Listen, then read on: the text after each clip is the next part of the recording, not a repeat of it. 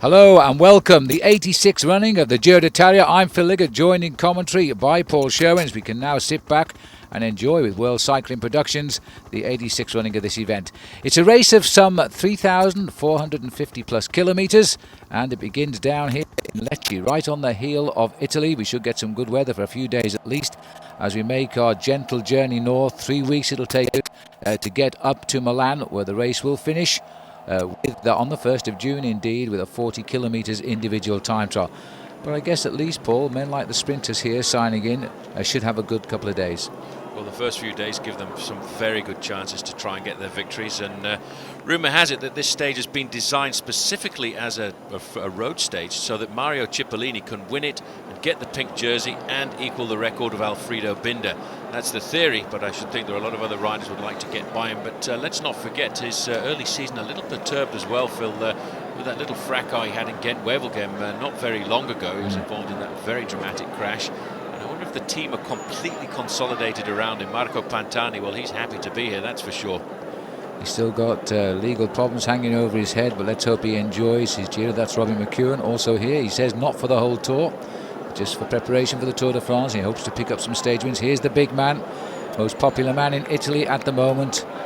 He's got to wear the World Championship jersey for the first time in his career. Towards the end of his career, everything going just right. And looking down now at the first stage here, it's 201 kilometres today, 125 miles more or less. No climbs to upset the rhythm of the boys, and it's a circuit. We stay in Lecce while the riders go out and do a big lap of the hill. And the racing now underway, and it looks as though, in fact, all the lead out here is being done by the Domina Vacanzi team, so it looks as though Mario's got them on cue. Well, these guys are the best drill squad in the world when it comes to leading out sprints like that. Look at that, all in a big long line. They're inside the final kilometre right now. Mario Cipollini is in an ideal position there in 4th place. There's a Française de Jeu rider getting involved there. I'm not quite sure who their top sprinter is. Getting up to his wheel, it looks like somebody from Fassa Bortolo. That's probably Alessandro Petacchi, but Cipollini in an ideal position here. Well, this is the big lead out. There's been little attacks all day for the 169 riders, but nobody going anywhere. Andris Nodux won the sprint out on the course, but now it looks as though they're all going to come around this one together. And I think that Giovanni Lombardi has hit the front there. He is the #1 lead out man for the world champion, who's got his 2nd place there. Petacchi is on the wheel of, look at the face of Cipollini here. Now this would be a record equal. If he can do it, it'll be his 41st stage win in a Giro d'Italia, and absolutely plenty of time to take the record off Alfredo Binda. Now he opens up for the line here, and it looks as though he's being challenged by Petacchi. Little clash of shoulders, and Petacchi's taken him. Well, I think, Paul, that's the first time Petacchi has ever done that. Well, he's always had a phobia about Mario Cipollini, but he put that behind him this afternoon, and look at that. It was a real challenge up to the line. Superb lead out by Giovanni Lombardi. Cipollini was in the ideal position, but he couldn't get by this man at all. Well, is he happy? Alessandro Petacchi, so often the bridesmaid to Mario Cipollini, has spoilt the thunder of the world champion there on the opening day of the Giro d'Italia. And congratulations due all round there by the look of it. Look at this now. This is the Italian frenzy at its best here, congratulating Alessandro Petacchi. He's got tremendous form. This is his 7th win of the year. And the year, don't forget, has only been on a couple of months. Cipollini, I think he did it all right, and yet it just didn't have the speed at the end. He even tried to close the gate just a little bit there on Alessandro Petacchi, but the younger man, and I actually saw him earlier in the year win the opening stage of Paris-Nice, and he was very rapid there indeed. Cipollini, perfect lead out from his teammate there, and I think he just got it wrong, and maybe it's age catching up with him, and possibly the weight of trying to equal the record of Alfredo Binda starting to weigh just a little bit heavily on his shoulders, Phil. Well, Petacchi himself now is almost 30 years of age. Now look at this, perfectly out. Lombardi did his job well, swung off to the left of our picture. May have swung off just a fraction early, I think. It's like Graham Brown right in the middle as well in the orange jersey. He's a very good man. Saw him sprinting early on in the year in the Tour de Langkawi, and I think he was pretty raucous in the Tour Down Under in the first month of the season. But look at the face there on Alessandro Petacchi. He wants to beat Mario Cipollini, and he's never been able to really do it in the past, and Cipollini, Phil, will not be happy with that. No, he won't. He looked like Furlan. How did he be content there with 3rd place? Well, he's going to milk this one for sure. Alessandro Petacchi Continuing what is for him a great start. He got his first win in the Trophy Louis Puig back in February, and there's confirmation of the result. It was Isaac Galvez Lopez from Kelme in 4th, McEwen 5th, and the other Aussie, Graham Brown, washed out to 6th. So a perfect start then for Alessandro Petacchi. He gets the first Maglia Rosa of this tour, while Cipollini now knows he's got a real fight on his hands. Well, the sprinters might well be in play again today. This second stage going from Coppabini to Matera, 174 kilometres. We come off away from the heel of Italy now. A little bit of undulations, just a third category climb, the Monte Scalioso at 156 kilometres. Shouldn't be much of a problem. There's a nice sight there of the pink jersey, Alessandro Petacchi, lining up behind him, Robbie McEwen. So obviously McEwen knows which wheel he wants to follow this afternoon. And you can see the riders from Alessandro Petacchi's team on the front, the Seiko riders moving forward as well, and I've not seen anything of Cipollini's boys right now, but right in there fighting is looks very much to me as if we've got one of Cipollini's men trying to sort him out. That in fact is Gabriele Colombo.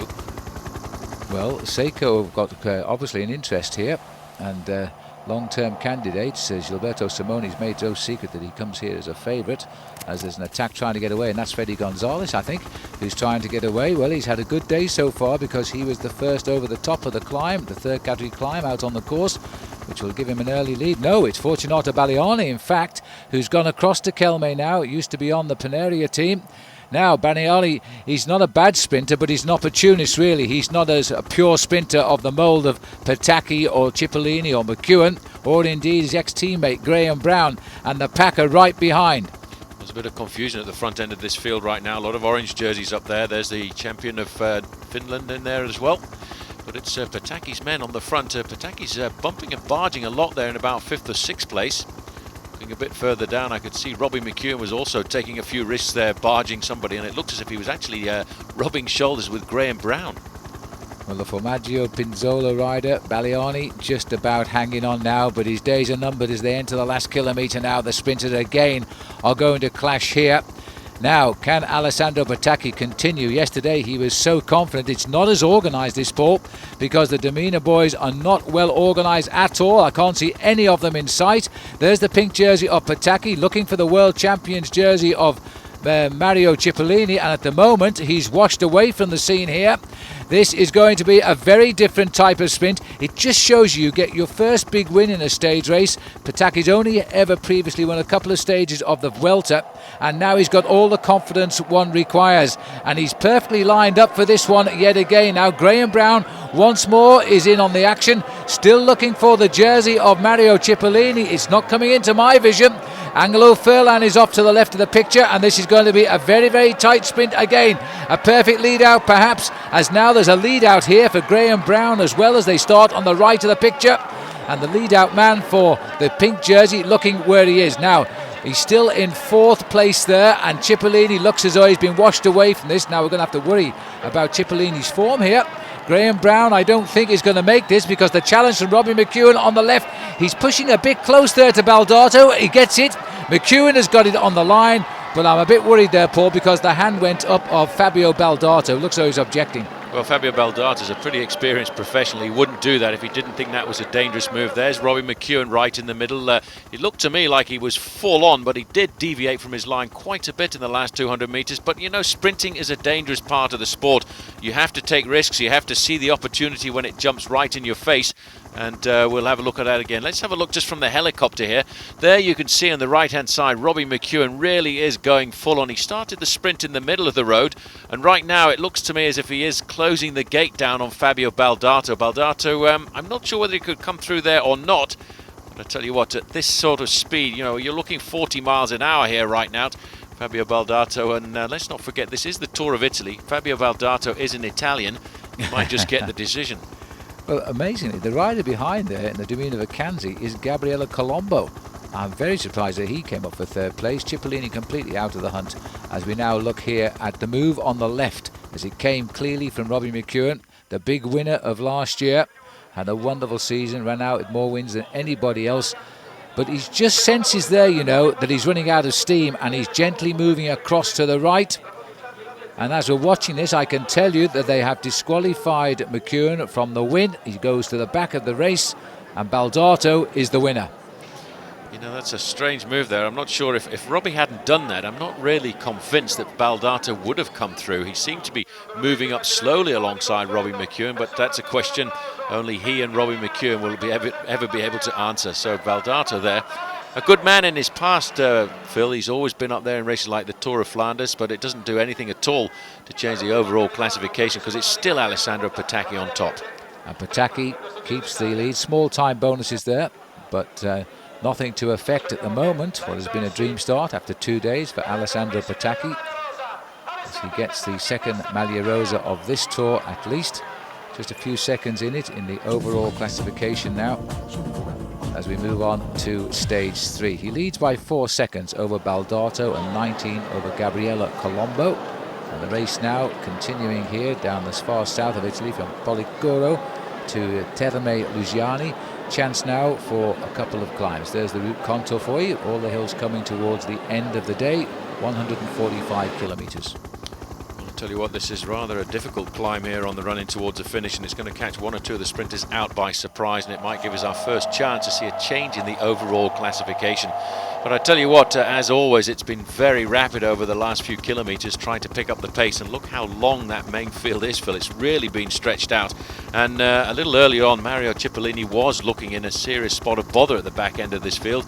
And I wonder if he has got the great form this year. And you know, he's a special bike rider, Mario Cipollini, but look at this. This is a cheeky move. This is Robbie McEwen on the descent. Well, I would not have expected McEwen to do this. Maybe he's still smarting after yesterday's disqualification from the win. He's going to take a few chances down here, though, because this is a tortuous descent. And watch out, because this is a tight left-hander here. McEwen safely through it, though, and continuing. And Strange now move. It's a strange move by Robbie, because he's actually in with the majority of the guys at the front end of this main field. I do believe that Mario Cipollini has been swept away from the front part of this group, and I tell you one thing, McEwen's lost all chances of winning now.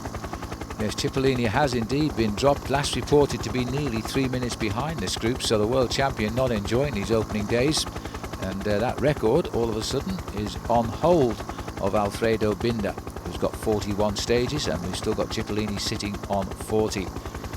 But I'm very surprised to see that Patacchi's boys are still working hard here. Well, Patacchi's boys might be, but I think Domino Vacanze have decided they want to look after their young sprinter, Daniele Bernati. He's well up there. We're inside the final kilometre right now, and it's either Bernati they're going to look after, or it's Giovanni Lombardi. There's Patacchi. He's got himself over the hill there, which is rather a surprise to me, because he has a bit of an allergy to these mountain passes, although they weren't that big this afternoon. Well, we're gazing down through the grove of trees here from the helicopter, and we can see now that this is again going to be a very, very hard-fought sprint. No Mario Cipollini, over 4.5 minutes back as we speak. After 3.5 hours now, the riders are still getting a perfect lead out, ironically, by Domino Vacanze, and Paul might be right. It may be for Bernati today. Stefano Garzelli's down there as well. He's a rider that at this stage of the Giro last year was providing a positive dope test, controversially so, and was to be evicted from the Tour later. But he's in the group down there now. Also, Alessio haven't yet picked out Robbie McEwen again. Well, there you can see just taking over the pacemaking right now. In fact, it is Lombardi who's on the front. He's definitely looking after Bernati. None of the big sprinters are in here right now. They're in about 4th position. You can see Patacchi. And watch out for a move that you can see the lime green jerseys of Vinny Calderola. It could be a big surprise for Stefano Garzelli, because he does like a finish like this.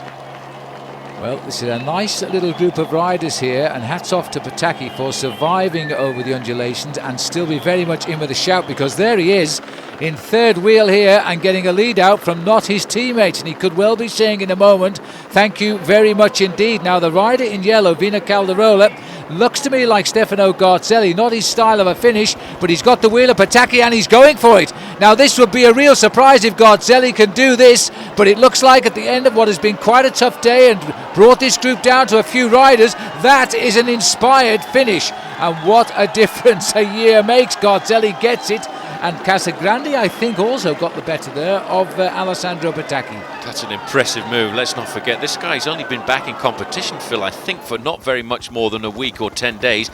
He won his first race back, and that was a stage of the Tour of Trentino. Got himself up into 2nd place in the overall classification. But from there to winning a stage of the Giro is unbelievable. Well, it's a good result for Garzelli, that, because he's still a pretty popular rider, and he'll have plenty to say to the press down there, I would think, after that win. And he's done it, don't forget, which will bring him right up the overall classification today.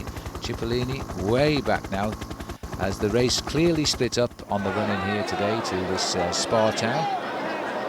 I'm surprised it a long time before split up that Cipollini much. comes in. Yeah, I think Cipollini at the last check was around about 2.5 minutes behind, but this is the final spurt up to the line here, and what a superb move here by Stefano Garzelli. Really was magical.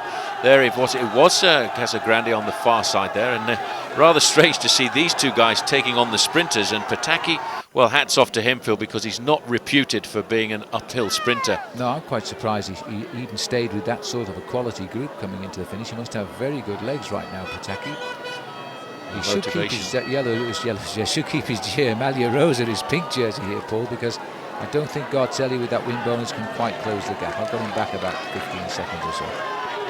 Looking down there, you can see this small stage has done an awful lot. In fact, that was Cipollini coming in. He had the blue jersey on there for the leader in the Inter-Giro competition. But no taking away the victory from this man, Stefano Garzelli.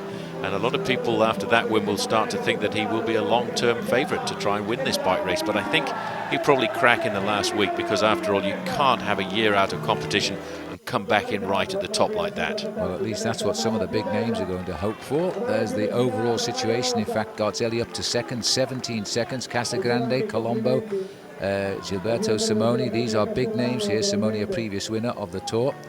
Also not losing much time on these early stages, which of course is what they try to do with the mountains and the time trials still ahead.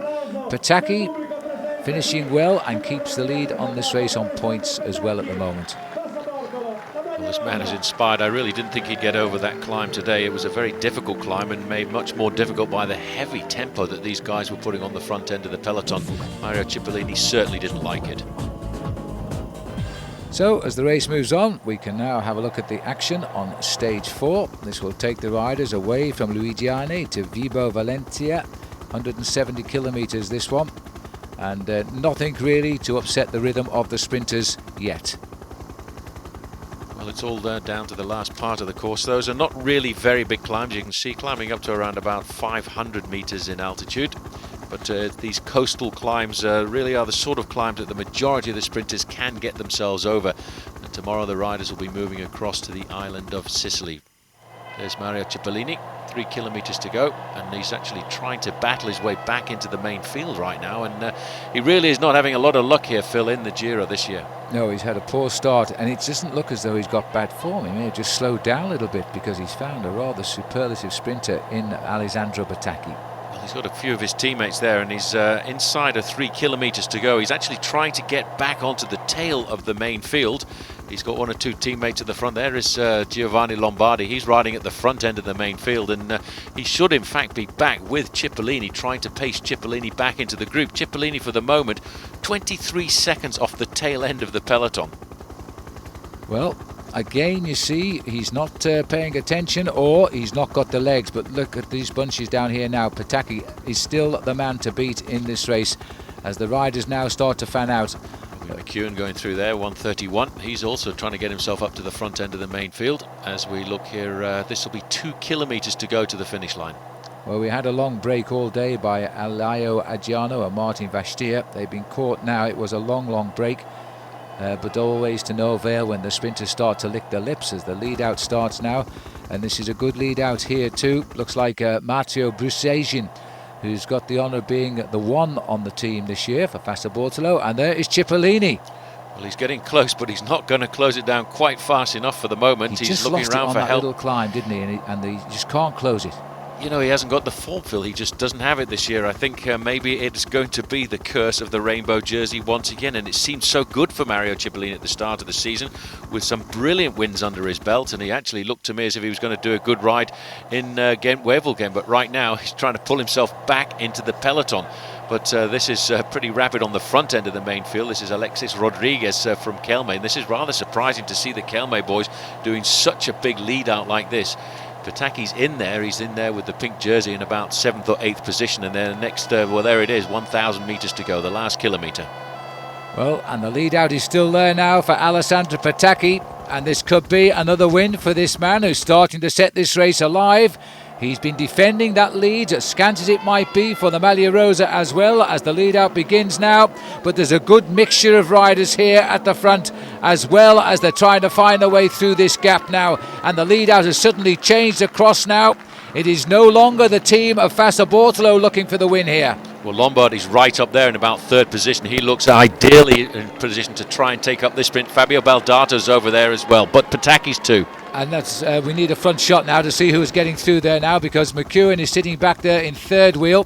Gaspari is also there and also making a run. I think it's Bernard Eisel who's also trying there for Francaise de Jeu. Very unusual this. Pataki's got the front though, and he's being challenged by McEwen, and he's got it. McEwen has gone over the top of Pataki. There are very few riders can do that. I think it was McEwen. If it was, it's his 6th win of the season. Well, that was a pretty rapid. Well, there it is from the side. You can see it's not very much, but it's enough to give Robbie McEwen closest to us there the victory by not much more than a quarter of a bicycle wheel. Well, you don't get much closer than that, but pure sprinters will see that as a mile. And Robbie McEwen there getting his first win of the Giro d'Italia. And that win, by the way, should probably give him the lead of this race in the points department as well. You can see that again now. I'm very surprised that McEwen found the extra speed here, because when Pataki's been winning races this year, like Cipollini in the past, once he's got to the front, he usually holds it. But this time, McEwen just throws his bike. I tell you what, he was using a monster gear there as well, and that's something he certainly wanted to. A bit of sweet revenge from just a couple of days ago when he was disqualified for putting Fabio Baldato into the barriers. Robbie McEwen will be happy with that win on stage number 4. It'll be a different ball game tomorrow as the riders go across to the island of Sicily, because there's quite a big climb in the middle of that stage. Now there's the overall very briefly for you. 29 seconds. Garzelli, no change there, no change at all in the top 3 places. Casagrande hanging on, and Pataki still the only leader of this race as we now move on towards Cantabria, which is stage number 5. This one's 169 kilometers now as we continue on. And they're staying in what is ideal racing conditions just at the moment for the riders. Second category climb on this route takes up to 1,125 metres. It's about 3,700 feet. This is a stage that Mario Cipollini felt that he could win, Phil, but I do think that that little pimple in the middle there is going to be just a bit too hard for Mario Cipollini, because he doesn't seem to have the climbing legs right now. No, and as we catch up with the action here now, that little pimple was won by Freddy Gonzalez early on from Luis Laverde and Rinaldo Lotentini. They covered 60 kilometres today in the first 2 hours, so very sedate start for the riders. But now, of course, we're coming down towards the finish as the riders now looking for the next big sprint as they're moving on down the way now. Let's have a look at the line out again. Now there's Cipollini, Paul, and he's 5 or 6 man down. Now has he got it right today? Well, he said he wanted to win this one. I can't believe he was able to get over that climb here this afternoon. He's got the team up there in front of him, and in fact again it looks like Bagliani's decided to try and outfox everybody there, jumping through the inside. This man has caused a bit of confusion, but not to the super lead out team of Domina Vacanze, the team that Mario Cipollini has built around him over the last few years. Cipollini's in an ideal position there, queuing up into 4th place as they go around that corner. Very tricky move there. Somebody's gone off, and that was somebody went down very rapidly there. That was one of the CCC Polsat riders. I think he was taking a few too many risks, but the front runners have gone through nice and clean. Graham Brown is up there as well. That could well have been actually also Brent Lancaster down, and it might have been Nasdaq's, but that was a nasty prang there, but out of the race just on the last kilometre to go. Cipollini now, remember, a win today will equal Alfredo Binder, but he's got the wheel of Pataki. Well, this is the wrong way round. Cipollini should be on his own teammate here right now, but his guys, they know exactly what to do. They'll put Pataki into difficulty. We've seen him do that so many times before. What they have to do, if they want to make Pataki lead out from a long way, is pull off early, and then we still have Mario Cipollini in an ideal position to take up the pace. This is Giovanni Lombardi in first place, Pataki second, Cipollini third. Lombardi, quite frankly, is leading out at the worst possible man for this, because Pataki has got the wheel of Lombardi. He's going to thank him for this. Cipollini gambling. He is a much faster finisher than Pataki, because now it's going to go mano a mano. That's Bernard Eisel in third place, but on the jump he lost the length, and Pataki is opened up. Now here comes Cipollini giving his best shot. Cipollini hasn't got it on the line. He's lost again, and this time Pataki is going to increase his overall lead as well. He gets a 20-second win bonus for that. he won't believe the way he's starting this year's Giro d'Italia. He's been the only leader so far, 5 days into the race. This is a man, Phil, until this year had a complex about Mario Cipollini. He did not believe he had the ability to beat Super Mario. And now he's done it there. He did it fair and square. He led Cipollini out. Look at this, hugging the barriers nice and tight there on the right-hand side. Cipollini gets a perfect lead out from one of the fastest men in the world right now, Alessandro Petacchi. Cipollini comes up alongside, and you know, it looks to me as if this is the moment Cipollini's about to pass, and there's a slight movement in his pedalling action there, just about 50 metres to go. I think he might have hit something in the road, and then in the lunge for the line, it was not very much at all. Well, we'll have a look if we get a head-on shot, but they could have hit a hole in the road, but there's no doubt who won. Petacchi over Cipollini, Eisel, Moreni, McEwen, Brown, Zverada, all the big sprinters right behind, but really not in the hunt at all. Just watch for that as he comes up in his front shot then, because Cipollini looked to have the speed here. He certainly made the right move coming off his wheel early enough, and I really thought he was going to take this. Well, he was moving up all of the time. These men were both going at it in 53 pocket on the outside and 11 on the inside, and it looked as if there was a moment there when Cipollini hit something and lost a bit of momentum, but there was no problems and no mistakes for Alessandro Petacchi, who's this year turning out to be the dominator of Mario Cipollini. And he still leads the race, increased now with that twin bonus of 20 seconds over Stefano Garzelli. 49 seconds the advantage. Casagrande stays there in third. Pelazzotti comes up into fourth place. He's leading in just about all of the competitions at the moment. He's got his points jersey back as well off Robbie McEwen. And so he's just got head of the leaderboard in the points and in the race lead, and he's won the stage. He's really doing just about everything right. The King of the Mountains at the moment still being led by Freddy Gonzalez. Onwards we go now, a chance to look at stage number 6 from Maddaloni to Avezzano. One of the longest stages here at 222 kilometres. And this is going to be a race of undulating countryside, quite pretty countryside now as we start to begin our journey a little bit north. Well, a bit more difficult as well as they start to head into the middle of the peninsula, because these roads will be heavy. There's 1 or 2 climbs on the course, but once you start to get away from the coast, Italy is a very difficult cycling country. And Cipollini still in the mix today. There hasn't been any attack of note. There was a long breakaway of 3. Christian Moreni as Bayer of the Kelme team and Magnus Bagstedt of the Factor team, who's also sprinting very well at the moment, but they've been swept up. And now it looks like Mario Sidia, who is the lead-out man. There's Eisel. Eisel is sprinting very, very well for FDJ, Française du Jeu, at the moment, but there's an awful lot of the zebras around. There are. You can see Mario Cipollini's up there, and I think in the back of his mind right now, Phil, he must be starting to get a bit worried about his form, because he's been beaten to the line quite sensibly a couple of times by Alessandro Petacchi. And Petacchi this time is taking up the wheel of Cipollini. There's Cipollini. Big bike rider he is, but once he gets a crack at the line, he really knows how to open up the gas. Right in front of him is the final lead-out man for him, Giovanni Lombardi. They seem to put all their problems behind. Cipollini complaining a couple of days ago that Giovanni didn't wait for him when Cipollini was only 20 seconds off the back end of the main field. There's the pink jersey, though. There's no problems about him. Pink jersey, once you've got the lead in your winning stages, you don't need any more confidence than that. Just trying to tag on to the back wheel of the pink jersey is the other good sprinter on Kelme, Isaac Galvez Lopez. He's been sprinting very well, just on the second rank, if you like, of the sprinters at the moment. And winging round the corner there, Graham Brown. He's overdue for a win, I think. Well, Brownie's been pretty close all the time. The amazing thing about Brownie is he can come from a long way back. Look at this, Domino Vacanze. They've got 4 riders still left at the front, and the 4th rider is Mario Cipollini. Moving up onto his wheel was the pink jersey of Alessandro Petacchi. A couple of points back there was Graham Brown. Brownie will be looking to try and get himself up there. He's actually lost a bit. There's Brown in 5th. Last kilometre now.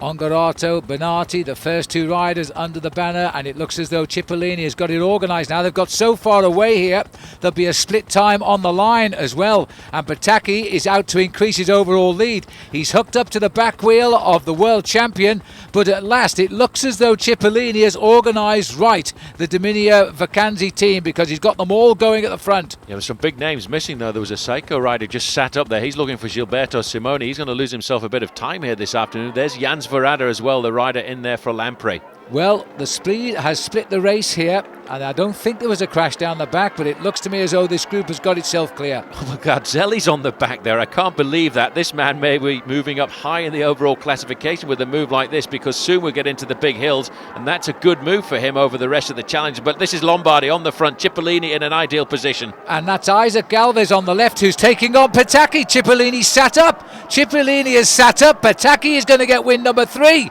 Easy as you like. Well, I can't believe that. I don't quite know why Cipollini sat up, unless he felt he was beaten just before the line. But you see, the main field here gets a separate time, 3 or 4 seconds. You know, I actually think his teammates might have asphyxiated him. They pushed him so hard. They did a perfect lead out. They gave it full on for the last 3 kilometres. And it may well be that Cipollini, when he came to the moment, he got out of the saddle to start the sprint.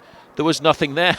You can do nothing to stop this man here, though, right now. Alessandro Pataki, for an Italian in the Giro d'Italia, Phil, this is a dream come true. This doesn't happen. This is magic. Well, and the man who also saluting there was Marco Vello, who really saw all of the hard work pay again. Huge dividends here. 3 stage wins now, and this race only on stage number 6. Half of them are going the way of Alessandro Pataki. Will increase his lead both on points and on the race time overall. There's the result. Galvez getting 2nd place. Jans Verara, his best finish so far. Vello punching the air. He came over in 4th place. Just look at the speed of Pataki. Galvez went with him. That was a good move, but he had no chance of actually beating him. Perfect lead out here, though. Look at this. Giovanni Lombardi on the front there. And as soon as Cipollini looks across, he can probably feel Alessandro Pataki's acceleration. But if you look at the face there on Mario Cipollini, he gets out of the saddle and sits back down again straight away. I don't think he had it this afternoon, and I wonder if he's actually going to equal that record of Alfredo Binda right now. It seemed obvious at the start of the Giro that he was going to walk away with the record if he showed the dominance of last season, but maybe the curse of the rainbow jersey is going to stop him from doing that. Well, you've got to see there that he could not lift himself any quicker. Pataki, very, very quick indeed. And this was one of his easier wins, in all honesty, and it was the Dominia Vacanti team that led him out. He's now increased his lead to 1 minute and 9 seconds, had 2 win bonuses in 2 days. That's 40 seconds in themselves. Casagrande 3rd, Pelazzotti, no change there. Simoni up in 5th place. But the Maglia Rosa is beginning to look nice. Not that he's anticipating winning the Tour of Italy, but he's going to keep that lead as long as possible. But I think what's interesting is that split towards the end. Stefano Garzelli was very attentive. Yeah, that's absolutely true. Anyway, the riders now can enjoy the next stage, which will take us on to the 7th day of racing, as we look out across some of the higher climbs now as we head up the Terminillo, and this 146 kilometres. Well, it's the first taste these riders will have had of the big mountains this year in the Giro, and it's certainly going to be a very difficult stage. All of these riders know the Terminillo. It's a very difficult climb, moving away from Avezzano. It undulates in the first part of the course, and then once they get up around Rieti, then it's the big climb up towards the finishing line. Well, as expected, we're not going to see much of Alessandro Pataki now, a week in the lead, and this is certainly one stage he is not going to win. As we look down on a very select little group here as the climb starts, Francesco Casagrande is there, sitting off to the left. This could now be the first big selection of this year's Giro. Marco Pantani in a bit of difficulty, but I'm surprised to see how well he's actually surviving for the moment. His team have been all around him, as always, dedicated to just one thing, keeping Marco Pantani at the front end of the main field. He's a very popular bike rider, despite the ups and downs in his career. They certainly love him at the side of the road here in Italy. But this is the man who I think has probably got the best chance of winning the Giro d'Italia this year, Francesco Casagrande. He's got his teammate up there alongside him. In fact, he's been put into difficulty here right now. He's supposed to be the team leader, and in fact he's scrambling back up to the front. The Seiko rider he's riding with there, Leonardo Bertagnoli, also sitting just behind, as this little group is under a little bit of pressure. There is also riding there with him is Vladimir Belli. And he is a good climber. He has his moments, Vladimir Belli. Here comes Marco Pantani. Sitting just behind Marco Pantani is the Kelme rider. That's Carlos Garcia.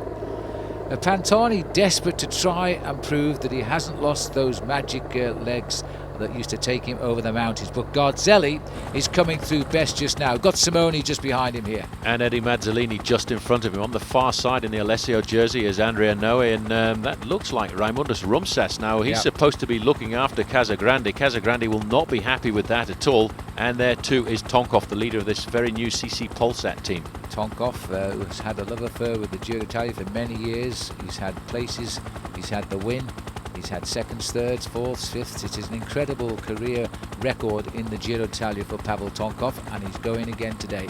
Just on the back of that group as well, Oscar Pelizzotti. But look at this, and we're also for the first time in the Giro experiencing the hats off rule as well. This is the first time that we've been subjected to this rule. The new rule in international cycling is you have to wear helmets on all occasions except on a mountain top finish where the climb exceeds 5 kilometers or 3 miles, and most of these riders were pretty happy, Phil, with the temperature here this afternoon to get rid of those hats pretty rapidly at the bottom.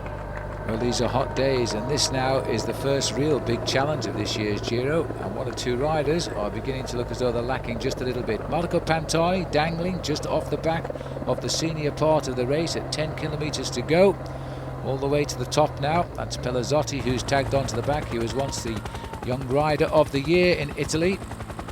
Jaroslav Popovic has got in there as well, the rider from Lambau Credit. Quite a surprise rider last year in Giro d'Italia. He rode very high in the overall classification, and he's joined this very select group of men right now.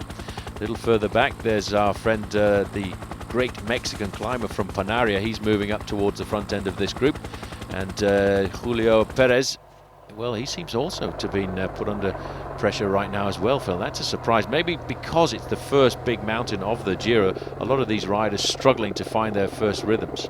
Well, it does happen, and after a week of fast racing, we've had just the one rest day. The riders are now finding that this is the part where you can gain huge chunks of time. Pataki, by the way, is well out of the hunt. I was had Scott Sunderland in that group as well. I saw one of the factor riders just sitting on the back of the group, and I think it might be the Australian Scott Sunderland who's managed to get himself right to the front end of this bike race here. Scott's had an up and down career, and he's now hopefully on his way back yet again.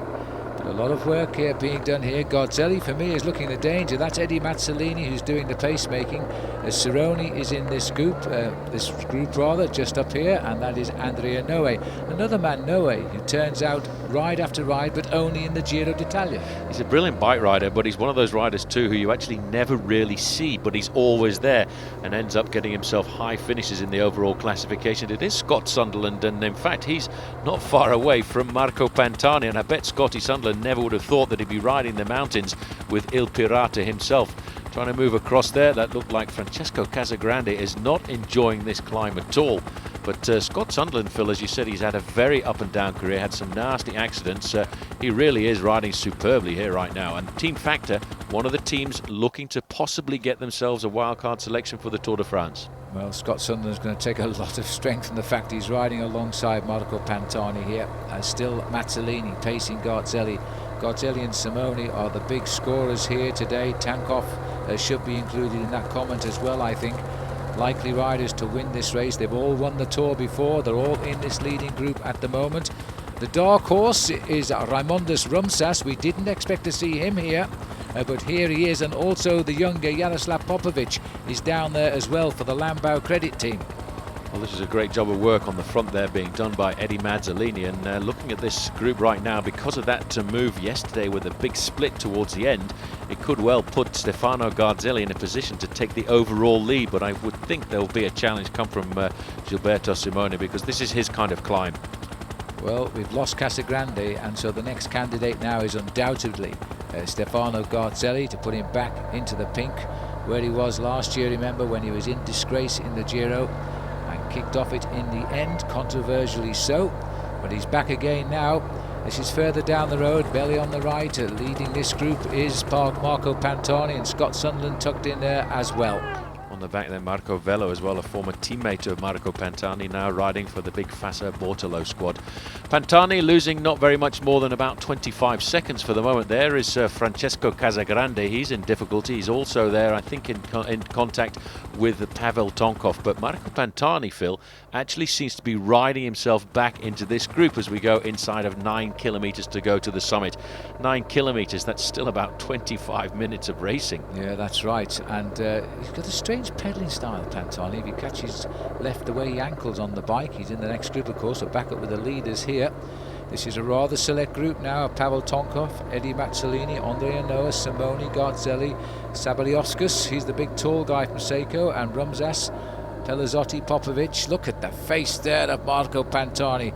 Boy, that's hurting, but he's still going. You can see his pedalling action now, a very pointed toes, a little bit like Jacques Anquetil in years gone by. Tell you what, nobody could say Marco Pantani wasn't trying there. What a great job of work, though, by Eddie Mazzolini.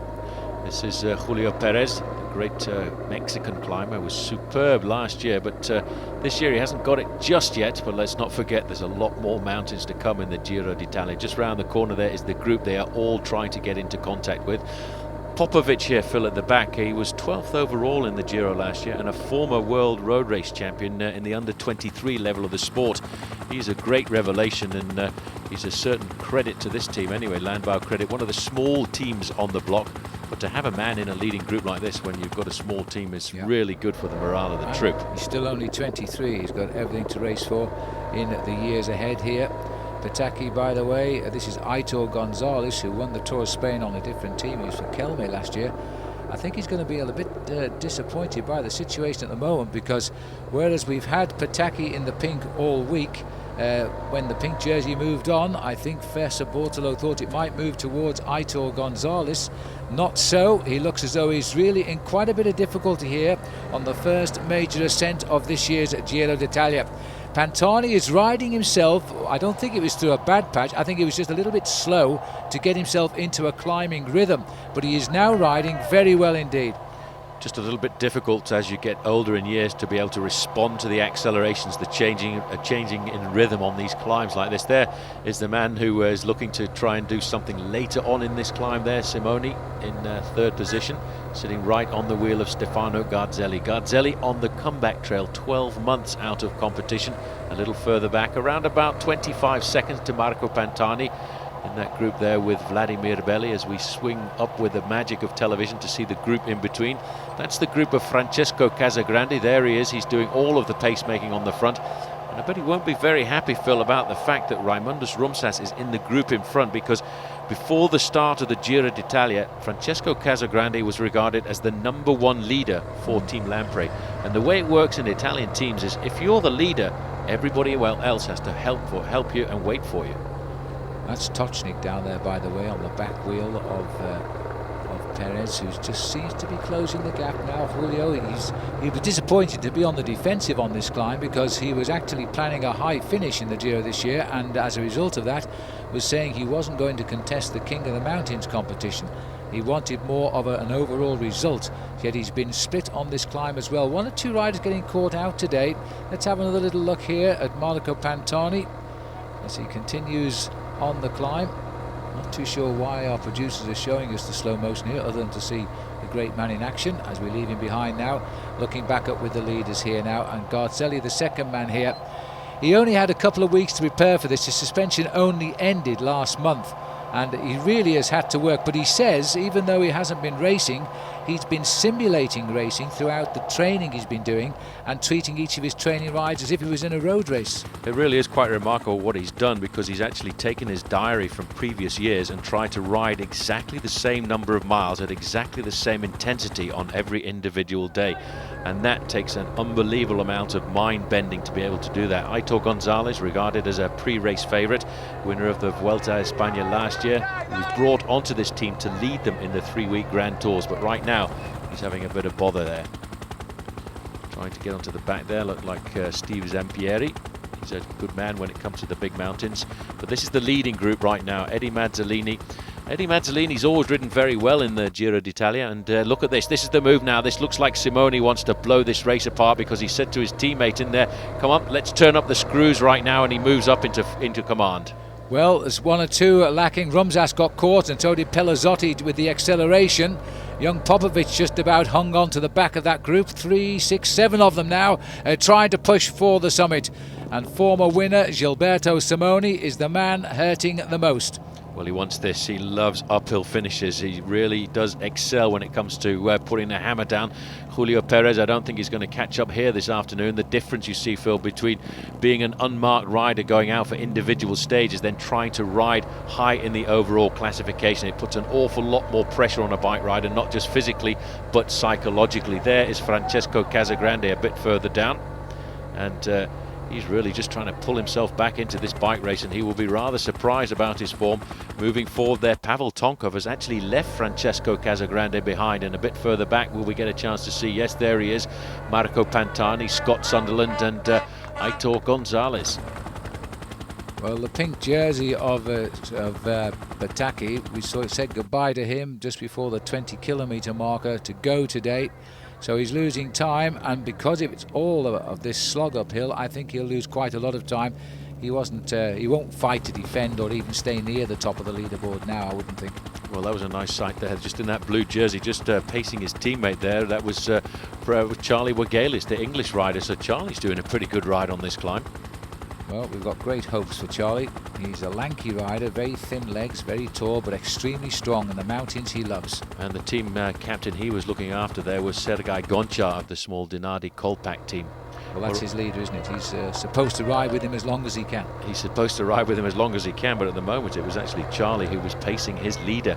Now then, we're looking further up the road now at the leading group, and it's complete control for Team Saeco. This is Gilberto Simone in second position. He'll use his teammate for as long as possible, and I wouldn't be surprised, Phil, if we don't see an attack coming from Simone in the last 3 or 4 kilometres there, and a little bit more intensity coming into the pedalling action of Stefano Garzelli. Eddie Mazzolini, well, he's just hanging on. He's done a lot of work for the team, and Rumsas has pulled himself back into this group with the Marco Pantani group right now. We're being told 1 minute and 13 seconds in arrears. Freddy Gonzalez still in the lead in the King of the Mountains, but he's not in our picture at the moment. He got a 3rd place over the second category climb of the day, and that might be enough to keep him in the Green Point Mountains leaders jersey, but he's not in this group at all right now, as we're looking at the work being done here now. And there's the acceleration by Simone. It's the second time he's tried that, but look at the rapid response coming from Garzelli. He really is paying attention just now. Look at that, Tonkov has come back into the group as well, so I'm not sure what happened to Tonkov in the early part of the climb, but I think he was able to just ride at his own rhythm, accelerate slowly and bring himself back into this bike race. But I don't think Simone expected the reaction there to come from Stefano Garzelli. Right onto their wheel is Andrea Noe. Let's look at this one more time. He wanted this, he loves accelerating on a climb when he can, and out of the saddle he's used his teammate Saliuskis as much as possible, but Stefano Garzelli was right there. He was almost waiting. He almost sensed that move was coming, maybe because he saw the 1-2 of Saeco on the front. Remember, Saeco having a marvellous tour, a marvellous season rather than a marvellous tour. They've had a wonderful start to the year. They've placed well in the classics. They've won one of the Flèche Wallonne as well. They've done well, 2nd place in Milan San Remo. This is a great season for them at the moment, and Pavel Tonkov is just hovering here. Is he going to come back? I think he will. Simone has hurt everybody else except Garzelli. Well, Andrea Noe has gone with that final acceleration. Look at that, Stefano Garzelli. Tonkov has gone right now, and so too has Andrea Noe. This is the second kick for Gilberto Simone. He really is a tough competitor, Phil. He's a tough bike rider. He wants to win this on his own. He won't be too happy right now having somebody sitting on his wheel, especially when that young man's name is Stefano Garzelli, because he knows Garzelli can be a serious threat. I don't think a long-term threat, because having such a long time out of competition, you certainly don't have the reserves when it comes to a 3-week bike race. As we now look at Andrea Noe, look at this, Phil. He's pulling himself back up to the wheel of Tonkov, while further down his teammate Pelazzotti also is riding himself back into this bike race. This man here, by the way, is a very talented bike rider. He's got a problem with his knee right now. You can see that slight bandage on the left-hand knee that he's got. But we now are looking at this race with just 2 leaders. Stefano Garzelli, a former winner of the Tour of Italy, and Gilberto Simone with the same tag. Early days, of course. We're coming to complete the first 7 days of racing in the Giro of the 21 stages, 1/3 over. And these 2 riders are certain now, if things stay as it is, to become the top 2 in the overall classification. And it'll be, even if Garzelli can win here, he's got a slight advantage over, or not win, if he doesn't win, he'll still have a lead, I think, over Simoni. He's got just a little bit too much for the time bonuses not to matter. He should be racing now to the pink jersey. We've got no news at all on Pataki, but he's quite a way down this mountain. Well, Andrea Noe this year in the Giro d'Italia being able to ride for himself very much, because he's at a team that has no real leader. They've got Pietro Cauchiole, they've got Pellizotti, but nobody is head and shoulders above the rest. So maybe Andrea Noe can get his highest ever position in the Giro d'Italia this year. Look at the damage that this climb has done, though, as we rejoin the 2 leaders. Garzelli's just got to sit there as long as he can. He's sure there's going to be another acceleration coming from Gilberto Simoni, and all he has to do is try and respond to all of those. The gradient on this climb is not so bad. It was around about 10% at the early part of the climb, and it actually gets easier as you get closer to the summit. And it's always makes me laugh, Phil, when in a commentary position we can say the climb gets easier towards the top. Yes, quite. Well, these are the riders who have each won the Tour. Last year's winner, Paolo Savadelli, not here. Switch teams, remember, have gone across now to Telecom and looking for him for the Tour de France. But these are the 2 previous winners to that. Savadelli winning last year, but Simoni winning in 2001 and Garzelli in 2000. That really did accelerate him as a top man in Italian cycling. Briefly there, group number 3 on the road, Rumsas, Popovic working together, but the 2 leaders are really being subjected to the dominance here of Gilberto Simoni. Simoni, by the way, won that Giro del Trentino that Stefano Garzelli won the opening stage of not much more than about 10 days ago. And I tell you what, he would really like to get rid, I think, of the man who is with him in this group. He'd like to get hold of the pink jersey right here, right now, right this afternoon if he can. But he's got to do one thing if he wants to get the pink jersey at the summit of this climb: get rid of that man. While further down the slope, this is Marco Pantani, and he's got a very good teammate with him, by the way. This is a young Polish rider, Sylvester Schmidt, who I actually didn't know anything at all about before the start of this year's Giro d'Italia. Well, they're quite a way down the climb now. Simoni looks, now he's split the field up. He's doing all of the work. Garzelli just sitting there behind him and knowing that Simoni can tow him all he likes, because he'll be the next recipient of the Maglia Rosa, and then he'll have to defend it. But the gap is not great over Tonkov there. Do you see the time check was just 6 seconds? So although he had the initial burst, he's actually not doing the job of building on that gap that he started to do just around the corner there. Noe now has left Tonkov, and Tonkov has been left behind there in front of the cars. Noe is going to ride himself back into this race. He's a great rider. He won't give up at all when it comes to the Giro d'Italia. I think this is the only time of the year we ever commentate on Andrea Noe. He really is an amazing bike rider. He finished 4th in 2000, 6th in 2001 and 20th last year in the Giro d'Italia. And he's right in the frame again, and he's coming back slowly but surely. There's no doubt that Simoni, having split the field up, has not put home the advantage here, whether it's because he can't or whether he's just easing it back to see what Garzelli's going to do about it. Well, only time will tell us that. When you look at his pedalling action right now, he looks as if he's having a hard time pushing a big gear over on the slopes of this climb, and this gives you a chance to see the return on the right-hand side of Andrea Noe. He's just looking at those 2 cars in front of him. Those will be the team cars of Simoni and Garzelli. He'll set his eyes on those and just hope that he can pull it all back together before the finish. What a finish that would be if he could get himself the stage victory. Tonkov is a strange rider, Phil. Whenever you look at him, he never looks as if he's suffering. He's rock solid on the bike. His pedaling action is always smooth. His face never gives anything at all away. And he's not even looking at Garzelli, is he? He's not saying, come on, Stefano, give us a hand here. You've got as much to gain as I have. He's just sitting there. Now they're going virtually side by side as they head up towards the summit. I reckon Garzelli's probably suffering here right now. This is a moment he just wants to come up alongside Gilberto Simoni and say, well, you've given me your best shot and I'm still here. So if you've got anything left, just open up the gas one more time, because I'm not going anywhere, mate. I'm going to stay right here with you. But it's hurting him. Just look at his face here. It really is remarkable, Phil. Whatever you think about what happened last year to Stefano Garzelli in the Giro d'Italia and that positive dope test for a now defunct masking agent called probenecid, he still has come back to the top of the sport after 12 months without competition, and that is pretty remarkable. That's right. Simoni himself having his own clash with the authorities too, with the famous sweets which contained cocaine that a relation brought from South America. In fact, Simone's case was proven and all penalties were absolved. He did win in his appeal, but now they're both here to prove a point. They're side by side, the two previous winners of Giro d'Italia, and they're now trying to sort it out amongst themselves, while Andrea Noe, if our camera swung around, cannot be far behind. He's right on the tail of the two service cars following these two men right now. This is a very big psychological battle. This is what the front end of the race looks like, but look there on the right hand side, number 8 Andrea Noe is pulling himself up to the two leaders who thought they were going to decimate the field on this climb of Terminiglio. I tell you what though, Garzelli is pulling himself inside out to stay here with Simone, Phil. He's probably breathing out of his left ear so that Simone can't see that he's putting himself into problems. Andrea Noe, his greatest moment probably in 1998 when he won a stage of the Tour of Italy, and it was stage 11 then, not too far off this one. He also wore the pink jersey briefly, but since then he's had a real good love affair with this race.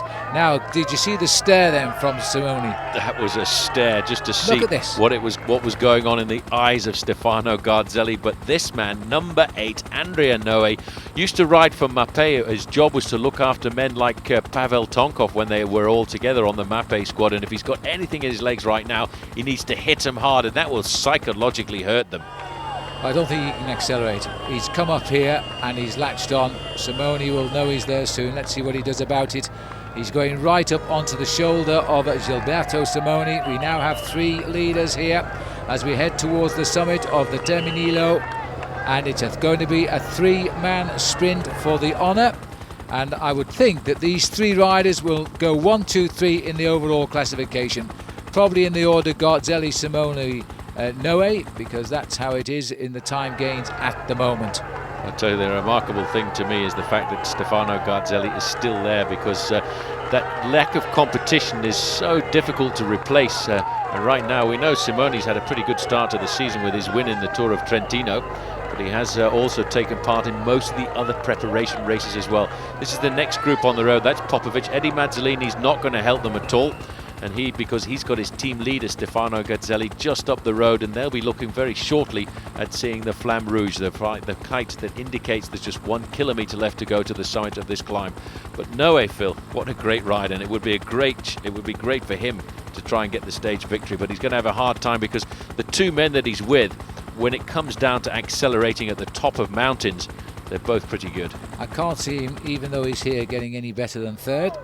But even so, he's done well to climb up to these two. Nobody else has been able to achieve that all day.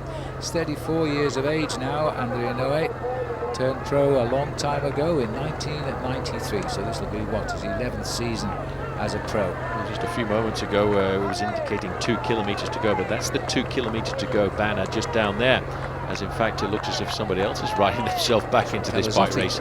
This is a good move, and again, this young man a couple of years ago was regarded, and this is the time when Gilberto Simone says, well, that's it, it's finished with the playing, lads, let's get on with the job in hand. Ouch. And he's out of the saddle, and he's put Noe back into problems. Ouch, that really has hurt Noe. He hadn't recovered from the chase. He's opened it again, but you know, it's almost as if Garzelli's got his bike hooked up onto the saddle of Simone, because he hasn't given him a millimetre. He's right up on his back wheel, and that's put a couple of seconds back now into Andrea Noe. And there's a second acceleration from Simone. Surely Noe's not going to come back from this, but he's still ahead of the rest, and he'll hang on for 3rd place. And now looking around to see where he's gone is Garzelli. Garzelli too is on his absolute maximum. That was Tonkov briefly. He's on the rivet, and there a bit further back was Pellizotti. You see the difference in the pedalling style of these two men. You see on the inside there, Gilberto Simone, the climber, is out of the saddle, bouncing all the time, dancing on those pedals to try and keep them ticking over, where on the other point, you look at Stefano Garzelli. He sits a long way back on the saddle, well behind the bottom bracket. That way he can climb on force, as they say in the old cycling jargon. And again, he pulls up alongside Gilberto Simone, man against man here right now. 10 seconds back to the Tonkov group and 32 seconds back to the Raimundus Rumsas group. And we're not getting any time checks at all right now on Francesco Casagrande, who, to me, before the start of the Giro, was the #1 favourite to win because he's got the best form of his life. I know, I can't believe it. He's had a terrible climb. We saw him fading early on. He was dropping behind Marco Pantani when we last saw him. and it looks as though it may be nerves, who knows, but he certainly hasn't had a good climb. No, he's coming back. This is great. This is good stuff for Andrea Noe. What a man. He cannot respond to the accelerations of Gilberto Simoni, but once they get the gap, I think they're actually playing a bit of a tactical game here. They're not quite sure just how good the other one is.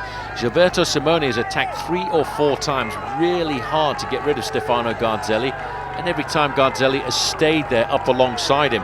Andrea Noe says, well, you guys go and play and I'll come back when you slow down. Well, he's keeping his rhythm. He's finding his own climbing pace. Climbers do not like other climbers to dictate how they climb. You've got to find your own rhythm and stick with it. And he ignored the accelerations and he's come back. And it is again going to be a 3-man sprint for the line. Absolutely amazing. Well, this is a tough climb now. These guys, I have to say, I think Simoni's got to go again if he wants to win this stage. There's the Flamme Rouge right now, the red kite. And Simoni out of the saddle, bobbing along, just trying to keep the gears ticking over. And I wonder what's going through Stefano Garzelli's mind. Let's not forget, he's already had himself a stage victory so far in the Giro, Phil. He could be looking at number 2 here right now. Yes, he won. It wasn't quite the mountain top finish of this one, but it was generally uphill towards the line at Terme Luigiani. That's where Garzelli moved himself into the frame and showed us he was in very serious frame of mind too for this race. And a real challenge. Simoni has come in as the outstanding favourite, but Garzelli now must go alongside him exactly as they climb this mountain together, with some big names now losing quite big time today. We don't know exactly what time because we've had no basic time checks on them yet. But as they climb up towards the line now, is Noe going to pull the surprise and jump around them and take the day? I don't think so. Look at his head. It's all over the front end of that machine right now. He's just happy to be with these two guys. These two men have had a real ding-dong battle on the final kilometres of this Terminilio climb here right now, and I think we're going to be treated to a drag strip sprint to the line between two climbers. Well, Garzelli is the sprinter of the group because he can pack quite a sprint finish, this man, as well as being an outstanding climber. He's got Simoni in front. He's now just checking on the whereabouts of Andrea Noe. He's sat in almost this identical position all the way up this climb. Gilberto has done all, and is he going? Noe is looking frisky. He shouldn't go just yet. There's still 500 metres to go, and 500 metres uphill like this can take you around about 50 seconds. There you can see Stefano Garzelli happily sitting in second position. Noe's had an unbelievable battle to stay in contact with these riders. He's been dropped about 3 times, and every time he's pulled himself back up. I don't think he's got anything left in those legs of his, but if he can surprise him, he'll have a go. Simoni's going to lead it out. Simoni looking for the bonus. Garzelli gritting his teeth, but as he has done all day there, he's hung on tenaciously, and he's going to take this. He's going to kick and go over the top of Gilberto Simoni. Well, that's a psychological sock in the face for him because Garzelli gets it. His second victory. Easy, wasn't it, he says. Thanks very much for the lift up the mountain. He's over the line in first place. Simoni and Noe in that order. The clock is now counting down, and these are time gaps now which might be significant. There should be Tonkov coming in right now. He's going to get himself 4th place. He's lost 14 seconds. That's a pretty good ride by Tonkov, but I think now, Phil, we'll start to see the slightly bigger time gaps. Here's Rumsas with Eddie Mazzolini and Sabilauskis, who did a great job for Gilberto Simoni early on. I'm surprised such a tall man, the Seiko rider, has stayed so well here, but Mazzolini rather is going to take it, so that's another nice little result for Vina Calderola. Sabilauskis comes over just ahead of Raimundas Rumsas. They're timed at around 38 seconds, I would think. Now this will be Pelazzotti, tailed off just towards the top. He comes through on his own. Now he would be in 8th place. And looking further down, that looks like Popovic there in the distance as well. And here comes Julio Perez. I don't think he'll be too happy with this. He expected to be amongst the big boys, and still sitting behind him there is Georg Tocznik. Well, this man this year came to the Giro d'Italia with a different view. He was looking to try and ride high in the overall classification, felt that he could get himself a top 3 position. This is not the ideal way to start. He's losing himself almost 1.5 minutes, Phil, on the first mountain top finish, and that's where he does not want to lose any time at all because he's not one of the great time trialists of the sport. No, and this is Casagrande. Well, he's lost an enormous amount of time. I don't quite know what went wrong with him. He's done it before in the Giro d'Italia. He's promised a lot and suddenly had one bad day. I think he's climbing up there with Michele Scarponi of Domina Vacanzi. And that's Scarponi just looking down to see what sort of gear he's in. That's always a bad sign for a bike rider when you're looking down to check the gears, and all of a sudden you realise, yes, well, it is hurting and I'm not really going very well. But Francesco Casagrande, Phil, has lost an awful amount of time, and I think by the time he gets to the finish, it's going to be pretty close to 2.5 or 3 minutes.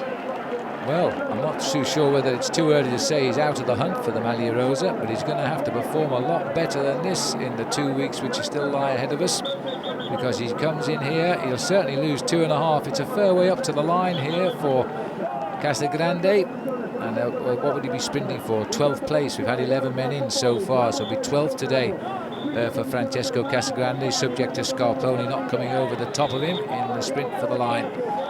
It's a bit of a shock, really, because this man indicated to me this year that he was one of the top favourites, and I would have put him right upside Gilberto Simoni as the big favourite for the overall win. And right now that has been blown away on the first mountaintop climb. But watch out for this man. I can't believe that he's going to stay up there for an awful long time, because 12 months out of the sport, but with that win today, he'll be the pink jersey at the end of the day. He's got the pink jersey, that's for sure. Marco Pantani coming in, 3:48, just a little bit less. As he crosses the line, Garzelli, a year on, is a very, very happy man indeed now. Only the second man to lead this year's Giro d'Italia. He's got only a 31-second advantage over Simoni, 44 over Noe. All of the riders we have just seen arrive come automatically now to the top of the tree. Top 8 places there. There's the new pink jersey now. And Pataki not in yet, but as I say, he's sprinting and concentrating now, as he will do, on his mauvish points leaders jersey, the jersey Tricolamina. Let's go on. Stage 8 is next as we move on now. Rieti to Arezzo. This beautiful town of Arezzo, 214 kilometres, 1 second category climb out on the course. But it should be a day for the sprinter, I think, Paul. Well, it should be. We're going right up through the middle. A very undulating course here this afternoon, but 1 or 2 pointed places for the King of the Mountains classification. But in theory, it should be a day for the sprinters as they head down into Arezzo at the end of the 8th stage, which is a stage almost certainly going to bow out to the sprinters. We get close down towards the finishing line right now. It's on the front again, Phil, and Pigeon's just trying to get out of the way of the sprint there. The zebra-clad men of Mario Cipollini charging like a mad herd into town. And they've got themselves sorted out for the moment. Doesn't really seem to be the very fast lead out for the moment, and moving up there. There is the guy who fell off the other day from CC Polsat. He, in fact, has earned himself quite a bad reputation with a lot of the other riders in here. Is Andres Naudzos, and they certainly have been pretty vocal in the fact that they feel that he's very dangerous. They reckon that he's not riding in a straight line. Cipollini is down there at the moment. He's got the boys doing their work well.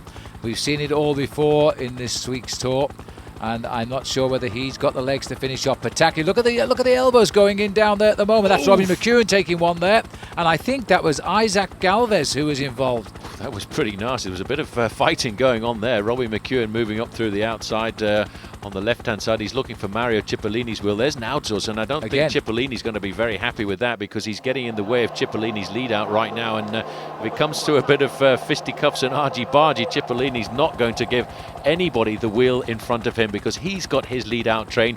And let's have a look there. Naudzos obviously losing out there, moving down into 7th or 8th position. Right on the front now, though, it is the big Domino Vacanze train trying to lead them all out. And I actually can't spot there the Ciclamina jersey of Alessandro just Pataki. On the bottom. I think he's just on the bottom at the moment, but he's definitely in there as they come around this corner. This is looking more like a Cipollini organised charge to the line, this one, but as we've seen so often, Mario himself has not had the kick at the end to finish it off.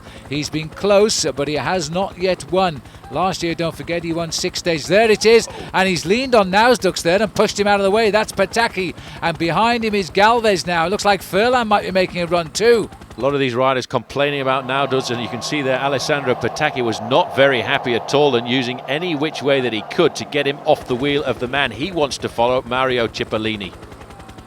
900 metres to go now. The same names have got themselves to the top of the bottle. Backstead is in there as well. I've also seen Magnus Backstead of the Fatka team. There he is, the rider with the blackish jersey on, also sprinting very well, looking for the Inter-Giro competition, I think, out on the course. He's on the wheel of Alessandro Petacchi, who's on the wheel of Robbie McEwen, who's on the wheel of Mario Cipollini, and the final lead out is coming.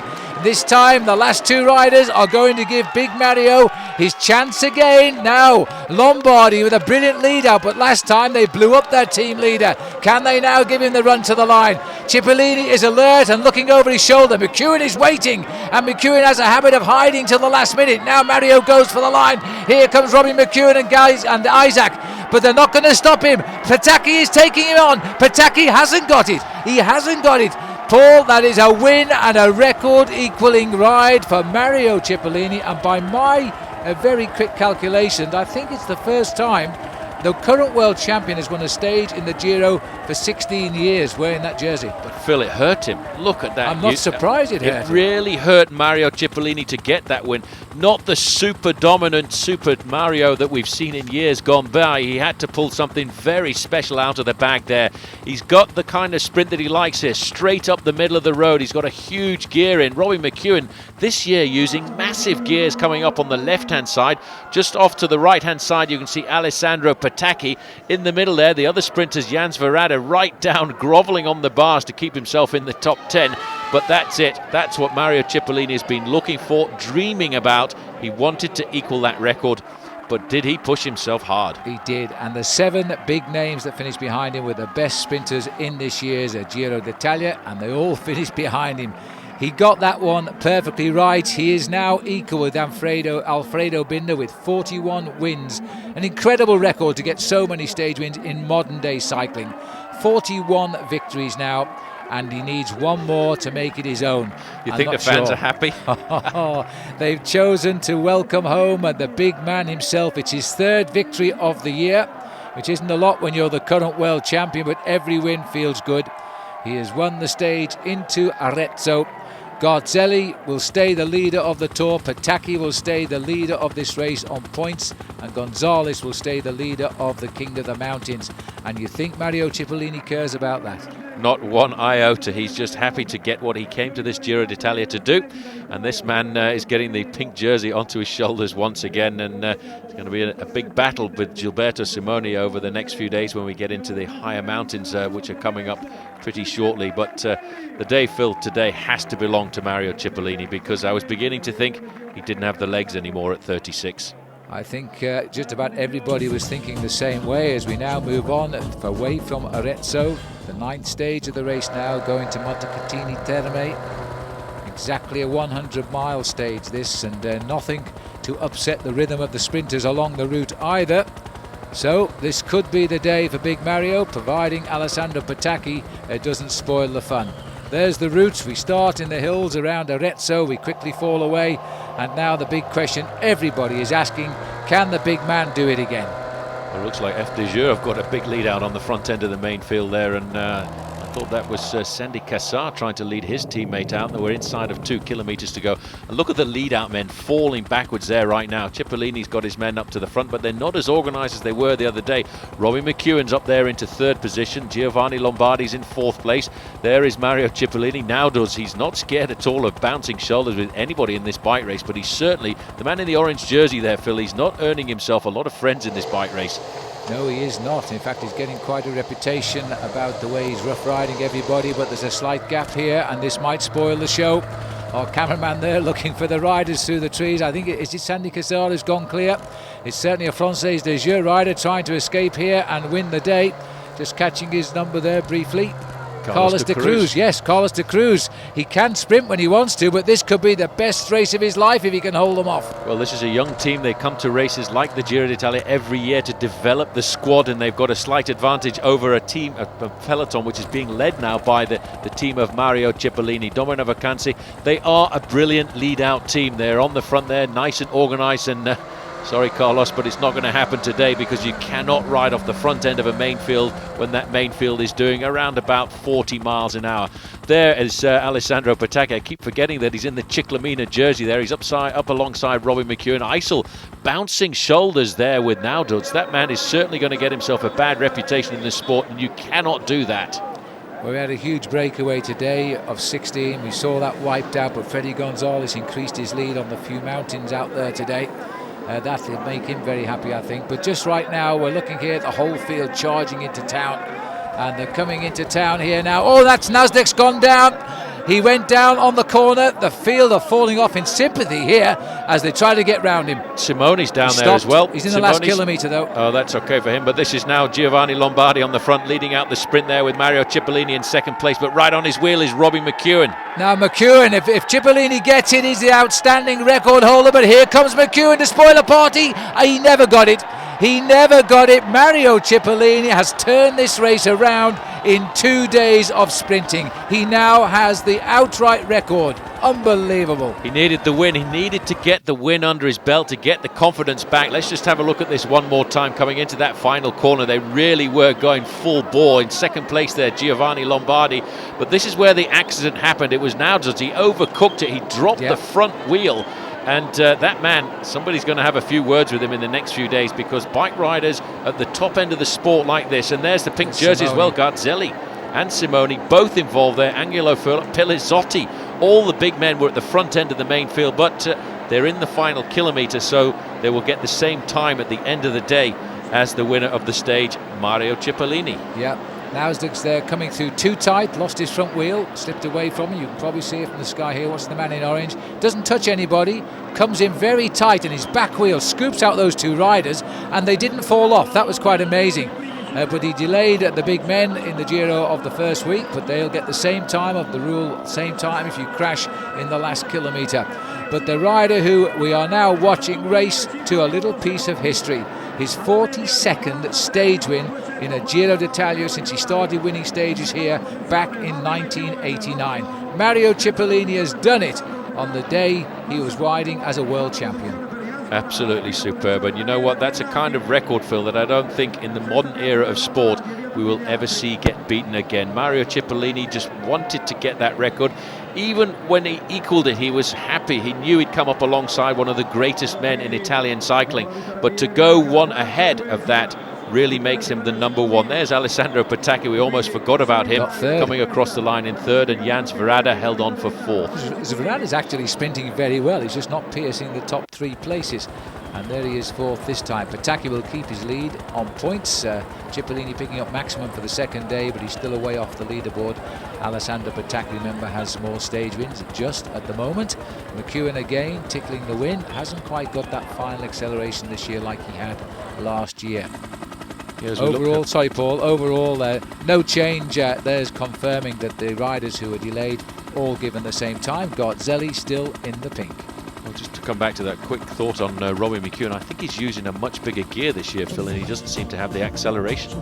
All right, well, I'm not sure he'll have it today, because we're going out now on stage number 10, and this is just over 200 kilometres. We leave Montecatini Terme as we go up to Faenza, and there's a few second category climbs on this route, so it shouldn't be, in theory, a bunch sprint.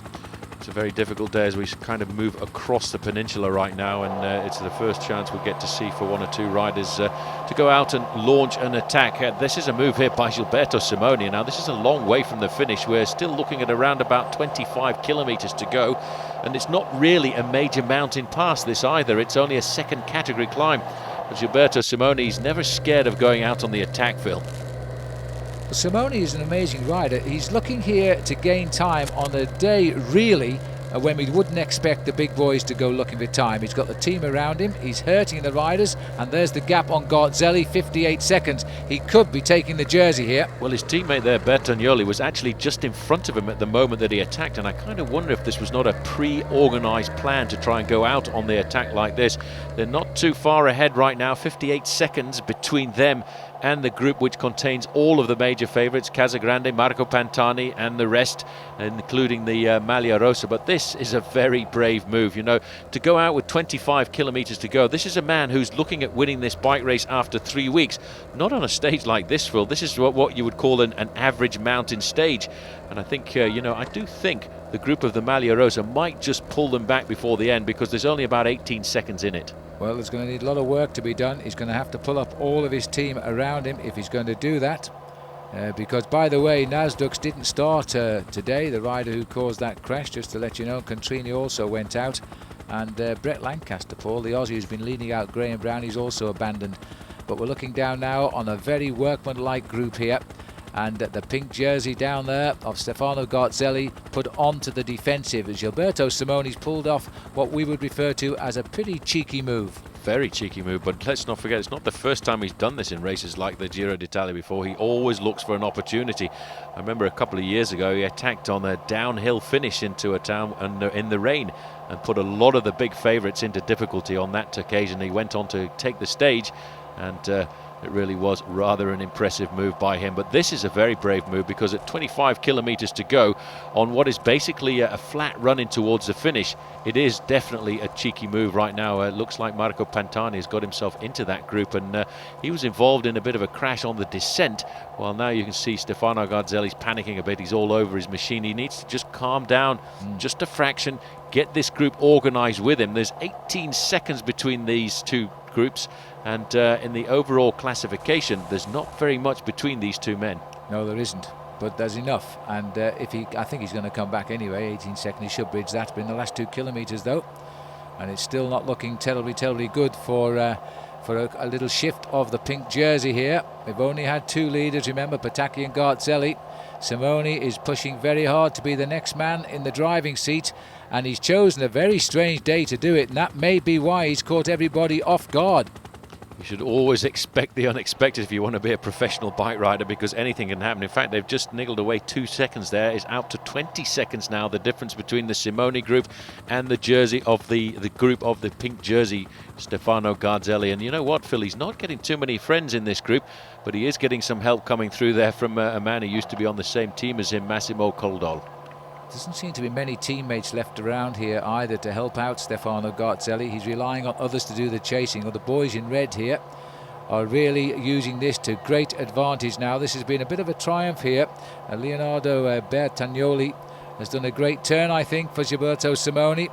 And Simone may not win the stage, but he'll go for it if he can. Interesting there, the rider in the Championship of Norway jersey is Kurt Arsel Arvesen, former under-23 world champion, and never been a big winner. He's on the Fatka team here, but he's a rider who packs a very good sprint finish. Gone. And Simone's gone, and they're all looking at each other. I missed it too. Simone's gone, and Arvesen looked for a reaction, not come. But now Arvesen himself has decided to go after him. Well, there's Tiralongo in second position there. Tiralongo's a good man to get in a breakaway with, because it means he's going to take a long pull at the front, and that's what he's doing right now. But cheeky move, Phil. Gilberto Simone will never give up. No. They're almost on his wheel here right now. Tiralongo's giving everything to pull back. The man who was a former winner of the Giro d'Italia, Gilberto Simone, on the front there in the red jersey. A little bit of light rain falling, but I have to say that this has been a move of pure class by Gilberto Simone. Choosing a day like this to squeeze a few seconds out of the race. He's done it to perfection. He attacked on that climb. They didn't go with him. He got a group around him. He's hurt himself now because he wants time more than the win, and it's cost him the stage. He'll get the time. Arvesen gets the win. Tiralongo will be second, Simone third. The clocks have started now, and the pink jersey is about to transfer shoulders, I think, because the gap is beginning to open up. It's still about 20 seconds to these riders to the line. And don't forget, there's a third place time bonus for Gilberto Simone as well, so he should get the overall lead. Here's the race for the line. Well, I tell you what, they're all over the place right now. I can't quite see the pink jersey, but he's given an awful lot of energy. It's 25 seconds on the line, and I think that was Figueres came across there in first place, but that's not the important thing. The important thing is the time gaps, and Gilberto Simone was in third place there, so he'll get himself a time bonus as well. It's close. Very close. Paul, we're within 1 or 2 seconds, and we'll have to wait for the official time to say if we are seeing only the third leader of the Giro. It's very, very close. There's no doubt who the winner was, and this is the first victory for Kurt Asle Arvesson since he won the Tour of Sweden in my record book, which was last year. He got 4 wins last year. He wins this by a second. Oh, Simone lost a second there as well. So this is going to be tight to see who gets the pink jersey of leader. And he'll pick up at least 8 seconds for that 3rd position there as well. Yep. So it is going to be very close. I would say it will actually go to Gilberto Simoni by 1 or 2 seconds, but we have to wait for the official time gaps to come through. This group are losing themselves a bit of time. Not a problem for Mario Cipollini. Well, he's had the last 2 outings with 2 wins, so he's pretty happy. He didn't expect to win this stage, really. In fact, he hasn't lost all that much time. It looks a lot more relaxed than he did in the early days, though, when he was getting his sprint spoiled there by Alessandro Patacchi. But he's a great showman, and look at this. Oh, Simoni. So they listen to the crowd. A tremendous cheer for Gilberto Simoni. Seiko's big season continues. He gets the overall lead. We'll wait for the official standings, but it can't be much. But Simoni has got, and there it is, 2 seconds. It's official. Garzelli loses lead by just 2 seconds. Andre Noe stays 3rd. Pelazzotti, all of the rest are the same familiar names, but the 2 boys at the top have changed ranks. Cheeky move. You've got to really be a true champion to go out on a move like that. And even having done the majority of the work in that leading group of 4, Phil, he's still trying to sneak away and get the win. Absolutely fabulous piece of riding as we now go on. There's 161 riders left in the race. We haven't lost many at all. And this now is stage 11 from Faenza to Sandona. And this will take us a massive 222 kilometres. Simone is now the man in pink. Patacchi still leads on points. Gonzalez is still the king of the mountains. And Dibiase is winning the blue jersey for the Intergiro. Well, the most difficult thing on this stage from Faenza to Sandona de Piave really is the wind that comes in here off the sea. It's a very difficult part of the world here. This is probably one of the flattest stages of the Giro so far, and one that should certainly smile on the sprinters. We're looking here at what has been a fairly big move today out on the open highway. The rain, as you can see, is now falling steadily. It's not cold rain, but it's making conditions a little bit slippery because we've had a lot of dry races this year, and when roads get wet, they tend to become quite dangerous. Especially in this part of Italy, because they get such a lot of hot weather and a lot of vehicles in this part of the world using diesel engines. And once you get this small amount of rain coming over the surface of the road, it really makes it quite treacherous. We're looking at the moment further down the classification. Casagrande cost him a lot of time on the climb of the Terminillo. He's still up there though in 9th, but 3:23 down.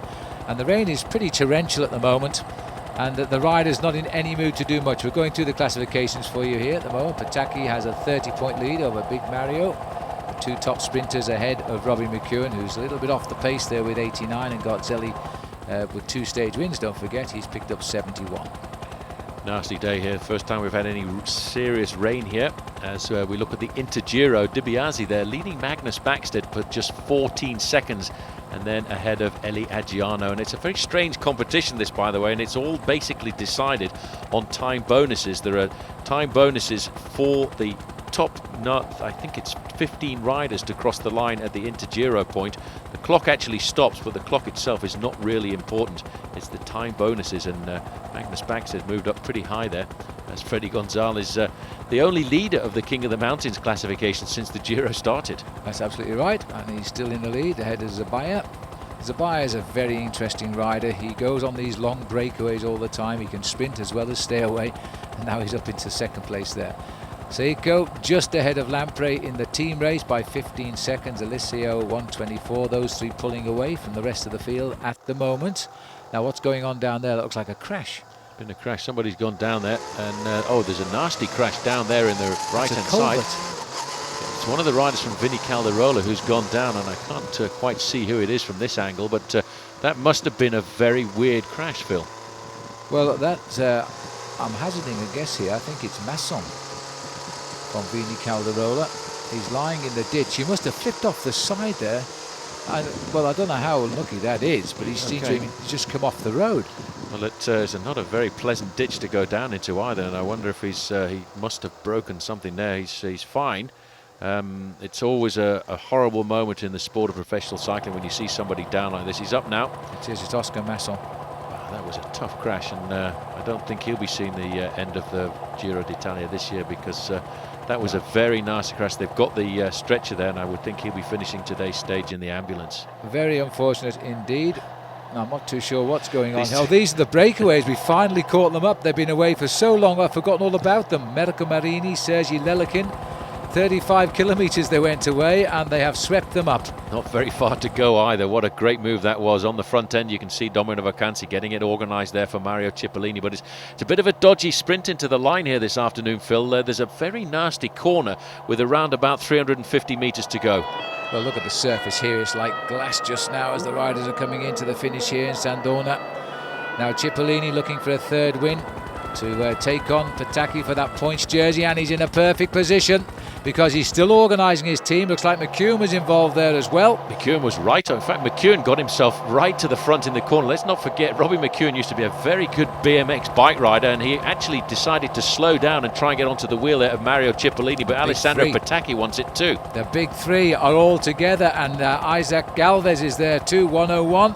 Bernard Eisel, a little bit of move up the outside with the Fatka boys, so Magnus Bagstead must be getting in the mix, and somebody has dived off to the left of the road and gone for it. Big charge, and they're being chased down there by Domino Vacanzi. Angelo Furlan is up there as well. He's right on the wheel of Alessandro Pataki in the Alessio jersey. Now this is a big strong move from Tenax. This looks like Martin Havastia going away, the Slovenian, as we go inside the final kilometre right now. Well, I'll take my hat off to you there, Paul. I haven't a clue who it is, but he's gone away anyway. As they're into that last kilometre now, there is still one more turn to come before the line. You can see how dangerous the road surface is, but the sprinters seem to have sorted the order out. They've got control yet again at the front. Remember, Mario Cipollini is now on the outright record. He's looking to go 2 clear of it if he gets the win again today. He is in a perfect position. The same lead-out boys have got him in line. Lombardi looking to lead him out once more. Pataki is cruised in right behind him. Fairland just behind Pataki as they line up for the finish now. McEwen is also there as they come. Watch that dog on the right of the road. That is not the place for a dog. It's the best seat in the house though, Paul, as they come to the bend now. Still the lead out and still the final jump for the line as they now lean to the left. There goes Cipollini, and Isaac Wendy's taken Cipollini, and they're all going. McEwen has got through. McEwen has got through. Cipollini is down and Isaac is down. I think that's Furlan as well as they ride it. Well, I'm sure, yes, there's McEwen winning the stage. That man has got such bike control, he'll never fall off because he was a great rider as the BMX. But look at the face here of Mario Cipollini. In fairness, it wasn't his fault. He was taken out by the rider from Kelme. The rider from Kelme just took the wheel from underneath Mario Cipollini. Cipollini having a few words there. I don't think he's that aggressive, just saying, well, you know, it could happen to anybody. But he does look certainly very dazed indeed, and that was a very nasty crash. Robbie McEwen, he came out of there with no problems at all, and there's Pataki. He also was able to pick himself around that little incident. What a move by, I have to say, by Robbie McEwen, because he really is pretty agile not to have come down in that one. Well, Pataki actually crossed the line in second place. He also avoided the problem, so he'll increase his lead in the points competition. Not sure whether Robbie knew exactly what happened behind. He was looking around wondering where they'd all gone. Look at this. Watch the boy in green and white. Loses his wheel. Falls very heavily. Oh, that's a nasty hit on the barriers there. Furlan joins them on the floor. The 3 top sprinters down. McEwen made absolutely no mistake at all. He was through. Look at this. Straight through on the inside. He must have known what happened, in fact. Oh, no, he's up there. No, he may not have known. I don't think he did. He went round the corner in first place, let's not forget. And that really was. There's Pataki. He almost lost it as well. I don't know how he kept it up because they're going down like dominoes. And it wasn't all due to the one crash. In fact, they were all falling for the same reason that Isaac Galvez fell. They simply slid out of the action. McEwen, every muscle in his body flexing, powers that bike to the line. He gets the second win of the Giro for him. He looks over and thinks, that's a big gap, as Pataki comes over in second. What I can't understand, Phil, here at the Giro, there was such a magnificent boulevard coming down into town. Why they had to have a left-hand turn at about 300 metres to go? There was no need for it at all. In the international governing body's rules for the World Championships, you would never be allowed to do this. No, at least Chippo had a soft landing right on the top there of Galvez. Well, it was soft. Was a real thump into the barriers, wasn't it? It was soft until they hit the barriers. I tell you what, really, Cipollini will have a hard time getting up from that one. Furlan went right into the metal part of those barriers as well. But there's the official result. McEwen gets it over Pataki, Damore and Kalilov. A few strange names creeping in there after the falls, and there were time gaps given. McEwen getting a 2-second advantage on the line. Big surprise there for... no change overall. Sorry, Paul. There we go. Yeah, no, definitely not. Still Stefano Garzelli just 2 seconds in arrears, and Andrea Noe up there in third place. It really was a dramatic sprint though, Phil, and I have to say the organisers, I suppose, have been pretty lucky, because if the weather conditions had been worse, we'd have had a few more crashes like that. Well, we're going to remember Sandona, that's for sure now, to rejoin the action on the 12th stage of the race, 185 kilometres, but taking us now to the famous climb of the Monte Zoncolan. And this will strike fear into the hearts of not only the non-climbers of the Tour. This is reckoned to be the steepest climb in any race. Very difficult climb. The riders leaving the Adriatic coast behind them, and unfortunately the Giro will carry on without one man, Mario Cipollini, who really went down very hard there in that crash yesterday, Phil, and I have to say that after being kept in hospital overnight, wasn't allowed to start this morning. Neither was the rider that took him out, actually. Galvez, also sadly a non-starter, so that sprint claimed 2 top sprinters yesterday. There's Cipollini being driven away. At least he spared the rendezvous with the Zoncolan, which wouldn't have been his favourite terrain anyway. And we're looking here at the crowd. It's a beautiful day, thank heavens, up on the mountain. This is the last 150 metres for you. It is very, very, very steep. And they're talking of riders fitting on quite ridiculous low gear ratios. It's a long climb too, 13.3 kilometres. It's given an average gradient of 9%, but that really doesn't take into effect that in the early part, the average is only around about 4.5%. It's really towards the end when it kicks up to 15 and 16% gradient, and that's where it's really going to hurt everybody in this bike race. Well, they're saying that they fitted on things like 28 gears today to get them to the top of this mountain. At the moment, looking at Brusagian here, this amazing man who's riding better and better every day, yet he never wins races, yet he is a superb bike rider, Marcio Brusagian. Well, he's obviously having to take a bit of responsibility away from Aitor Gonzalez, who really has not been the man that they were signed up to be, Phil, by this team. Well, Brusagian got away, 55 kilometres to go, and there's a little bit of argy-bargy here. Gonzalez arguing at the top of that climb. Well, what happened there was, in fact, Vladimir Belli wanted to go for the sprint, and I think Gonzalez thought that he had the right just to have it, as he was the leader in the King of the Mountains classification. Yes, because he's been given both the second places on the climbs. Brusagian's been clear over the top of them both, but Gonzalez will keep his lead in the King of the Mountains for a while longer, as we're heading up towards the last climb of the day now, and it's going to be a free-for-all, I think. Tell you what, he's the leader. Got an idea of who wants to do something special on this stage. When you look at the front end of that group, it's completely red with Seiko jerseys. They obviously want to try and set something up for Gilberto Simoni. This is the kind of climb for him here this afternoon, but I'm sure he's going to get matched very much by the man who's second in the overall classification, Stefano Garzelli.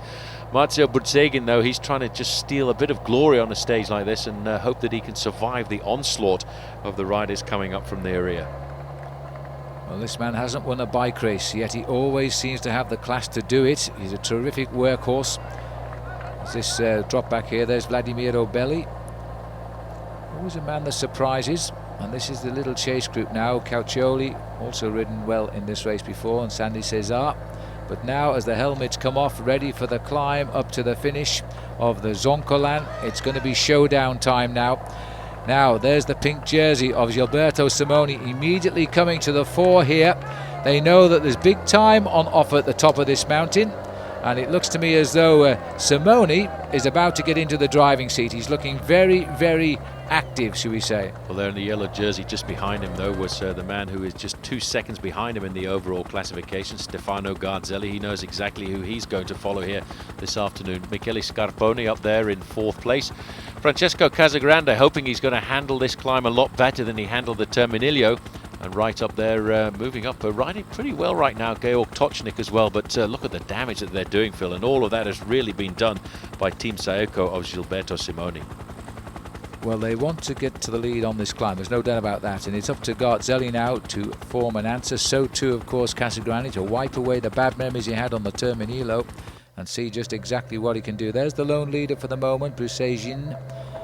We've got Belly now looking to get rid of his hat, which he's done. He's also ahead at the moment. These are the remnants of the big breakaway as we look at the pink jersey there of Simoni.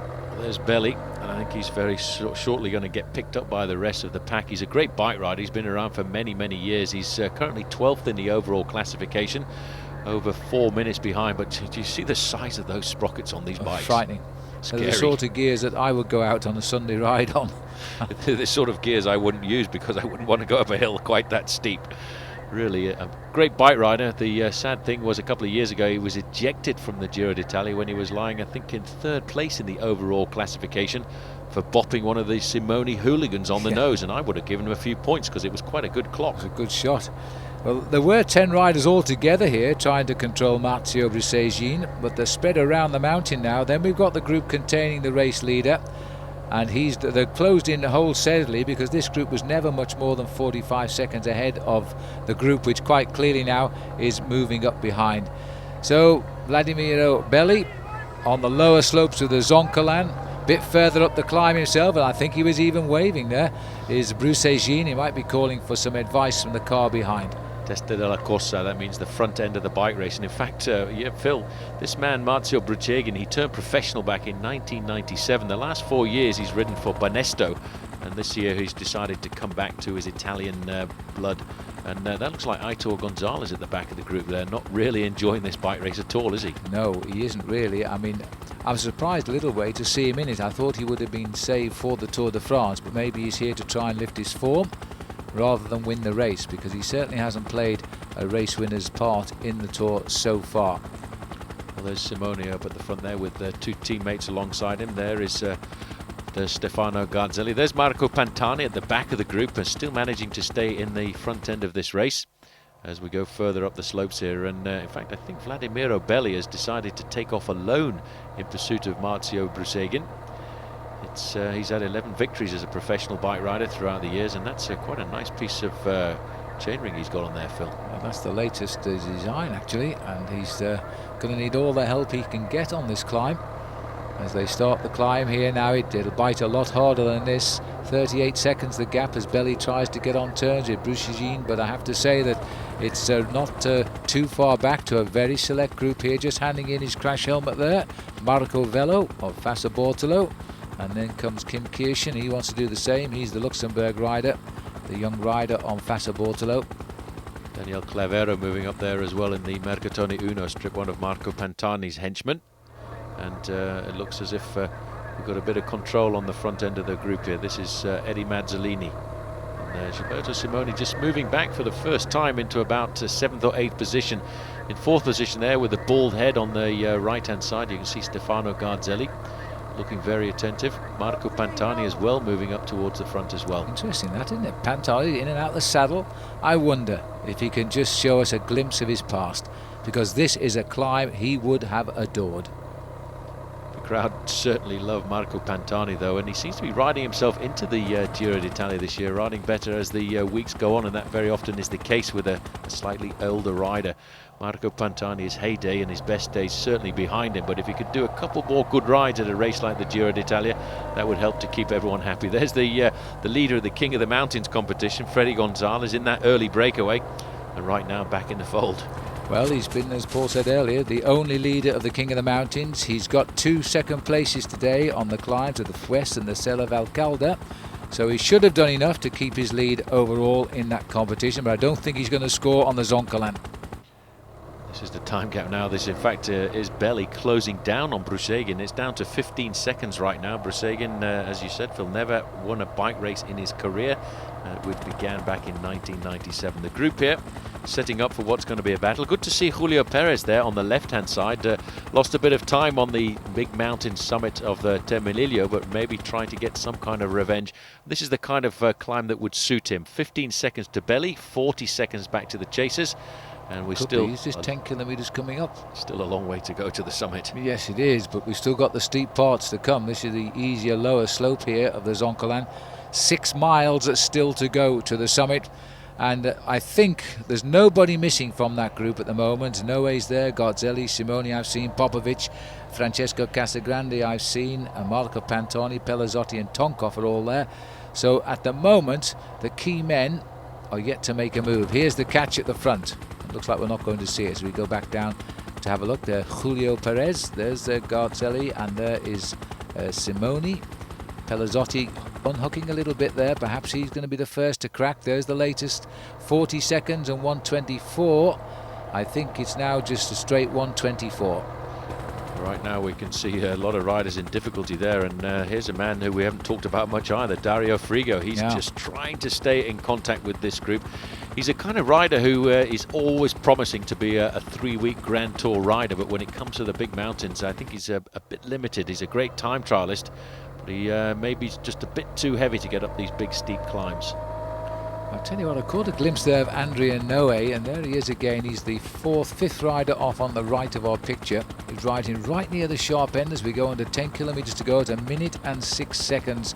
That's not a lot, not with 6 miles to climb, and all of the good climbers are right here. It's not a lot, and I don't think it's enough either, because Vladimir Belli, looking at him here, he's struggling with this gear, and he hasn't yet got to the very steep part of the climb.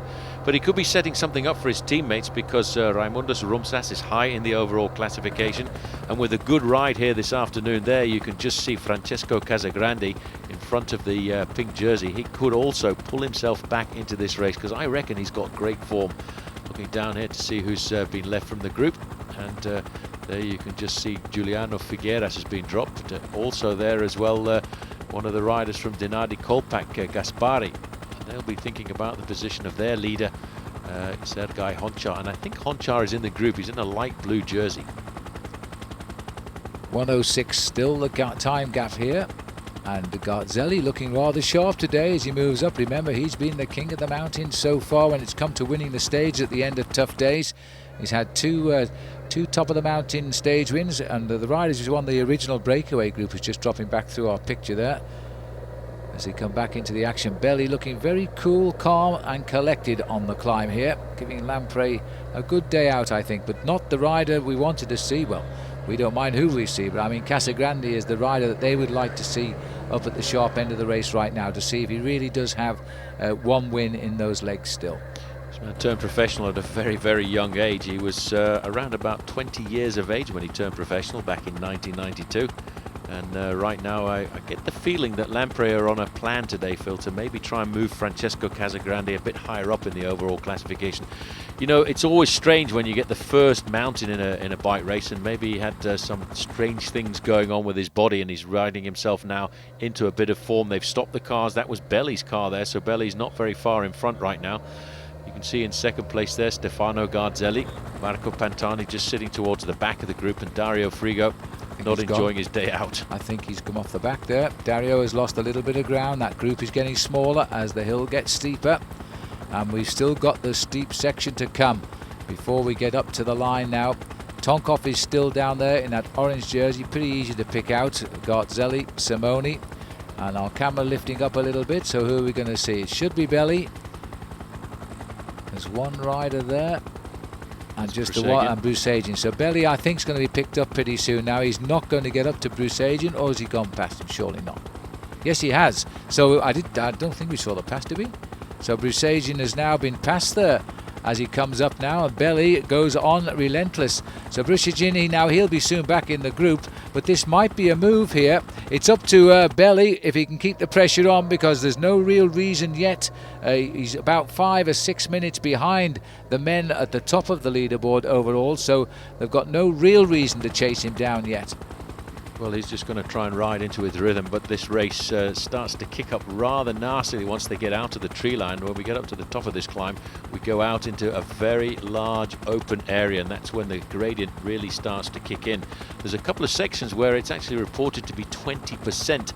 There's Brusagian just a little bit further in arrears. I'm fairly certain he'll get picked up quite smartly by the rest of the group, which contains all of the top leaders of the bike race right now. Nobody really under difficulty as we go inside of around about 9 kilometers to go. The pink jersey very comfortable there in 4th position. This is the kind of climb that I think he would wait, Phil, till around about 4 or 5 kilometers to go and try and accelerate away. On his wheel, Julio Perez, and not too far away from him, Marco Pantani. And I wonder if Marco has still got a bit of sparkle in those legs of his. Well, if he has, and there he is, he'll do it with a fast acceleration like he used to. And but judging by that face ball, we might be expecting just a little bit too much from him. As we now look at Garzelli as well here, and there's just behind Simoni, you've got Pantani. But you know, Brusagian went away 55 kilometers still to ride. We're now getting up towards 5 kilometers to go. He's been in the front a long time. He's been passed only by Belly, and it's 23 seconds and then 45 seconds, the two distinct time gaps. Now here's Brusagian, and there's the tempo behind now. He's not going to be away much longer, but it's been a fine piece of riding by him. It's also been an interesting diversion for his team because it's created others. Pelazzotti hanging on the back just about. This looks like there may be a four-man drop-off here. If we can look a bit further up the road, I think that acceleration has put Pelazzotti into difficulty, into the red zone. That's Georg Tocznik going off the back of the group there as well, and it looks as if Dario Frigo has ridden himself back into the group. He's an amazing bike rider, very courageous, Phil, to be able to get dropped and come back like that, especially when you see the work being done on the front there by Daniel Clavero. I agree, I'm absolutely amazed. And Fast has got a couple of riders tagged on there just now. Clavero doing all of the pacemaking. Garzelli again waiting for the last moments. Meanwhile, up front, riding his own tempo, is Marzio Brusagian. And here they come, not very far behind him now. I don't know whether Marzio's going to have any legs left to get on to this very select group of climbers coming up. He looks very strong at the moment. Well, he looks strong at the moment, but he hasn't got to the tough part of the course right now, and he'll get picked up in the next kilometre or so, but he's not going to give up either, is he? He's just keeping his tempo going, and at 8 kilometres to go, we're still looking at one lone leader, but his advantage, Phil, is coming down slowly but surely. The last time check we had was 45 seconds. I know Vladimir Berry is a great bike rider. He's ridden high in the overall classification of races like the Vuelta a España and the Tour de France, and here are the Giro, but somehow I don't think he's got it on his legs on this stage, because this is going to be a big battle. There's Raimundas Rumsas, 117. Popovic, it's good to see him there. He's climbing high in the overall classification, and there is Sergei Honchan, number 41, the leader, of course, of the Denardi Kolpak team. Yes, Popovic, you've got to remember, he's just over 23 years of age, and he was first Giro last year, he was 12th, and he's riding right up on the overall classification at the moment, and he's having a great ride. He's still in there, pedaling visibly a lower gear than anybody else in the group. Here come the boys, Clavero still, Mercatoni Uno, looking where his team leader is, Marco Pantani, Garzelli always watching. Casagrande looks a lot better today as well. They're just alongside Garzelli on the left-hand side, out of the saddle, dancing quite nicely. They're all worried about this climb though, Phil, once we get up to the summit. It's a long climb, as I said, 13.5 kilometres. The average gradient is 9%, but it's those last 4 or 5 kilometres where it really does start to dig in. It's going to hurt one or two people. Altitude, 1,000 metres. Oh, we've a fair way to go yet before we get to the top. It'll really bite. Belly on his own, Brusagian wiped out. Marco Pantani, is he planning an assault or is he hanging on? He still looks pretty good. He looks, I mean, it's a long time since I've seen Marco Pantani suffer like that to stay in with a group. And he's actually put a very special pair of wheels on there as well this afternoon. Very deep aerodynamic carbon fibre rim. So he might be planning something in the latter part of this stage. The race situation right now just around the corner, and it is literally only just around the corner for Vladimir Belly. And he's in front of a group which has rapidly reducing in numbers over the last kilometre or so. But still using the pace to crack them. Nobody has attacked from that group as yet. They're all so respectful of this climb. They also cannot be sure whether if they attack, they'll have the legs to carry the attack off. So they're waiting till the last possible moment. Obviously, Simone's in the driving seat. It's up to everybody to attack him, and he's just going to watch and wait. Garzelli, to me, is the most dangerous man. He's riding in his familiar second wheel position, and he's waiting for the moment to go. Now, did somebody sprint off to the right there? We need our camera to swing around a bit. I thought there was a move. We'll find out very shortly, I'm sure. Well, most of the big names are in this group here right now, and just riding there for the CC Polsat team, it was interesting to see that in fact one of the younger riders from the Polish team has got in there. Well, we're dropping back to just check out what is going on here, and now beginning, that's be Sandy Kazar, who's dropped off the back. He's a young boy with a great future, and he's just dangling off the back of this rather select little group at the moment. That's Adolfo Garcia is the Kelme rider on the back. I'm a little bit surprised to see him still here, I must confess. Concentration there, looking down now, also here at Pietro Cacchioli. Got his hair dyed blonde for the occasion. It didn't fool us though. Didn't fool us, and it's not done him very much good either, because he's gone off the back, and I'm surprised to see him going off the back quite so early on this climb. He must be going through a spot of bother right now. Garzelli riding very dominantly, Phil, at the front. This is a show of force right now. He's trying to show the other guys in the group that he's in great form already. He's not worried about the fact that he's 12 months out of competition. He knows he's got a very good chance of getting high up in the overall classification, and he's probably thinking in the back of his mind, I wonder how Simone is today. And he might get a bit of help from his old teammate Marco Pantani, because for many years those two rode together on the Mercatoni squad. Just thinking forward, as once we're over the top of this mountain, the time trials are late in the Tour this year. It's 3 days before we get to Bolzano, and then it's a 42-kilometre individual time trial, so the climbers having their say for the moment. But let's not forget also, we finish with a time trial in Milan. That's another 40 kilometres then. So people like Simone will not feel too happy about the time trials. They need time here. Garzelli can ride a good time trial. Garzelli certainly can ride a very good time trial. Aitor Gonzalez was in the group there, so maybe he's getting better as the Giro goes on, but certainly he hasn't had the year we expected from the man who last year dominated, or should we say terminated, the Vuelta a España, the nickname he picked up last year because he was the Terminator in all of the individual time trials. Well, Vladimir Belli here, riding his own race at the moment. Rumsas behind, looks as though he's starting to feel the pressure. The concentration on Marco Pantani here. Yeah, but Simone, did you see his face? He looked like he was out for a picnic. He was really not under any stress at all, just sitting there nice and comfortably. He's waiting for the moment, and he'll wait till it starts to kick up. He likes it when the gradient really begins to bite, and he can then start to put the hammer down. Well, they're waiting. The dinner plates, which they've got for on the back cluster there, haven't been called upon yet, but they know they will be. There's still a nasty sting in the tail on the Zoncolan. 6 kilometres to go, and I think as soon as we hit the steep section, Simone, Garzelli, and whoever can go with them will move away. Well, Pantani's got a couple of teammates in this group with him. I just saw Massimo Codol at the back end of that group, and if we look at the tempo of that group of all of the favourites, it seems to be a lot more consistent than the move here by Vladimir Belli. And I wonder if Belli's going to survive that much longer, because he's still only got about 35 seconds over this group. Pantani, every time you see him there in the yellow jerseys, out of the saddle, dancing on those pedals, trying to keep himself up alongside the men who in the past he used to put into difficulty on climbs like this. And Frigo's still there. He's pulled himself back into the group. Quite remarkable. It is, but it does suggest to me that nobody yet has turned the pedals with anger, and it's a matter of just hanging on. And I think he's done well to recover, but there's been nobody yet put the pressure on to break this group up. There's Dario Frigo dancing there in the white.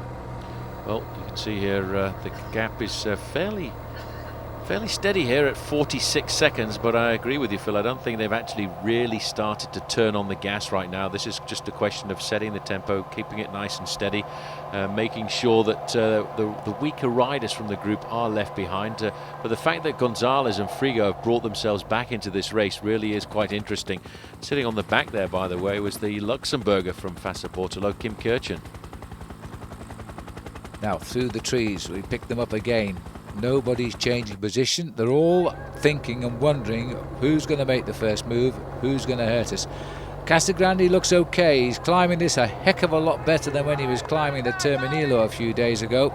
Looking much more aggressive now. There's a sharp right-hand turn coming up round this hairpin. We are steadily getting steeper. Simone looks good. He's sitting there riding on the top of the handlebars. So too does Popovic. He looks absolutely relaxed, that man, climbing very, very well. Little bit of trouble there for Adolfo Garcia, the Kelme rider. Back up at the front now, we've got Vladimir Belli, this small man who's a real powerhouse. He can sprint when he wants to, and he can certainly climb. The other orange jersey in the group here from CC Pulsar. Oh, look at this. This is work that was done by Christian Gasparoni. He's obviously done his job for his leader this afternoon and said, ciao for now, see you later, chaps. He did a terrific piece of riding. He's taken them right up to the start of the steep climb now. The tempo again has been picked up. Mazzolini becoming the pacemaker as he was the other day for Stefano Garzelli, and Garzelli is still looking extremely good, but he cannot know how his body's going to react because he hasn't got the racing miles in for the best part of a year. Meanwhile, at 5 kilometres to go now, the kilometres are taking more than 2 minutes to accomplish. 3 miles of racing to go to the summit, and still Belly is surviving. We've got a time check going on that 5 kilometre to go banner. Just moving up there, we got a quick glimpse of Andrea Noe, 3rd overall in the standings. Great bike rider right now, and this man has been a great bike rider over the years. Used to ride for Seiko, and over the last couple of years has been a very good team man. Eddie Mazzolini doesn't mind doing any amount of work for a team leader at all. Stefano Garzelli looking comfortable there on his wheel. Francesco Casagrande, strange style of his out of the saddle, dancing on those pedals, keeping himself right on the tail of the man who was a former winner of the Giro d'Italia and a man who was ejected just 12 months ago for putting in a positive drugs test for probenecid. 43 seconds are saying at the kilometre banner there. Well, I'll tell you what, he's only lost 3 seconds in the last 2 kilometres, so he's actually riding in exactly the same tempo as these guys. I still find it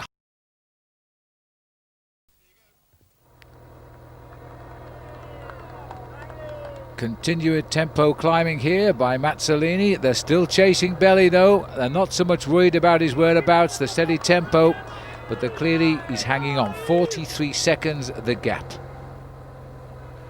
Stefano Garzelli in second position there, looking very concentrated right now. He knows he's got to do something very special today, Phil, to stay in contact with Gilberto Simoni, who is just behind. You can see his head every now and again just bouncing out of the saddle, and now the tempo really is starting to tell.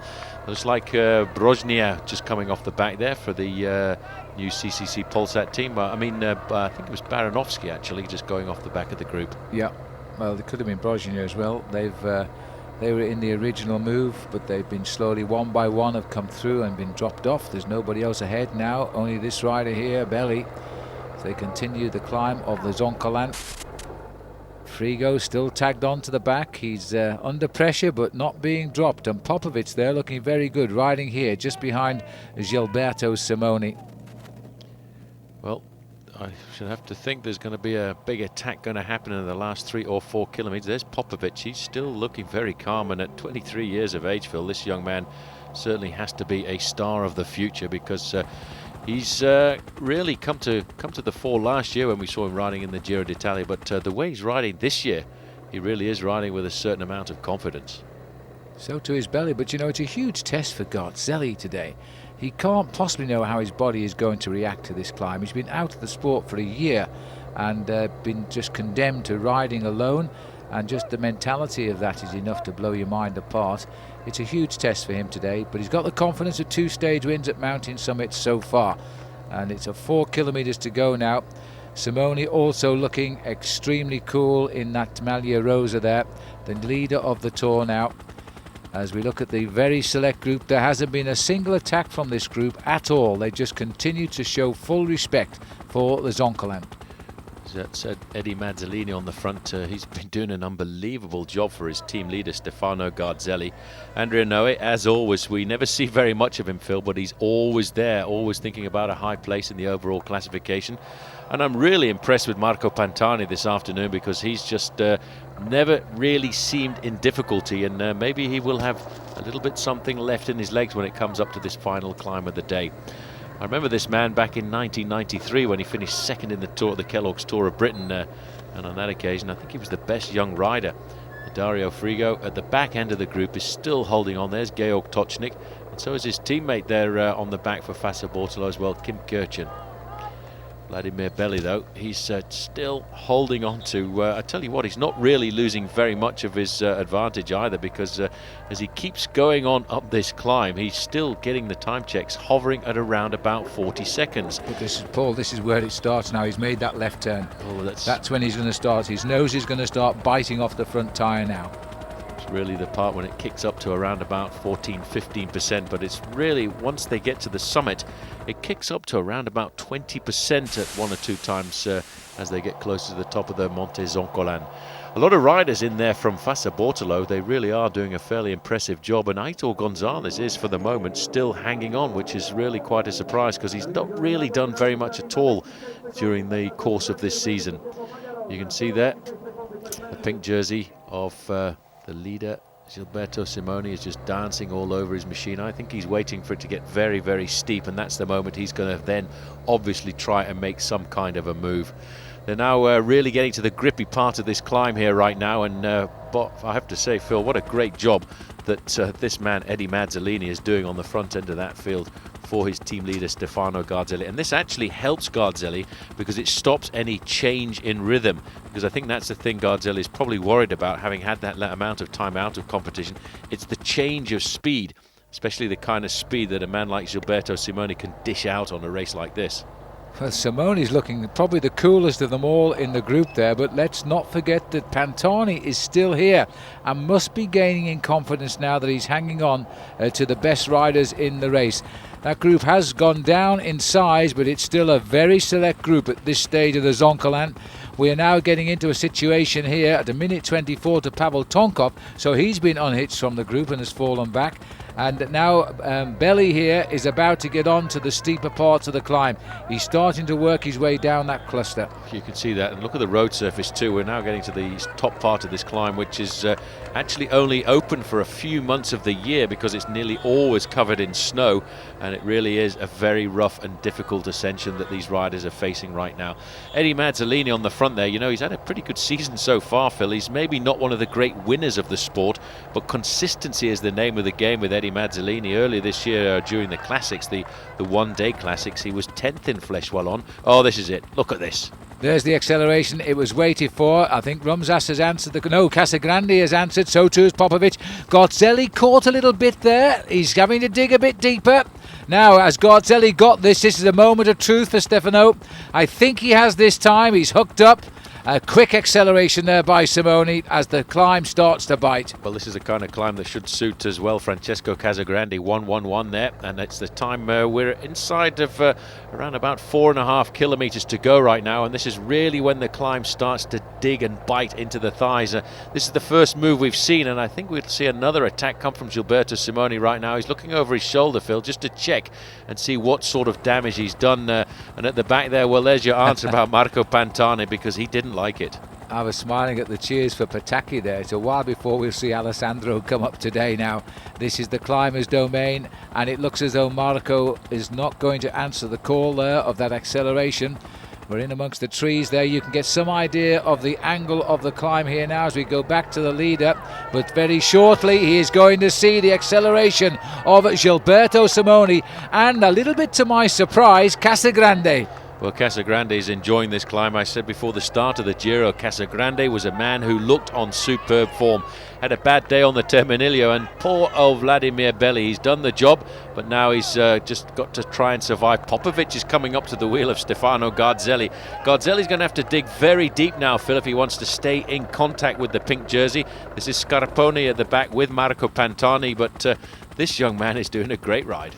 Popovic, 23 years of age, living with the best on the mountain at the moment.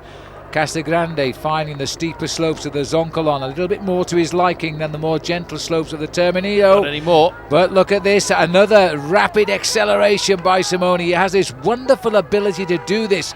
We saw him try it 2 or 3 times on the Terminillo. It didn't work then. Garzelli hung on. But the slopes of this climb, that little bit steeper, and he's going to get plenty of cheers now, because there's no finer place to be when you lead a tour, and that is right at the front on the attack. Casagrande cracked all over his machine there right now. He, I think, pushed himself maybe just a little bit too much to try and stay with Gilberto Simoni.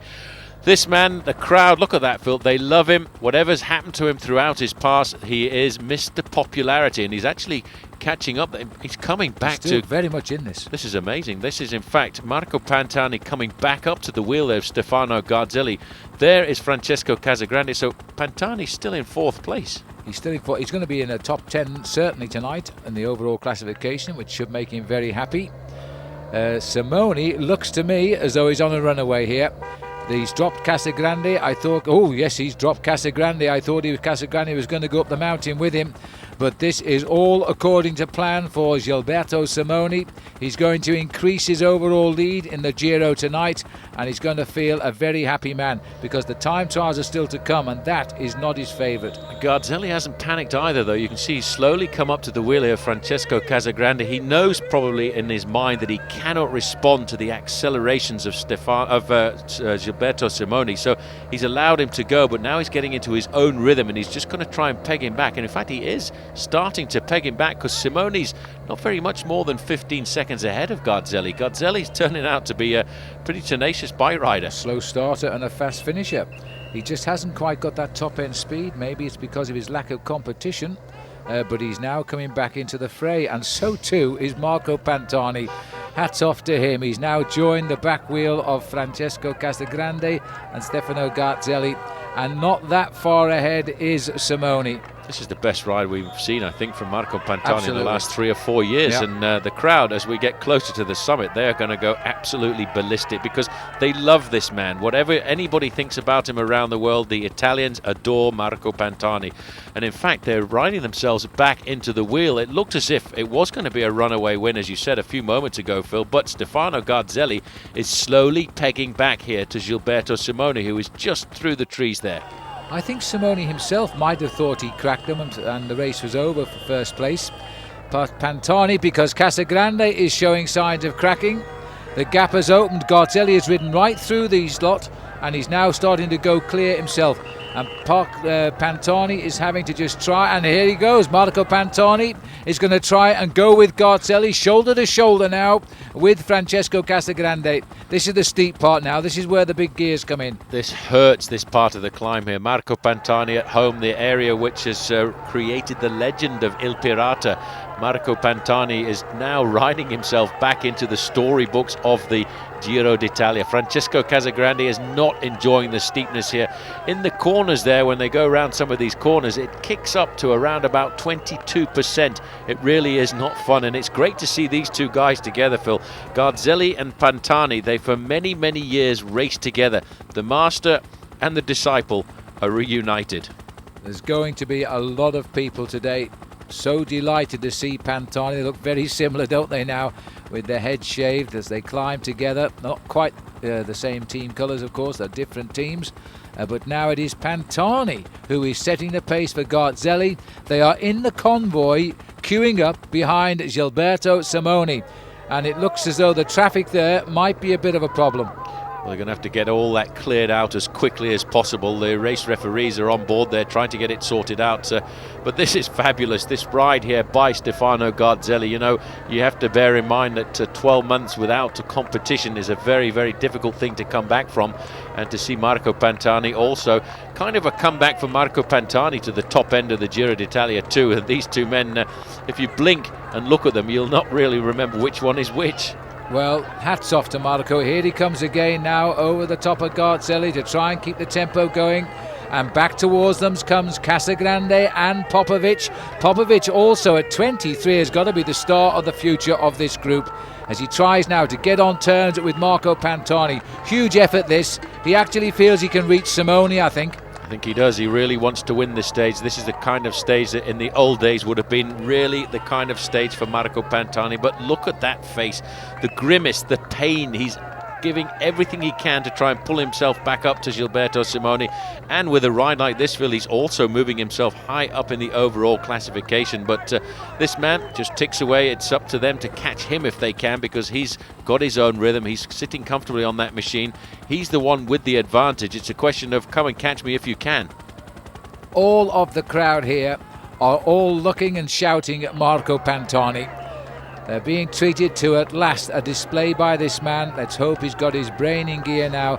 All of his problems, physical and psychological, we would love to see behind him as he now climbs up towards the summit. 1 kilometre to go for Gilberto Simone.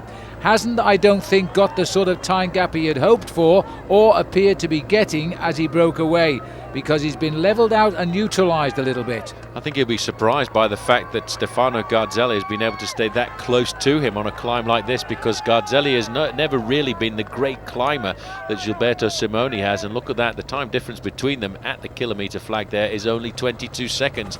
He's still got a chance to open it out to 30 or 40, but this man on the front here, Stefano Garzelli, is certainly not going to give up at all, and it's a great comeback for Marco Pantani. And neither too has Francesco Casagrande lost all that much time, and Popovic, Phil, is going to climb himself right up into the top 5 or 6, I think, by the end of the day. Well, Popovic has been a high flyer since this race began, but he has never shown us his great legs like he's showing us today. He's confirming himself now as a man who could really take this race on, and a man who could really challenge the big favourites here. Pantani looking now where Casagrande, Stefano Garzelli is. He's right behind him as they come side by side here. They have fought this all the way. They've gone round. Remember Casagrande. Casagrande was coming back. Not too sure whether he is now. This is such a brute of a climb. They're in the lowest gear now. And again, another kick here and a quick acceleration. Pantani is trying to show us how he won those great mountaintop finishes in the Tour de France on the steepest climbs that the great tours have to offer. A quick glimpse there of Gilberto Simoni, the steepest part of the climb here. This is a beast of a thing to do to bike riders inside the last kilometre. It really does kick in deep. Simoni's out of the saddle. He's got it into the right gear right now. When you look on the right hand side, you're almost looking at the terrible twins, Garzelli and Marco Pantani. They're both, I think, trying to urge each other on, trying to encourage each other. They keep going by, swapping the pace, going to the front alternatively, and that is what is preventing this man from building up the huge advantage that he thought he was going to get here on the Zoncolan. It's only by the efforts you really get a feeling just how steep this mountain is. This is the steepest part. They've got the lowest gears in, and the way they tackle these climbs. Look at the dish plate here on the back of Popovic. It looks like a 26 or 27 he's riding. This is Casagrande as he keeps on the wheel of young Popovic now. They are slowly but surely coming back to these two, and I'm a bit surprised about that, but Popovic is pacing Casagrande back to those two riders. Soon there will be 4 riders together chasing down Simoni. They're not going to catch him. Simoni's going to win the day and increase his lead. Look at that though, he's already been in the saddle for over 5 hours, and to put this at the end of a 5-hour ride really is a brutal punishment. Garzelli just wants to keep himself in contention because he feels he's the better time trialist, Phil, and let's not forget, if he can stay close to Simoni, there's always the possibility he can switch the lead in the individual time trials. Absolutely. Now Simoni beaten when he took the race lead by Garzelli, now looking for the elusive stage win of this year's Giro. I think he's got it this time. And of course, when you're already the leader on time, if you win the day, you must increase your lead. You'll get also the win bonus as well, as Garzelli has refused to drop out of this picture. It's been a real tough climb for him. It's hurt him all of the way. Look at his face, but he is refusing to succumb. A year out of the sport, and now he's fighting his way back in. Well, Marco Pantani too, you know, Marco Pantani has not won a bike race since the year 2000. On that occasion, he got himself 2 stages at the Tour de France. I think one of those was a stage at the summit of the Mont Ventoux. Garzelli digs deep right now. He's not going to catch back to Gilberto Simoni, but he's got a very good chance of making sure that he's limiting his losses here. Look at the way Simoni is breathing there. He's just trying to get as much oxygen into that body of his as possible. He looks resplendent in that pink jersey, and I think I caught a quick glimpse there of a pink saddle that he's riding on here this afternoon. Yes, that's in fact the physique saddle, which he designed himself at the Bio Research Centre in Milan. And it's a flexi wing saddle, and he's not been in it too much today as he came up the mountain, but he is looking so strong now, so full of confidence as he climbs up towards the finish of what has been the biggest mountain climb in the Giro d'Italia. And it looks as though Gilberto Simoni can afford to smile now. First stage win, increasing his overall lead today. It's only a question to be by how much, and Garzelli now racing away here to second place. I'm not too sure what has happened to Pantani, but Garzelli is coming up alone. Well, I tell you what, I'm absolutely impressed by Stefano Garzelli, because I'm sure that Gilberto Simoni thought he was going to get a much bigger time gap than what he's getting here this afternoon. Pantani still holding on, I think, to third place on the road. No, he's been overtaken there by Casagrande, so he's dropped back, but still, it's a great ride there. As you see, coming up to the line, the clock stops at 34 seconds for Garzelli. Not too far back either for the third place Casagrande, 39. And poor old Pantani just overtaken by Popovic. Oh, well, that's a shame, but he got fifth nonetheless at the top of the climb and has gained time on the vast majority of people behind him as well. But you're right, Paul, Simoni may have won the stage, but he didn't sew the race up on this day. There's Andrea Noe, who was third overall. He might just hang on if he can get up there pretty quickly to third place. But Popovic can't be far off him now, and neither can Casagrande. He's lost 1 minute and 8 seconds, but of course that is to the winner of the day, which was Simoni, so he hasn't lost that much time. Aitor Gonzalez, a little bit further down, is also coming up. Far more respectable performance for the Spanish rider today too. He's got his teammate there, Kim Kirschen, who's turning out to be a bit of a revelation as well for Fassa Bortolo. But this is the man who dominated last year the Vuelta a España. Keeps himself in with a chance, because let's not forget, Phil, Aitor Gonzalez is a very good individual time trialist.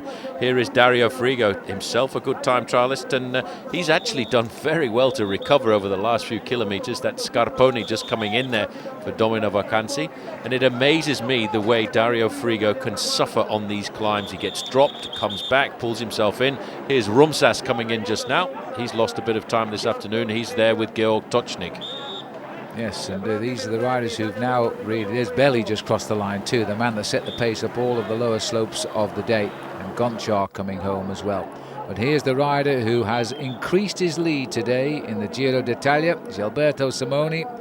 34 seconds he won by over Garzelli, 39 on Casagrande, and 1 minute 5 back to Julio Perez, the Mexican rider, former king of the mountains of the event. So the Zoncolan has made a few decisions, but not a clear leader. Simoni just 44 seconds ahead of Garzelli. It was 2, don't forget. Noe 3 is in third, rather. Popovic is there now at exactly 3 minutes. So the same top 3, but the champagne is getting a little bit sweeter. And don't forget, we're heading the day after tomorrow into the Dolomites as well. So as we move on now, it's stage 13 for the riders, 149 kilometres. And we have 153 riders still in this race after 13 days of racing. So it's quite a big field still going along. We've only lost 16 riders in those 13 days, as the riders now head from Pordenone to Marostica. Well, Marostica, it's a fairly flat stage again for the riders as they cruise through Bassano del Grappa down on the way into Marostica. And it certainly should be a stage for the sprinters. But as always, we've seen plenty of attacks going out off the front of the bike race here at the Giro d'Italia. And once again, this looks as if it's Dario Frigo trying to get himself a win here. It is indeed Dario Frigo. We've had quite a few skirmishes, but nothing at all day really. Moreno Di Biasi picked up the Intergiro, the in battle there between himself and Magnus Bagstedt, with Giambarada splitting him on this occasion. Freddy Gonzalez kept his lead in the King of the Mountains as the third category climb of the day. He went over the top of that first, over Fortunato Ballion. There's been a crash here. Now this is a fall out on the course. And it's a pretty nasty crash too. It looks like one of the Tenax riders went down, and in the confusion a lot of riders are picking their way through the cars, and in fact that looks like Dario Pieri who's gone down there as well. He's gone down very hard indeed, and there's a rider who rides for Team Saeco. Let's have a look at it. Well, Pieri was in a very unfortunate position there. Ouch, oh dear me, he ran right underneath the barrier, but he looks okay. But the 3 riders fell there. It's just simply a high-speed crash. That is Oscar Pozzi, and he's blaming everybody else. It looks as though he's already fallen before too, because he's got his left arm bandaged. Back up to the front here now as they try to break clear of the field, and this looks to me as though we've got Frigo now trying to slip away to the lead. Well, in fact, somebody's caught him. It's Tochnik. That's Gage Tochnik's got with him. Well, he came through from absolutely nowhere there, because a few moments ago it was Dario Frigo on his own. Now this is very good. These 2 riders could survive off the front end of the group. Georg Tochnik is a very tough bike rider. He's a rider who over the years, Phil, has always promised to produce a star performance, but never actually been able to do that. He's always been in the high placings in the Grand Tours, never really getting himself onto the podium, and maybe this is the year that's going to change something for him. So a good tempo riding. The peloton cannot be that far behind. They might well stay away to the finish because they're working extremely well. This would be a nice win if Frigo could get it, especially after his tough ride up the mountain yesterday. At 5 kilometres to go though, the big mass charge is lining up, and this is a tough road to stay away on. That must be 4 kilometres now. They're getting themselves organised, and there's not very much more than about 15 seconds advantage for these two men over the rest of that group. And I think it looked as if it was the pink jerseys of Lamprey were getting themselves onto the front end of the main field. We've got a time check running on that gap there at the 4 kilometre banner. We'll have an idea just exactly what their advantage. Well, there it is. It's not very much more than 10 or 15 seconds to me.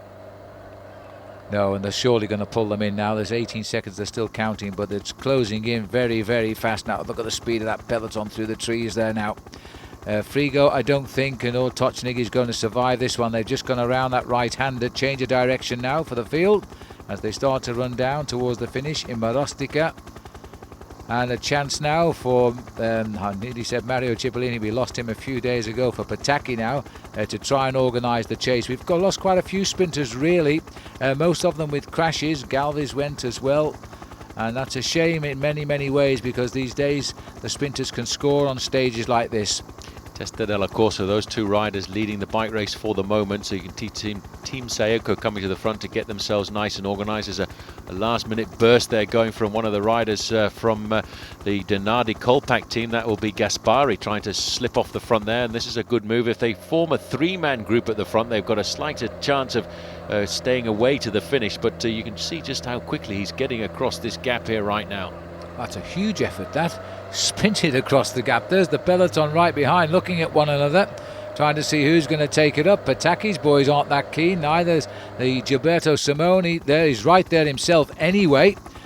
Keeping an eye on the first, staying in the front end of the group, which is the safest place to be. Gaspari here, with an inspired ride, is about to reach the two leaders, and the extra firepower could make the difference. Here he comes. Well, they've got a big gap right now. It was almost down to about 15 seconds, and I would think once this man joins Phil, they'll start to stretch it out. Now they've got a good chance of surviving. And let's not forget, when it comes down to a sprint like this, Dario Frigo's got his chance of pulling off the win if he can. We're looking at around about 3 kilometres to go to the finish, but I thought as we look back with the cameras there, I could just see the front end of the main field. Well, Gaspari will need a few seconds there to recover. That was a very, very inspired chase. The adrenaline was pumping there. Here is the organisation behind, not as settled as it might be. It's Mario Manzoni of Mercatoni Uno setting the pace briefly. Now comes the train, and this is Pataki, boys. There's Pataki down there in the pink. Well, I don't know where Pataki's come from because he wasn't there a few moments ago, and I think in fact he must have just managed to get on the early part of that descent because he was in difficulty a few moments ago, but he's definitely back in this group here right now. Now that's a bit of a surprise to me. Well, he's obviously told his team he wants to go because he sent them boys to the front. Here's the three leaders. And the news has gone through to Dario Frigo because he's stopped riding at the front end of this group. He's just going to sit there right now. I'm sure he's heard over race radio that his team captain or his team sprinter, Alessandro Pataki, is back into the group. Now let's just have a look and see where he is because I tell you what, that is an amazing comeback. He was definitely there. I saw him right at the front. I wonder if you're right. It could well be that Frigo here, a chance to win a stage for himself when his team leader, his team sprinter was out of it, has now come back in. At 2 kilometres to go, and look at this now. Frigo refusing to do anything at all. As the move goes again, Graziano goes on his own once more and tries another little move here, and if he can get this, he certainly deserves it. This is one of the smaller teams in the Giro d'Italia, the team of Sergei Goncha and of course the team of Charlie Wagelis as well. And there you can see, looking over his shoulder, it's all back together now. You can see the organisation. The race has completely changed right now with the fact that Alessandro Pataki got himself back into this group on the first few kilometres of the descent. His teammates now, Fassa Bortolo, have taken over all of the pacemaking. And Dario Frigo going absolutely ballistic. Gaspari blown away. This is going to be another possibility for, there he is, in about 7th or 8th position, Alessandro Pataki, not too far away, Giovanni Lombardi. Well, Lombardi's got nobody to lead out anymore, of course. Now that he's lost Mario Cipollini, he could think of winning for himself, perhaps. He packs a bit of a sprint finish. There he is. First man in the picture on the left, and 2 men behind him is the pink jersey of Alessandro Petacchi. Well, I wonder if he's going to try and lead out Bernati, because he's the young kid that they've really been trying to nurture on this Domino Vacanze team, because Lombardi is actually riding in front of Daniele Bernati, and that may well be the situation. There you can see Lombardi. Right behind him is Bernati, the new kid on the block, and then not too far behind there's the Ciclamina jersey of Alessandro Petacchi. Now 3 wins already, Alessandro Petacchi, don't forget. No Mario Cipollini to take him on now, and this should give him a clear run, but watch out for Giovanni Lombardi as they start to launch now. Here comes the one-on-one, the final lead out, but this time Bernati is setting on the wheel there of Giovanni Lombardi, and they swing up to one side here now, and a final huge lead out coming here for the youngster. And now can he move over? He'll have to go quickly because Petacchi's already gone. Petacchi didn't even wait for Lombardi to move over. Petacchi leading there, a good length clear of the field, and he got it, and I think that was a little bit of inexperience by Daniele Bernati. He should have gone early, and that was a good ploy by Petacchi. Didn't wait for that last man on Domino Vacanze to organise the sprint. He went too soon. 4 wins for Alessandro Petacchi. It's amazing what 12 months can do, because a couple of years ago this man was overawed by Mario Cipollini, but the way he's winning the sprints now, Phil, he looks like Mario Cipollini. He's winning these sprints by 1 or 2 bicycle lengths. Look at this, straight down the middle. Challenge me if you can, because I'm just going to be a drag strip racer right the way to the line. He's got plenty of time to get himself the victory salute right up in the air there. But watch out for Daniele Bernati. I think give him a bit more experience. And look at that, the victory salute there showing us win number 4. Well, the sprinters just love to do that as they come to the line. The whole peloton here. Robbie McEwen way down in the bunch. Never got even up near Petacchi, and he said he's going home tonight. He doesn't want to go into the Dolomites tomorrow. Now he's off to prepare for the Tour de France. Remember, disqualified from one stage, but he came back and delivered a couple of good victories as well. You see that yellow jersey in 3rd place? Stefano Garzelli getting himself a time bonus. This guy's not going to give up. Good point. Absolutely good point. A few seconds. That means he will have altered the overall classification by just about 8 seconds. All smiles. Gilberto Simoni still a race leader, and he won't worry too much, I don't think. Not with the mountains returning, his favourite terrain tomorrow. He'll still have a leader over Garzelli. And in fact, that's made a slight difference. 36 seconds now to Garzelli, 2:23 to Noe, 4th Popovic, basically no change at all there.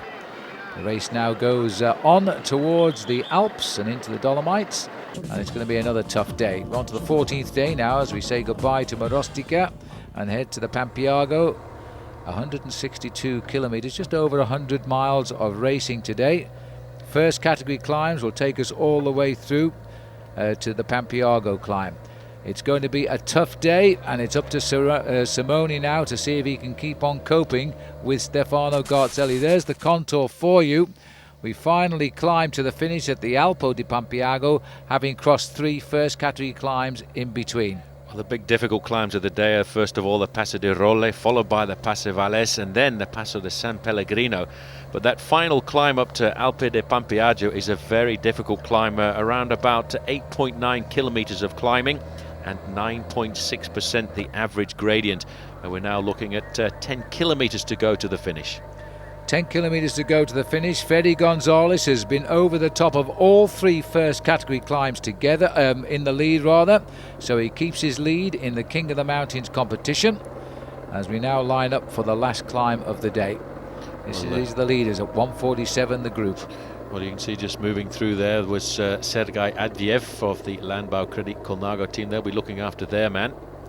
And this is the moment again, Phil, where it's hats off. There's Vladimir Belli. Testa della Corsa once again for him, trying to get himself a race-winning situation. He's a fabulous bike rider, always prepared to go out on the attack. I've been a professional since 1992, and he's always raced at the very top end of the sport. Just a moment there when I thought Grishenko, I think it was on the phone. There's Nocentini's in this group as well. He's a rider we saw ride very well a couple of years ago in the Tour de Langkawi, where he got himself a couple of stage victories.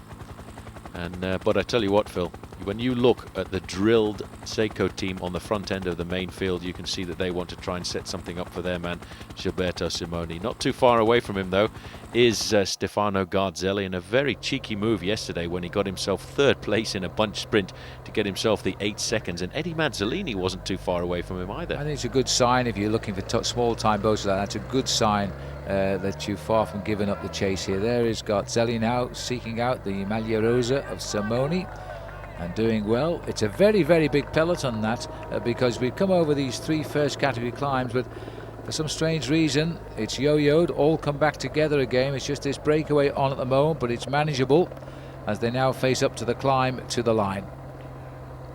Vladimir Belli, 8 kilometers to go right now. There's Nocentini just at the back there. It was and there's Freddy Gonzalez, very happy to just sit there and hope that he can get a few more points in the King of the Mountains classification. He's literally been unchallenged since the very first day of this bike race in this competition. Denny Lungi's in here as well as Federico Gonzalez. And again, Constantino Zabayo. He's an amazing guy. That's him there in the Kelme colours, and just off on his left shoulder in the orange is Paolo Lanfranchi.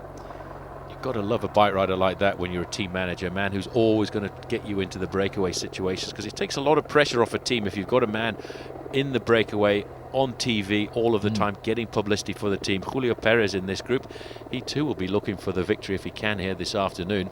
He's moving up through the outside. I think he's given up the ghost of riding high in the overall classification. I think that was a mistake by the team management to try and keep him so close to the front in the early flat stages, because he lost an awful lot of his nervous energy, the nervous energy which saw him very dominant in the mountaintop finishes last year. Well, the climb is steadily up from the bottom road here now, and this is going to start the climb, which is going to bite all the way up to the top of the race. There is the very select group of the pink jersey. Simoni using what riders he's got left. He's won by the look of it at the moment. Yeah, he's lost a lot of his teammates over the last couple of kilometres. Giuliano Figueras just at the back of this group, and Sandy Cassar as well, the young Frenchman who rides for Française des Jeux. He's also pretty high up in the overall classification, and I think doing quite a good job for the team. Looks like Zabaya's having a little go to get away here. This man does not give up as he tries to continue to put the pressure on. Yeah, he's gone around the corner. Look at the cobblestones here in this part of town as well. He said, we're going to get caught fairly shortly, he said, so I'm not waiting around for you guys, and I'm off. This is a great attacking ride here by Constantino Zabaya. If ever a man deserved to win something, it's this man. He just never stops trying. It just has never worked out for him. But he really is an amazing cyclist. Big effort coming anyway. Let's hope he can do something this time. This is Julio Perez here. Rumzas just behind him. This will be the leading group. There is the... No, not the leading group, the leaders group, I beg your pardon. That's Simoni there, Mazzolini, Noe, Garzelli. Not quite sure why Julio Perez is riding on the front here right now. I think he's waiting for the climb to kick in a little bit more as we go back to the man who leads the bike race at the moment at 7 kilometers to go. Constantino Zavalla turned professional in 2000. He's 25 years of age, and really hasn't won an awful lot in his career. He did fairly well in his second year as a professional when he won a stage of the Tour of Portugal, but I think we thought he was going to go on to greater things when he actually won a stage of the Tour de l'Avenir. But right now, if he could get himself a stage win in the Giro d'Italia, well, then that certainly would be one to put into the record books. Just the same style of riding that they had on the Zoncolan. Tempo riding, nobody jumping, not altering the speed at all.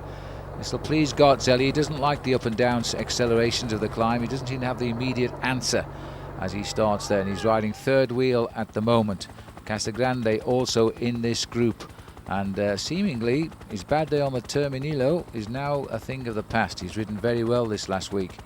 His teammate there in second position, Raimundus Rumsas. Big cloud around him after last year's Tour de France, when his wife was picked up with a lot of interesting medications in the back of the car, which allegedly were for her sick mother. But even so, I don't think Raimundus Rumsas has been back to France since then.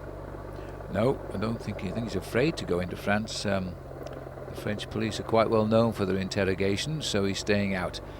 Moving up on the outside at the moment is Leonardo Bertagnoli, who has been a very good teammate for Simoni, and he's now setting the pace there. 10 seconds to the lone Kelme man, and a minute 22 to this group, Maglia Rosa. Still Bertagnoli on the front, and Marco Pantani is still there, look, tucked over on the far side. He's got his lunch with it by the look of him. Well, Bertagnoli, Phil, is the only man left in this group from Team Seiko for Gilberto Simoni. They did an awful lot of work in the early part of the stage, just setting the tempo on the front end of the peloton all of the time for their leader. Zabaya looks as if he's about to get caught here by Belli. There is Belli. Just around about 10 or 12 seconds in arrears and a little bit further back. It looks as if this group may well start to reform on the final slopes of this very difficult climb up to Pampeaggio. Well, how many times have we seen Belli try to perform and always get caught as well? These are the two, I don't like to say big losers because they're certainly not that, but the men who try hardest and don't get the full deserves of their efforts. But Belli having another go, and slowly but surely he's pegging back Constantino Zabaya. But the news is that everybody else seems to be slowly but surely crossing the gap as well. That looks like Perez down there, judging by his style. Oh, it'd be Paolo Lanfranchi, because this is the leading group, isn't it? As they start now to try and close that gap. And there was Nocentini. I think he's going backwards actually, and the other man up there as well who will be disappearing will be Denny Lunghi. Freddie Gonzalez, well, I don't think he's too bothered right now. I think he just wants to consolidate his lead in that King of the Mountains classification. But Belli once again looking for a race winning situation. Look at this. Simoni's no teammates left now, Phil, so the best way to do it is to accelerate and get rid of as many passengers as possible. Well, this is amazing, because he's come right to the front. He's got rid of his whole Seiko team. There's nobody here, and he's still got such a huge group as well. Scarponi's still here, Rumsas, George Tochnik. Off goes the helmet of Julio Perez. Popovic has climbed right back, and right behind Popovic is Garzelli. A bit surprised at the attitude there of Gilberto Simoni. Admittedly, yes, he doesn't have any teammates left in the group, but he really should ride a little bit more defensively, especially when there are so many other riders in the group moving up there. You can just see this is Kim Kirch, and once again he's having a great ride here in the Giro d'Italia. He'll be trying to stay in contact as long as possible with his team leaders, men like Aitor Gonzalez and Dario Frigo. But that acceleration, it really has put the cat amongst the pigeons. He's got a split. The first time we've seen it, but every time Simoni does this, he always gets rid of somebody, and he's now got an interesting split. But the big boys don't seem to be having any trouble following the pace. This is Pelazzotti. Now, where is he? I think just off the back. We've got a chance if we can just swing forward. He is a man who was put into difficulty on the Zoncolan, but Gilberto Simoni got his usual shadow here with him, Phil, Stefano Garzelli, and this is amazing. I'm surprised that this acceleration here is doing so much damage to the group, because we have not really hit the very difficult part of the climb. The difference between Vladimir Belli, who's now decided to go it alone, and the group of Gilberto Simoni is just inside of 1 minute. Now, as we look down the mountain, remember the majority of these riders still at the head of the race are in the original breakaway of 15, which has been thinning out dramatically over the last hour or so. That's Popovic giving us a smile. Here's Rumsas, and here comes Marco tagging on to the back, and that's becoming quite a select group at the front now. Freddie Gonzalez has been picked up too. Now, I'm not so sure he can hang on to the back of Marco Pantani. The King of the Mountains leader continues to do well. He's scored maximum points today on the 3 first category climbs, Freddie.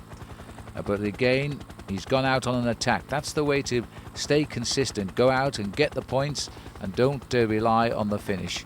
Pantani really suffering a lot today there. Look at that's a very strange pedaling action. You mentioned it a few days ago, Phil, and it really is rather bizarre the way he points his toes down at the bottom end of the circle, and I wonder why he does that. It really doesn't look very comfortable at all. We're inside now, 5 kilometers to go for the leader, Vladimir Belli, and still he's holding on to around about a 45-second advantage. But once Gilberto Simoni et al. Begin their acceleration, you can see that time gap is going to get wiped away pretty quickly.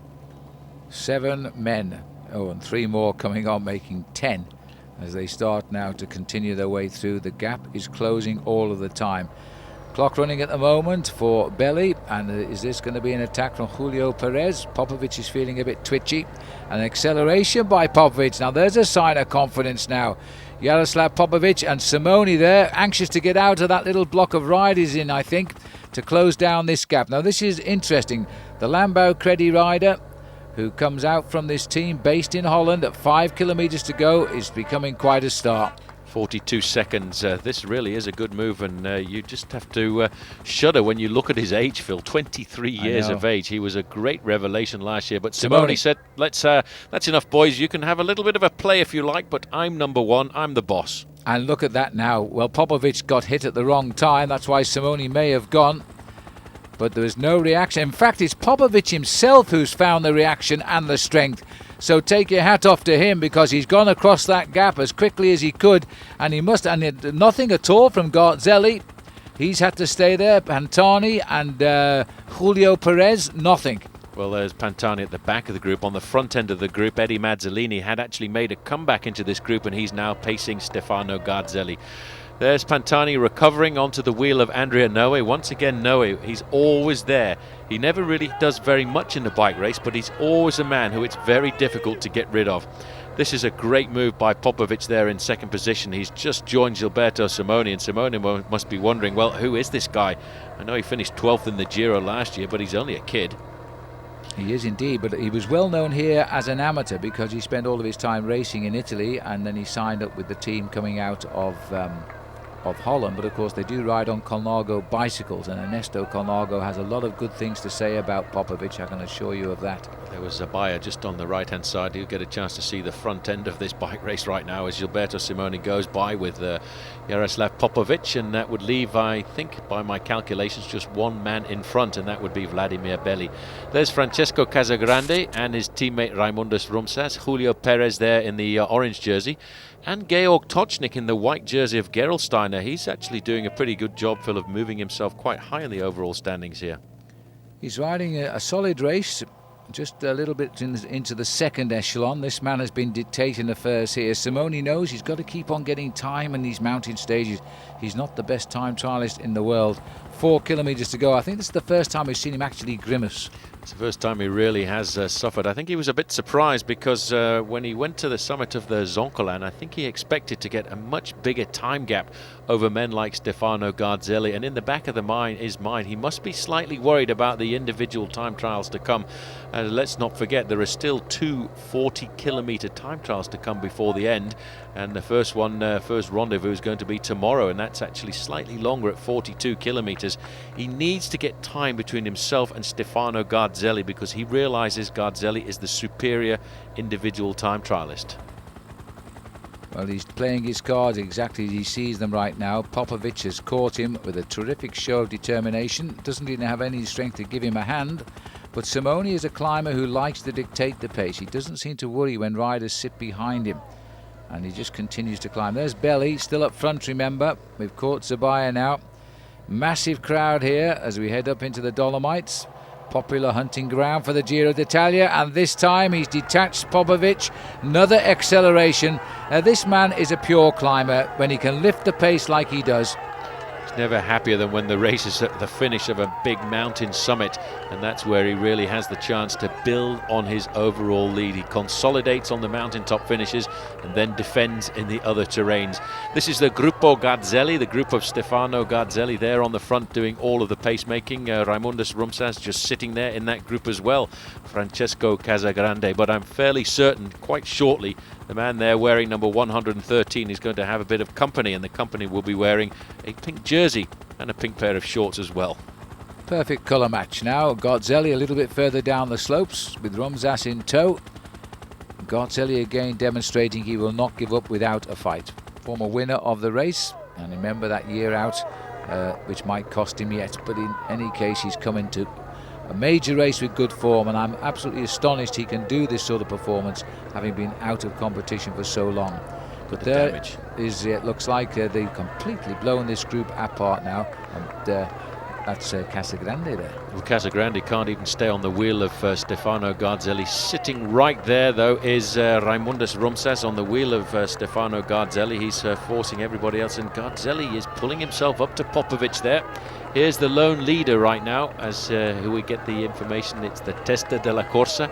But this time, I think Gilberto Simoni is riding like a man possessed. He wants to get big time gaps here this afternoon, Phil. Well, he's just swept by Vladimiro Belli, put him away, and now going for another stage win. What would be his second stage win in the mountains here. And it looks like a perfect way now. He's going to gain more time, and again Garzelli is proving to be the number 2. Oh, no, he hasn't caught him. Here we go. We're about to pick up Belly. I thought we never saw the catch. And Belly knows he's coming. It's confusing here in Italy, I have to tell you. The race referee is shouting and bawling over the radio, come on, get out of the way, clear the road, we want a clear race in front.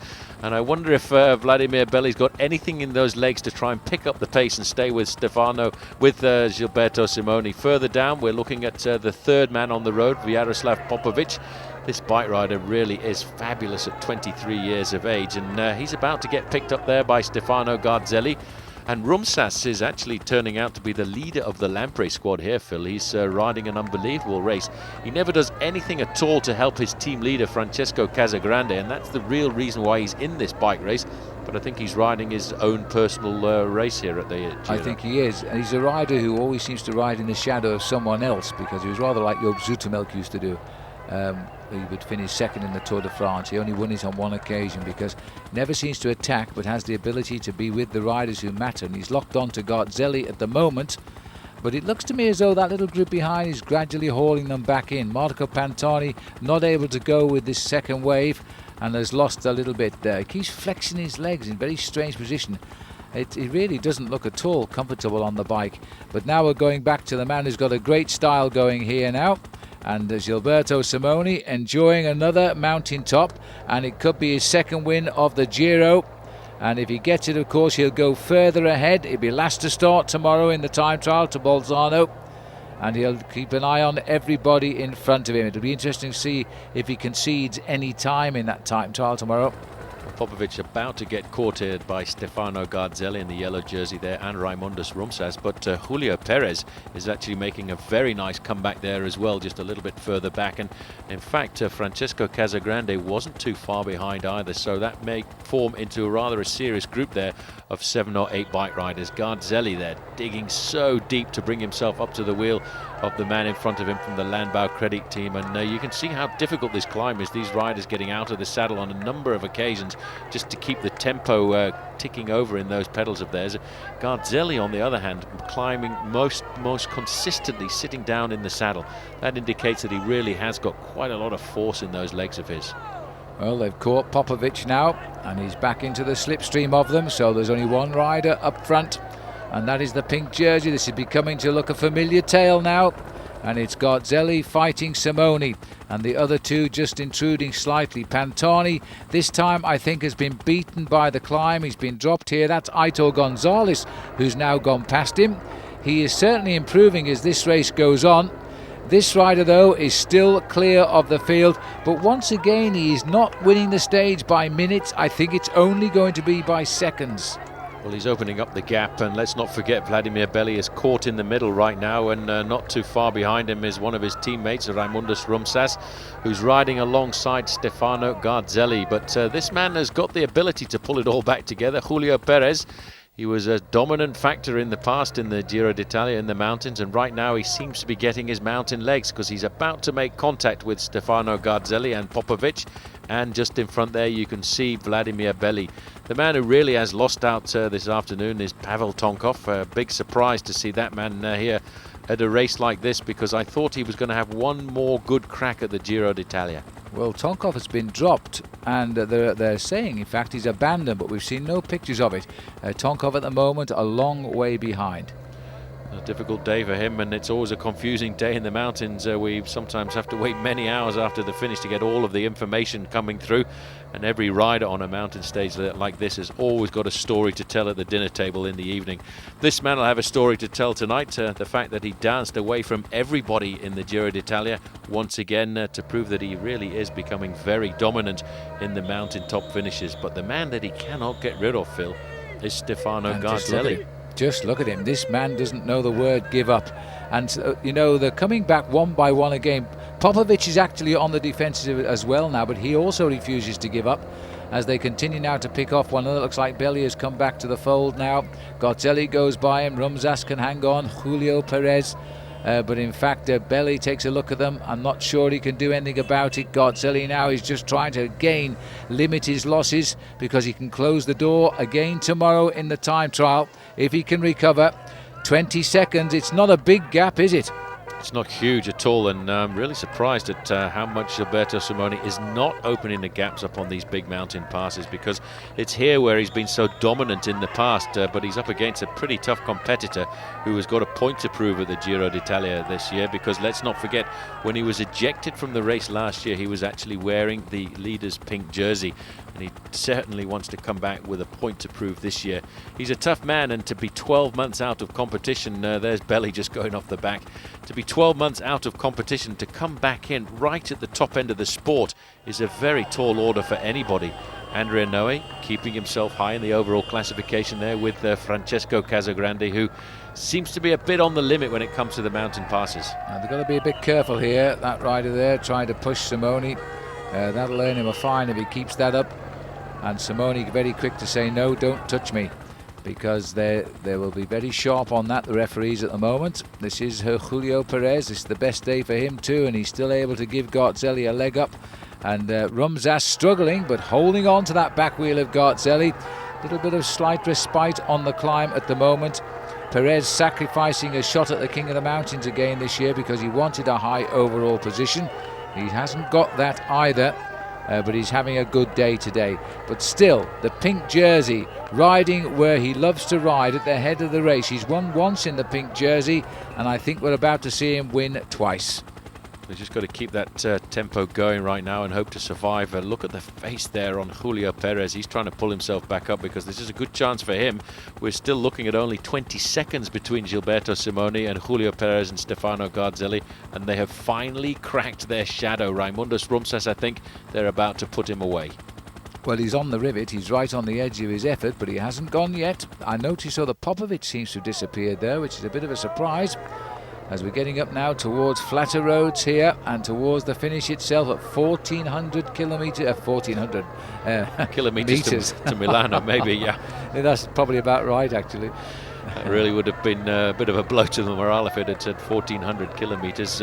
Around about, well, inside of 1 mile, there is the leader right now. You can just see Gilberto Simoni, and if you look at the pedalling speed that he's putting in right now, Phil, you get an idea of just how difficult this climb to Pampiaggio is turning out to be as well. But they haven't got rid of Rumsas. He's still there. He's still hanging on to the tail there of Stefano Garzelli.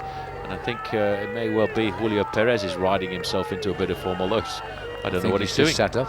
I think as you spoke then, he said that's it. And he went over to the right and moved off the line. And I think he's just going to survive to the finish. He's cracked Julio Perez. That's amazing. I mean, he looked so comfortable. He looked as if he was flying along there. He was on the front of that group riding very nicely, and then all of a sudden, boom, and he's gone. Stefano Garzelli, anybody comes up and they ride and he just lets them carry on, and then all of a sudden he just gets on with the job in hand and controls himself, makes sure that he doesn't lose too much time to the superior climber Gilberto Simoni. In the back of his mind that he's thinking about the time trial. They're coming up to the final kilometre right now. Rumsas is still holding on, and he is sat on the wheel of Stefano Garzelli from the moment he took flight after Gilberto Simoni. Well, this is going to be a most satisfying win for Simoni, but again he's going to look back and realise, I think, that he hasn't got the huge time gains that he expected. Even so, a win is a win and a gain is a gain. And you have to say that Garzelli has never asked for any assistance. And look at that, Perez sat up and he's come back. Very strange. You can go through a bad patch like that and recover and pull yourself back into the bike race, especially if you're a climber, because a climber cannot really ride at a consistent pace on a climb like this. He needs to accelerate and decelerate, changing his rhythm all of the time. Whereas Garzelli, 185 there, is riding basically on sheer power right now. He just keeps ticking over. He's probably using a slightly bigger gear than anybody else. You can see this man is really struggling today. Well, I say struggling, he's dominating the bike race, but he's really hurting himself, I should say, to try and get himself the win again in the pink jersey. But more importantly, he wants to put time between himself and this man before the individual time trial tomorrow. Oh, well, it's really hurting Garzelli, this one. And there's Rumsas hanging on as well. This has been a dual battle between the chasers here, but this man, remember, disqualified last year when he was third overall in this race. He later won his appeal for drugs and was exonerated. But that didn't stop, of course, him being kicked off the race at the time and a chance of winning it then. He's making no mistake now. And this is the face of Francesco Casagrande. I'm not sure where he is on the field. on the climb, but he must be in the top 10, otherwise our cameras wouldn't have found him. And now it looks as though Simoni can prepare here to take his second stage win as leader of the Giro as he comes towards the top of this climb in the Dolomites. The gap is not big. It's not very much more than about 250, 300 meters over Stefano Garzelli and Julio Perez. Still in contention there, Raimundus Rumsas, who has been sitting on the wheel of Garzelli all the time. Fabulous pair of wheels on Garzelli's bike there, very low profile, taking the risk of riding those in the big mountain passes like this because they are dangerous on the downhill sections of a course. But this is a battle between two men right now. Forget about everybody else. It's this man, Gilberto Simoni and Stefano Garzelli. This is going to be a race all the way to the finish in Milano. Nearly 5 hours in the saddle today. It's been a pretty long ride for these riders through the mountains. Tomorrow they won't find it quite so tough as we head down to Bolzano in time trial formation. Not a lot of time to recover, is there, from these efforts today? Simoni desperate to take time here in the mountains. He expects to lose a little bit of time in the time trials. It's going to be tough. Garzelli is still showing tremendous defiance here. And Rumsas has done nothing but follow. He's obviously at the limit too. He's struggling as we get into the tunnel here now. Quite an interesting little picture that makes here. These are the riders in second and third place on the road. Once again, Julio Perez has been dropped. That really is quite remarkable. He's on and off the group here like a yo-yo. But for the moment, we go back to the man who is going to get himself the second stage victory at the summit of a very difficult climb. And I wonder what he'll think about the time gaps that he's achieved. Because I think, Phil, he probably wanted to get slightly more time over Stefano Garzelli than that. Gilberto Simoni won on the Monte Zoncolan, the steepest climb of the Tour. Now he's going to win here at the Alti Pampaggio. He'll make the most. A massive crowd who's travelled up to the summit here on what is a lovely day, and they're seeing the Maglia Rosa of the Giro d'Italia bring the riders home for the second time in this race. He's still completely committed here. He's fighting for seconds, and I think he's only going to get seconds. The clock will start just about now. 4 hours, 46 minutes and 42 seconds. That really hurt him. Look at the face on him there. The man just coming up alongside to catch him. As we see now Stefano Garzelli, and still sitting on his tail is Raimundus Rumsas. And I wouldn't be surprised to see Rumsas try and come by him here. And that's not a very gentlemanly thing to do. No, well, I hope he doesn't. But you know, there's no love lost here in the battle for high places. And in fact, Garzelli says, oh no you don't, I'm not making all the work for you to take the prize off me. And with that acceleration, he probably gets a 1 second time gap as well. Garzelli in, 35 seconds down, 36 we'll say for Rumsas. Julio Perez, and look at the late rush by Popovic. He fights all the way to the line, doesn't he? And he just loses it by a length on it. So Perez will get fifth, fourth rather, Popovic fifth. And Andrea Noah, I think at 56 seconds has done enough, certainly, to hold on to third place overall. Casagrande not that far behind, he'll have come in seventh. He's fighting and battling, and this should be Eddie Mazzolini, who's done a lot of work for his own teammate, and this ride will keep Eddie well up in the top 10 possibly in the overall classification, because this overall classification is certainly going to get turned upside down tonight with this very dramatic ride by Gilberto Simoni. And let's not forget, Marco Pantani is still out on the course. I think he's done a great ride, Marco Pantani, and I think he's probably done enough, Phil, to keep himself in the top 10 as well. Well, let's hope so. As he comes up, there's the man that started all the action yet again on the mountain, just comes home, Vladimir Belli, he'd be ninth. And still they come in one by one now. The clock continues to count, of course. Simoni is gained. Here comes Marco Pantani. Makes his way up to the line. Well, far from disgraced on this climb. He's been a challenge. Aitor Gonzalez. He might like the time trial tomorrow, but he certainly seems to be getting better and better here. And Pantani, just look at the crowd cheering over Marco, just on 2:03 when he crossed the line. It's a good ride by Marco Pantani. It certainly does keep him pretty high up in the overall classification, but there is the time gains of Gilberto Simoni over the rest. Interesting, aren't they? 35 seconds again. He's prized out of Garzelli, gets a 20-second win bonus as well, so he's picked up 55 seconds in real time, but Garzelli gets a second place, so it won't be quite that much. Anyway, the pink jersey stays very, very firmly on the shoulder of Gilberto Simoni. The time trial tomorrow he may not like, but when you've got the leader's jersey on, you can produce a good time trial. Garzelli is now out to 1 minute and 19 seconds. Noe does stay third, but Popovic has closed in on him there. Rumsas also there too. Completing the top 8 is Pelazzotti, and I can tell you that Marco Pantani is in 9th. Now, the race of truth, stage 15, 42.5 kilometres from Murano down to Bolzano. And of course, Gilberto Simoni will be the last rider to start, and he doesn't like time trials.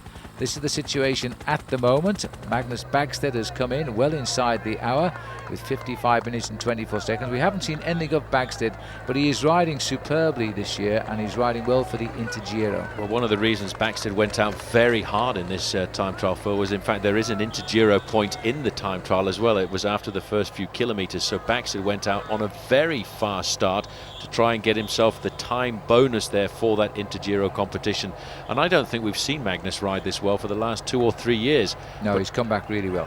But now we're looking at the men who are looking at winning the individual time trial. Aitor Gonzalez has been in the saddle right now for just outside of 19 minutes, and he's about to catch here the man who started right in front of him. He's setting best time at the checks. He's gone through the 10 kilometres time with the best time so far. And he is a good time trial rider. Won the Tour of Spain last year. Just caught Julio Figueras there, who's ahead of him in the overall classification. Dario Frigo is also putting in some pretty fast times out on the course. These two men supposedly the leaders of Fassa Bortolo for a high place in the overall classification, but they've both already lost quite a bit of time in the mountains. As they can't recover enough in the time trial, that's for sure. Simone won't be too worried about the performances here of the top riders, but we're seeing now Francis Desjeux come home, Sandy Kezar, man of the future, but he's not having a great ride here. He's actually gets up amongst the front runners, but he falls away. There's the time, and he's still through the cobble streets here at Bolzano. Sandy Kezar sprinting up, and it's going to be a good time. It's going to challenge Vladimir Duma's time. His third best time on the board, and now Sandy Kezar is third best time. Garzelli in the start house. Well, I reckon he's got a very good chance of pulling himself back up to being very close to Gilberto Simoni in this individual time trial. He's opted for a full disc wheel in the back there. A difficult road surface out here for this time trial as we go back towards the finishing line, and Aitor Gonzalez is charging in, and it looks like it might be a new best time here. The time he's got to beat is that of Magnus Bagstedt, but it's still a long way to the line. It is a long way to the line, but the time checks out on the course indicating Gonzalez is going to hold it to the line if he hasn't lost it over the last few kilometres. It's 10 kilometres since the last time check, but he gets the best time. 46.7 as we now see the start of Gilberto Simoni. He knows the time to beat is that of Aitor Gonzalez at 54.33. That's not bad for 42 kilometres. Well, I don't think he's going to beat Aitor Gonzalez, but that's not what's in the back of this man's mind right now. He knows that he's not one of the great time trialists of the sport. He's made the foundations to his pink jersey on the mountain slopes. What he has to do today is ride defensively and make sure he doesn't lose too much time to the man on the left-hand side of the screen there. This is Stefano Garzelli up against... Oh, look at the way he's going around those corners on the right tight there. He's really taking risks. He's got to keep himself...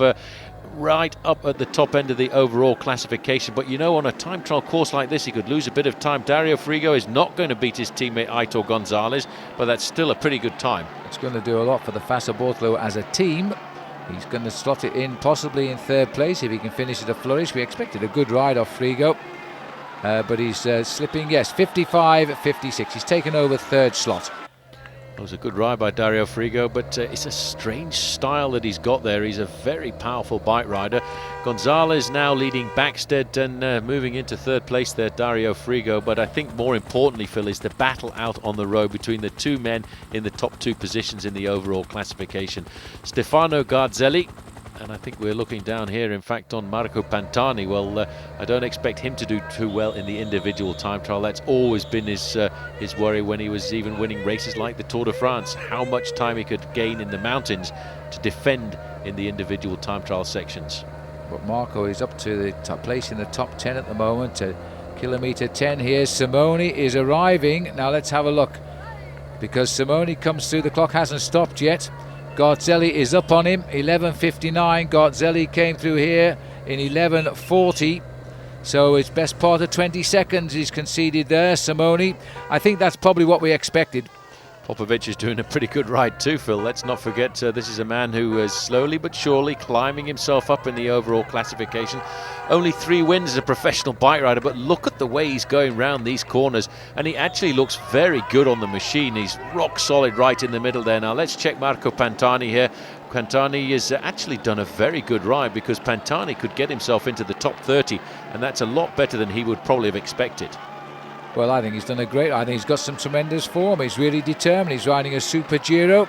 Pantani coming in 58.05 at the moment. That's a good time. Good time, 19th place at the moment, and that is not bad at all. And look at the face, looking quite relaxed. Now this is the time check here at 32 kilometres covered, and Popovic has got himself well into the top 10 there. He's a minute 28 off the time set by Aitor Gonzalez, but this man is much more at home when we come to the mountain passes. Stefano Garzelli, in fact, he's actually not looking all that good to me, Phil, because if you look at him, he's obviously using a very big gear. This is the result at the finish line. Still Aitor Gonzalez with the best time, and now the next man to come in is going to be Gjord Tocznik. This is a good ride from Tocznik here. He's not a bad time trialist when he's in a good position in the overall classification. Another man who's going to come in with a good time. He's challenging 8th position and should just about snatch that on the line. 56.25. So that's 8th for Tocznik. Now Popovic out on the road here is running with the best. It's not a great time at the moment, but he's pretty much in the top 7 or 8 riders on the road, and that'll keep him right up on the overall classification. Not far off from the finish. What a superb machine. Look at that, a full disc wheel in at the back. Now let's get the time checks here of Stefano Garzelli, and this is at 32 kilometres covered, and he's actually not done a bad ride, but I think he would have expected to be in the top 10 at this point, and he really does seem to be struggling with the big gear, Phil. He's slowing down. 45.19, and this is where I think he's lacking on the competition over the past year, because the time trial finds out your faults. Now we believe that Simone is starting to go quicker than Garzelli, and we'll need confirmation when he gets through to this checkpoint. But remember, he was down by almost 20 seconds at 10 kilometres, and I think now Gilberto Simone has gone up here, and look at this. This is going to put him ahead of Garzelli, and we never ever expected that. Well, that's blown all of my calculations, because I was working out how much Garzelli was going to beat Simone by for every kilometre travelled, and it's gone completely the other way round. And Simone himself kind of said something like that this morning. He said, always expect something very special from Gilberto Simone, and I tell you what, this is a very special individual time trial ride he's doing right now, but you never know, he could fade a little bit towards the end. Popovic, though, look at this, he's really increased his tempo over the last 10 kilometres. He's close there to Sergei Honcho. Remember, Sergei has been a world time trial champion, and he's running him very, very close. He's not going to beat him, but he's going to finish just behind him as he comes up towards the end here. Now Popovic, very much a player in this Giro. He's come through the first time trial with flying colours, I believe, to remain a challenger for a podium place at the finish in Milan. He's coming up, he crosses the line, 6th best time, 56.09. Now the two big men out on the course. Garzelli was in front after 10 kilometres, is now behind with just less than 10 kilometres to go. Well, this will be a blow to Stefano Garzelli, because he, I believe, thought in the back of his mind he was going to pull back some serious time on this man. He's got a pretty violent position there, and he's in fact been in the wind tunnel on a couple of occasions, Phil, to try and aerodynamic his body a little bit better than it was in the previous years. But Stefano Garzelli, well, he's done a good ride, but it's not as good as I think he would have expected. No, I think he would have expected to be right up on top of the leaderboard, challenging the time of Aitor Gonzalez. He's way off that. 56.52, 12th time only for Stefano Garzelli. Only one rider left to finish now. He was up at the last check, and if he finishes with a better time than Garzelli, then once more he will have increased his overall lead on a day. Surely Simone never expected to do that. There's the time of Honcho now as the clock starts to count him down. But he's not going to reach the 12th time of Garzelli, is he? So Garzelli can look at 13th now, because Simone is coming in with an outstanding ride for this man. It's really going to be his tour if he keeps up this sort of performance. The crowd are cheering him all the way through the streets of Bolzano. And Gilberto Simone, there's Popovic's time. He'll go slower than Popovic as he slips away now, but he won't go, I don't think, as slow as Stefano Garzelli. 56.13, he has taken 7th place. Well, Well, that's the best time trial performance of his Look at life his as face. far as I can figure. And I think he's relaxed when he's come up there. Look at that. Aitor Gonzalez, the winner, but Gilberto Simoni in 7th place. And watch out for Jaroslav Popovic there in 6th place, almost exactly the same time as Gilberto Simoni. That really was quite a reference. And Stefano Garzelli, well, he won't be happy with his ride today because he's lost time. 1:58 he's gone back to. Popovic, though, has come over Andrea Noe now. He's got a podium place already if he can hold it off. Noe at 5:16. Very, very good result. Well, we move on now to stage 16 from Arco di Trento up to Pavia. 207 kilometres today and no hills in sight. So a rest from the mountains, a rest from the time trials, and indeed maybe a rest for Gilberto Simoni, who's had a very, very good few days of racing now to make him look a solid leader of the Tour. He's still struggling to get a big time gap at 1:58 over Garzelli, but the 3rd place man, Popovic, is at more than 4 minutes. And the feed down there, more or less all together, as again we are now heading into town the day after the time trial, and a chance once more for the sprinters. And again it looks as though we've got Dominia Vacanti trying to spoil the rhythm, even without their team leader now, Cipollini. They're trying to get this young man, Daniele Benati, over the line first, but still the leader of this race on points is Alessandro Petacchi, and with a lot of the sprinters out now, including Robbie McEwen back at home as well, surely Petacchi is finding his rival disappearing. It's pretty disorganised at the front end of the main field there, though, because you've got a Fassa, you've got a Domina, Fassa, Domina, and that really is not the ideal lead out. A little bit further back there is Alessandro Petacchi in the points leaders jersey, and in fact he's got a bit of a bandage on his knee there because information coming through, Phil, that he actually crashed in the individual time trial yesterday, and that really, I can't understand why that happened to him, because really you shouldn't take risks like that when you're a long way down in the overall classification. Well, there's 2 kilometres to go. Let's see if the accident has done anything to his sprinting powers, because it also looks as though Dinardi Kolpak are beginning to fancy their chances here, putting a lot of their men up at the front of the bunch. And Sandy Kazar moving up where it was some good sprinters on Francaise de Jeu. It's just they haven't really broken in. There's Petacchi.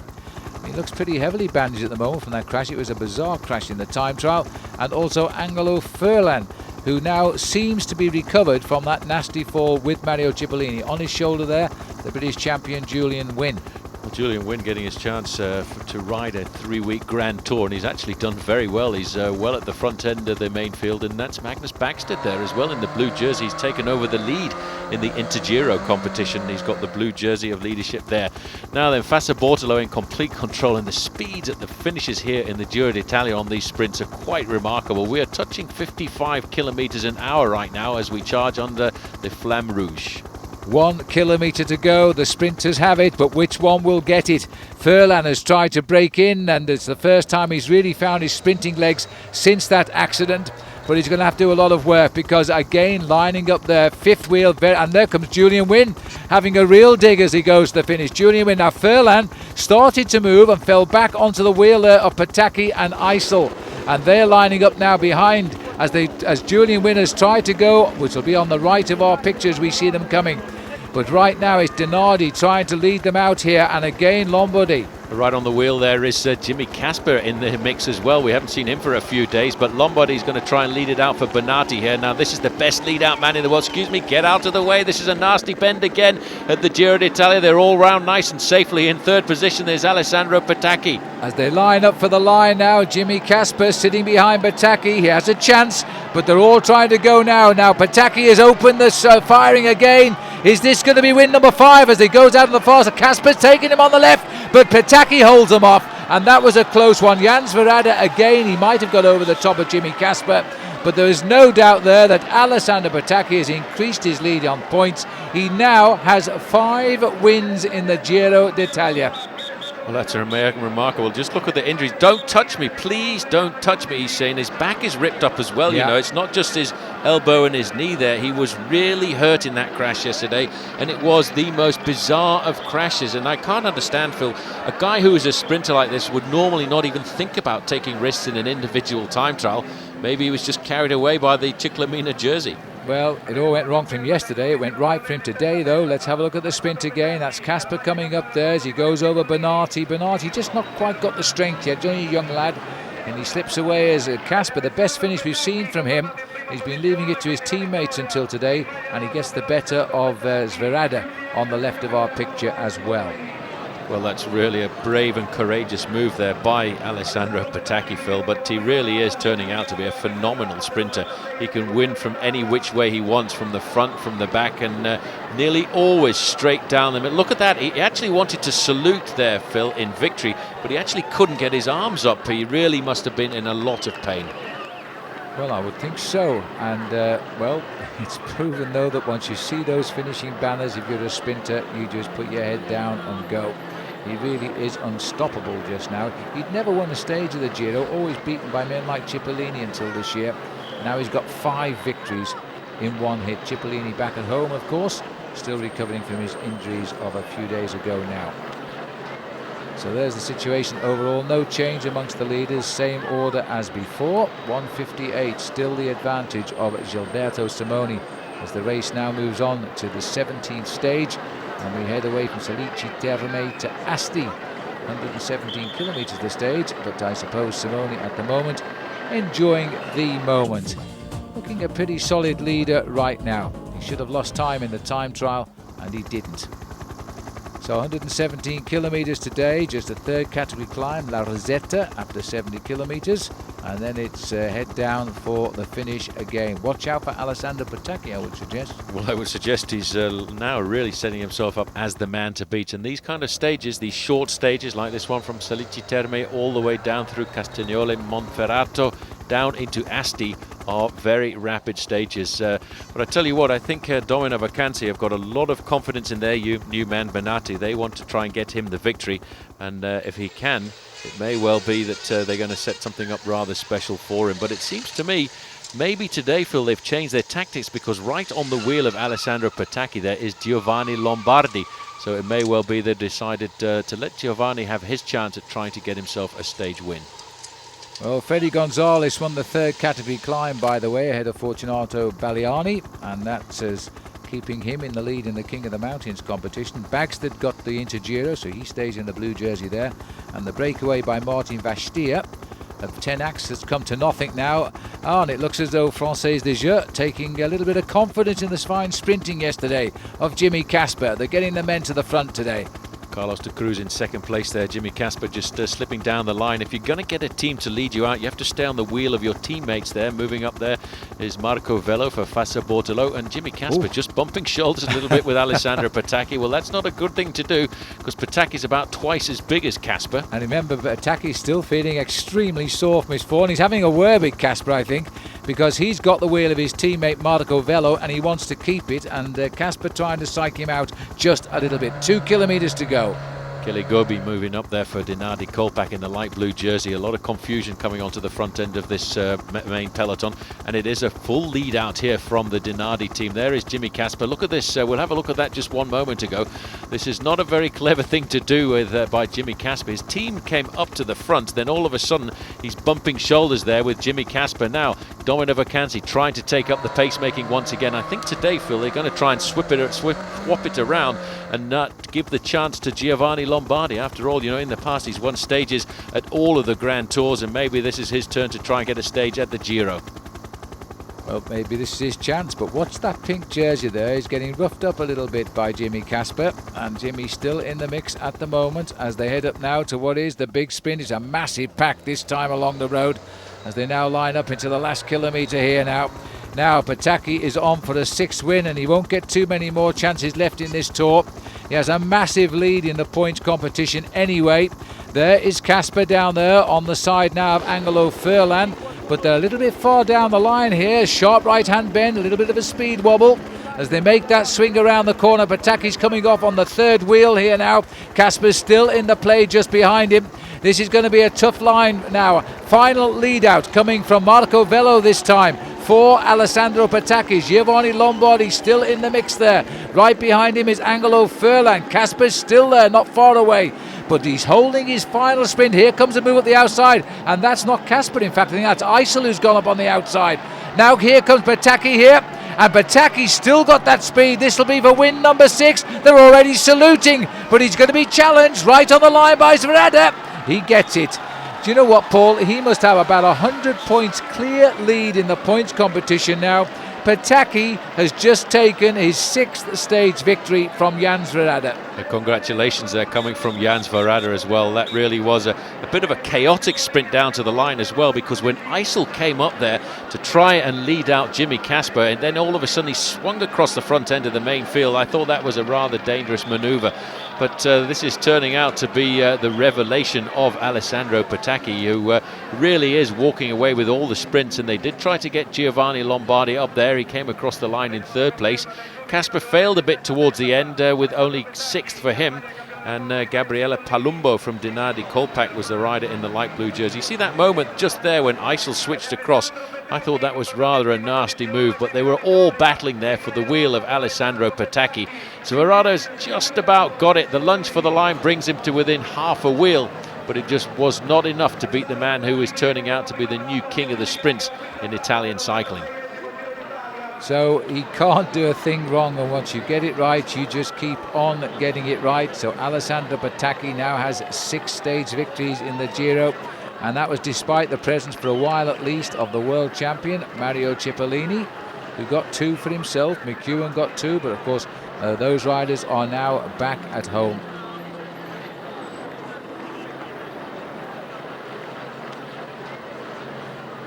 And the situation overall, Gilberto Simoni, all the same, of course, it was a bunch sprint. Garzelli, Popovic, Noe, Rumzas and Casagrande.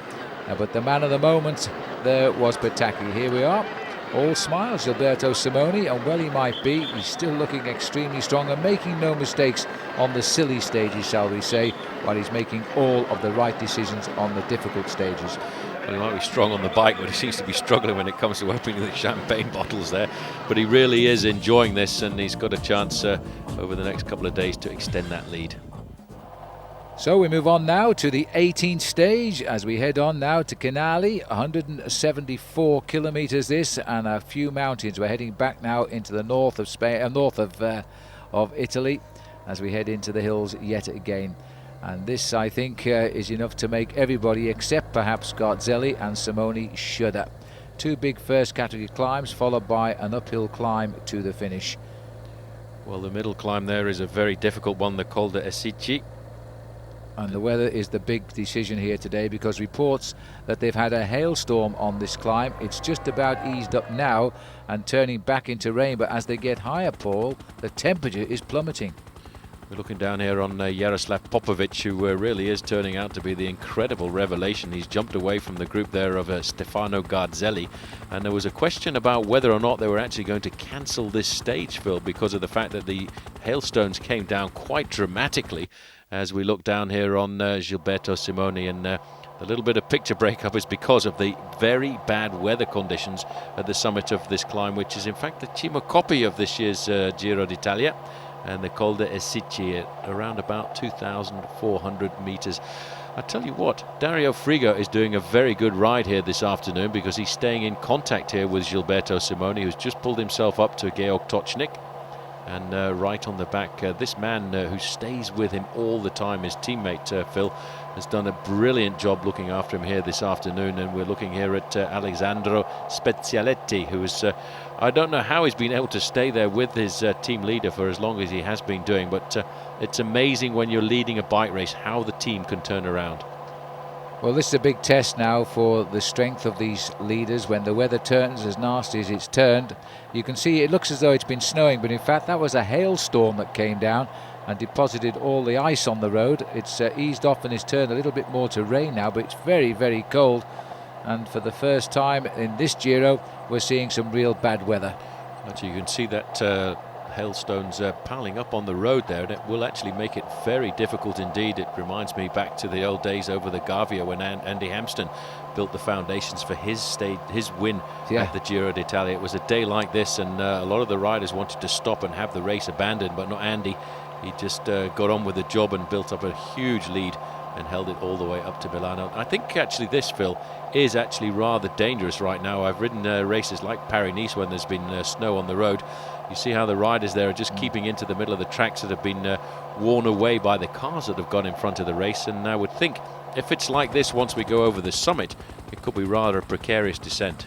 Well, we're up at 7,500 feet right now. It looks like snow, but believe me, it isn't. It was a hailstorm and it just absolutely threw it down.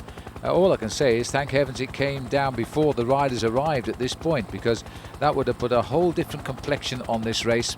The brave cyclists who come up to watch on their bikes are going to have a very cold descent. But again, you see the great tactical sense of Gilberto Simoni, always at or near the front. He's in absolute control here. Doesn't seem to be worried at all about the weather conditions. Georg Tocznik just struggling to stay in contact here right now, just digging a bit deeper to stay on the wheel of Gilberto Simoni. Simoni just controlling affairs here. And Phil, I'm amazed at the fact that they actually haven't stopped the race coming up here right now. There's Stefano Garzelli. He's got Eddie Mazzolini with him. A little bit further back, you can see Raimundas Rumsas is riding a brilliant race, and he's in contact all the time. Andrea Noe is there as well. And I think a little bit further back, that is still Marco Pantani in contact. Further back, that's Spezialetti, who was just dropped by his team leader. He's a bit further down the field. Right now, this man really is walking away with the bike race. Gilberto Simoni on the front with Dario Frigo. Frigo's an amazing bike rider. You know, it may be because of the weather conditions today that he's finding it just that little bit easier. He's a tough bike rider. We've seen him dropped on so many occasions. But today, he certainly is doing an incredible ride to stay in contact with a man who is definitely the best climber of this year's race.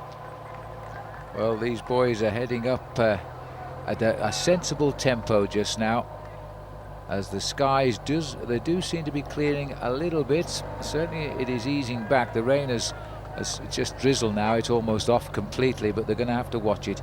It's a long, steady climb. This looks like Marco Pantani, who also knows all about tough climbs in bad weather, and he's excelled in these conditions before. Well, it was in a day like this that he actually blew Jan Ullrich apart on the Tour de France when the race went up to Les Deux Alpes. Ullrich really had a hard time and lost a massive time on the final climb of the day to Marco Pantani. So Pantani not worried at all about weather conditions. But what I'm worried about, Phil, is the road conditions on the descent off this mountain, because it is being reported at 500 meters to the summit that there is an awful lot of this glacial hailstones on the descent as well, and that will make it very dangerous. Well, as we speak, we're at 7,400 feet. We've got Simoni, Frigo, Tocznik, all trying to do something here. And then we're going to know just how cautiously they'll go down. Simoni is the race leader. He's got no reason to take any risks on the descent. It's the others who have to close the gap. It's a great position to be in weather like this. Well, Tocznik actually is the kind of rider who might well take a few risks on the descent, but Gilberto Simoni, I've seen him in many occasions in the past go down these very wet descents like a man possessed.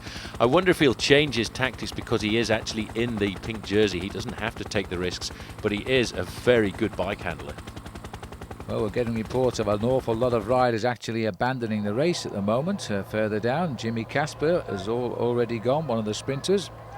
As Simoni now, a little acceleration, a little bit of cheek as well. He's going for the king of the mountain points, and the others may not be too bothered. Now that looks like, is that Popovic in the line there? There's somebody else coming up here, not far off the top three riders. It looked as though it could have been Popovic. We saw him earlier getting away from the field on the climb and up towards the summit here. An incredible Tifosi here, incredible. It's so cold, it's so miserable, and yet just look how many people are on top of this mountain. And even though we're going uphill, they only just got round that corner, and it is Popovic coming up. That's amazing. He really is turning out to be an incredible bike rider here as they go over to the summit. No challenge at all there, as Popovic just gets the chance to make contact with the leading trio, making four men at the front of the race. We get a chance to see just exactly where Stefano Garzelli is. That's Spezialetti coming through here right now. He was with Gilberto Simoni for an awful long time. He did a lot of the pacemaking on the early kilometers of the slopes, and this is the group of Marco Pantani. At the front of the group is Eddie Mazzolini. Eddie Mazzolini's done a brilliant job for Stefano Garzelli, and this is what I was worried about, Phil. This descent here right now, this could cost a man like Gilberto Simoni the lead and even the win here at a race like this, because I just think it's just a little bit too dangerous. Well, the leaders, at least they can pick the way down, but if you've got Zelli, you've got to take a little bit of chance on the way down. They're going to run out of racing capes and newspapers here for up underneath the jersey. Now at the beginning of their descent, and it's a precarious way of putting these capes on the way down when you're riding on ice like that. Hopefully it'll descend very quickly, Paul, and drop down just low enough to get rid of all this ice. It's not even worth trying to stop and put a racing cape on right now. The best thing to do is just to get on with it. If you try and put your racing cape on as you're riding along, I mean, look at this. You can see the racing cape is just blowing out of the back. That's Garzelli trying to get his racing cape on. Marco Pantani coming forward. He's using experience and saying, well, I'm not going to take any risks of trying to take my hands off the handlebars on a descent like this. I'm just going to go down here, and maybe in the bottom part of the descent, I may well then try and put my racing cape on and try and warm up the body just a little bit. Somebody's taken off down there around the corner. As you can see, Garzelli still battling with his cape, Phil, trying to get it on. Well, I think it might be worth just stopping and putting it on. You only lose 10 seconds, and it might cost you a lot of time in the end. 44 seconds, they're now saying, that the four group at the front. Popovic, remember, getting on just on the way down. So they're now together. Yeah, but look how slow they're going. They're just picking their way down here. It's only like this for a couple of kilometres, but it is very precarious indeed. And it reminds me of the, I think, 1980 Paris-Nice we rode, and it was like this on every individual stage until we got right down to the south of France. This is the leading group here right now, the group of Gilberto Simoni. And Simoni's not the man, and in fact, it looks as if that car has been stuck off the side of the road. I've no idea. It's not the place to park a car just now. That's Marco Pantani, who's taking a few risks, and it looks like the road is beginning to dry out a little bit. Whoa, this is like riding in the depths of winter. Really is remarkable. It's horrendous. If you're a little bit of a nervous bike rider, it really is not the ideal situation to be in. This is Spezialetti. He's caught in between the two groups right now, and you really get a chance to see how bad these weather conditions are here at the summit of this very difficult climb. Well, the top of the finish, Chiali, it's reported clear and sunny, so let's hope it stays that way, because there's nothing like this. They really got caught here, and this side of the mountain obviously got the brunt of the storm, and this all fell not very long ago, so it's very slushy, it's very cold, the air temperature, and it seems to be a lot more than a couple of kilometres too, because we could be riding in the depths of the winter right now. It could be a preparation race for the World Cyclocross Championships. But this, the Tour of Italy has been through days and much worse days over its history than today. But the riders are very wise. They're not taking any chances. The race at the moment somewhat neutralised, I feel. Somewhat neutralised, but I tell you what, look at this. This is Spezialetti. He really is not enjoying this descent at all, and the picture breakup due to the fact that these weather conditions really are quite atrocious.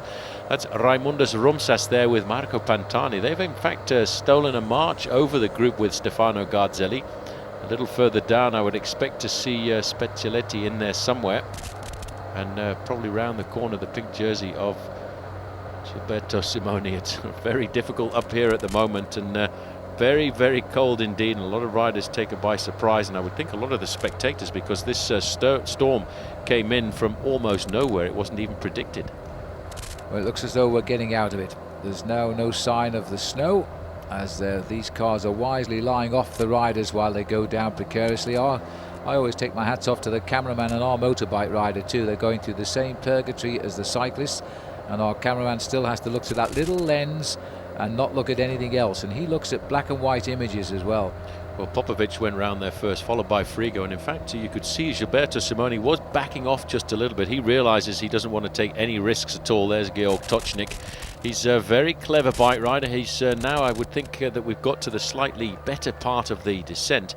I think he'll pick it up and try and reintegrate those two men just off the front. But for Popovic, he's got nothing to lose. He could actually move himself way up in the overall classifications, but he's got to outfox this man first, the man in the pink jersey, Gilberto Simoni. And what a day this has been. Popovic has flown the coop. Well, this is a great move by Jaroslav. He came up, remember, but left the group on the way up, joined just after they went over the top. Nobody was in any hurry over the top, and now he's making a bid for victory. He's still got to make the last finishing climb. He's got 36 kilometres to go when he came over the top of the mountain, so he's probably around 30 kilometres right now from the finish, but the last climb is more or less 20 kilometres uphill. I'll tell you what, it's a bit chaotic here trying to keep up with the bike race as well. This is definitely Popovic who is leading the race. He's only a few seconds ahead of Dario Frigo, and not very much more than that ahead of Gilberto Simoni and Georg Tocznik. And it looked as if Marco Pantani was actually about to make contact with the group, because I thought I saw a group of two riders only 10 or 50 metres behind. There's certainly two riders chasing, absolutely right. I saw them as well. This is Simoni. He's a good descender, Simoni, not afraid of a few risks when he has to make them. There's Specialetti. Doesn't look such a sharp descender, does he? He's very worried about this descent as the cameras struggle to keep him in focus. So important on a day like this to make sure you've got exactly the right tyre pressures in, because if your tyres are too hard, well, you just cannot keep your bike on the road on a descent like this. A very technical descent that we're looking at here right now, and if you miss the corner you get a chance to see just how far you're going to go down. Popovic, Testa della Corsa, the front end of the Giro d'Italia here this afternoon, and this man really is a magical rider for the future. 23 years of age and already riding with the experience of a seasoned professional as he goes down this mountain on what is going to turn out to be one of the epic days, I think, of the Giro, Phil. Popovic, let's hope he can slip away. He deserves a victory. He's certainly been a big player in this race. Ernesto Colnago, who provides the bikes for the team, said he's one of the nicest guys, and he predicts he's going to be the next superstar in the world of cycling. He's got plenty of time to take his place in that ranking because he's only 23. Around the corner there, you see Gilberto Simoni is backing off quite a bit here. He doesn't want to take the risks. He realizes that he could lose everything on this descent, having ridden a sensible race so far, always been at the front of the peloton throughout the flat stages, built his lead up in the mountain top finishes, and right now he knows that all he has to do is just consolidate his advantage here on stages like this, and he's now facing up to one more very difficult mountain stage. I think he's more worried about Stefano Garzelli than anybody else in this bike race as he just picks his way down this very technical and difficult descent. It is rather a dangerous descent, even accentuated by the fact that the rain that came down at the top of the climb was filled with hailstorms, and it really did make it quite precarious on the first couple of kilometres of that descent. Thing is, this is such a narrow descent here. Nice piece of countryside in high summer when the sun gets through, but very, very difficult and technical. And the riders feeling they've got a chance here to improve. They don't know what is happening behind. Riders are now spread over about 40-50 minutes over the actual stage, so they don't know where everybody is as they try to now file their way down the mountain. Well, this is a second group on the road here, and I'm not quite sure exactly who is in this group. It looks as if Andrea Noe is a little bit further up the road in front of us here, and around the corner it looks as if it's one of the CC Polsat riders as well, but even the motorbikes are having a hard time staying in contact with all the individual groups because this part of the race, look at this, I think Simoni is actually suffering from the cold, Phil. You can see him shaking his arms there just to get the circulation going again. And when you're as fit as this man is right now, your body fat is down to around about 4.5%. So on a day like this, when it's really exceptionally cold, not much more than 4 degrees Celsius at the top of the climb, this man will certainly start to feel the cold a lot more than some of the other heavier built riders from the north of Europe. Yes, the climbers often do feel the cold more than the sprinters, but Simoni is just keeping Popovic in his sights here. 16 days in the Maglia Rosa, it says there. 5 stages won over history. I think it's just as well these riders are split up because this is a very, very narrow road, and as you can see we're in a little bit of mist here. Now that's probably because the air temperature is beginning to warm a little bit as the sun is beginning to come out now, because you can see the shadow there, so that's probably what's causing the slight fog. So life should get a bit more pleasant before we start the last climb up the mountain. Well, it certainly will, and we may well see a general regrouping, but Gilberto Simoni, don't let this rider get too far off the front, you know, because he could find himself moving well up in the overall classification, and I think that's probably what's in the back of his mind here this afternoon. He's actually thinking about causing a surprise in the race here, because he's turned out to be a very solid rider in the climbs. If he gets to the bottom of the final climb of the day with a minute's advantage, it could be a serious race on the hands of Gilberto Simoni. There's Simoni just coming back now to Dario Frigo and Georg Tocznik, and sensibly he's not taking the risks that I've seen him take on some downhill sections in the past. He certainly has. He's not afraid of pulling everybody out. Oh, there's a crash here, and that's Garzelli. I think it's Pantani. Pantani just sitting in the gutter there, and this is a dangerous moment when there are riders coming down all over the place. That's I think that's Mazzolini who's come up there as well. That's Eddie Mazzolini.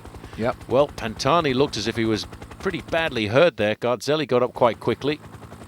Well, it obviously came round that left-hander. Our cameras were there only after the impact. They've overshot the corner. Garzelli and Pantani We won't blame anybody, but it's another little look at it. Looks like Pantani might have been the first man down there, and Garzelli pretty much behind him and not looking too happy at all. He's hurt his left elbow there, Marco, and in no hurry to get. Now that's really sad, because there we are, 10th in the overall classification on a great ride, and really was on a comeback ride here, and he's gone off the ridge of the road, which is probably a little stony ditch, and he's hurt. I suggest his elbow probably clouted one of the rocks. Ouch. I think that could be it for Marco Pantani here, Phil. I don't think he's going to get up from this one. He's sitting at the side of the road.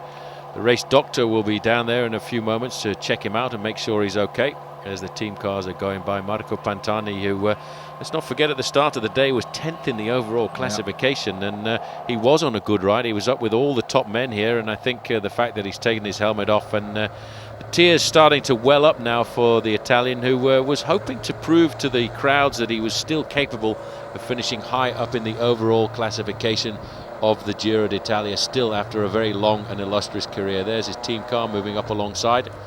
Team manager will have a chat with him in a few moments' time, but I think basically I think that's it, Phil, for Marco Pantani. I don't think we'll see him again this year, and I don't think we'll see him very much more at the top of the international cycling ladder.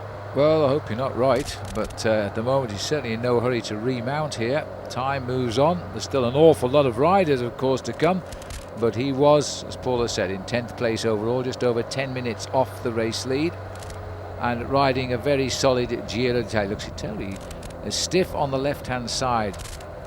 He might have been the first rider to go, but let's hope these boys can pull him back round. The bike's ready to go if they can just get Marco back in the saddle. Well, the team manager up alongside. This is a doctor actually checking him out right now to see just what the damage is. That's only a burn on his elbow there right now. He seems to be okay. He's lost all chances in the overall classification at the Giro, that's for certain right now.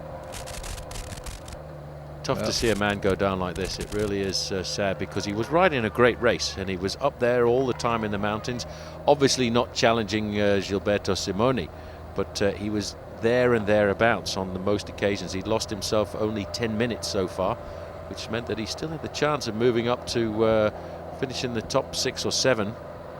It's almost as if they're discussing here whether to pack or to go on. And they're not that far from the end. We're looking at about 25 kilometres from the end of the day, 15 miles.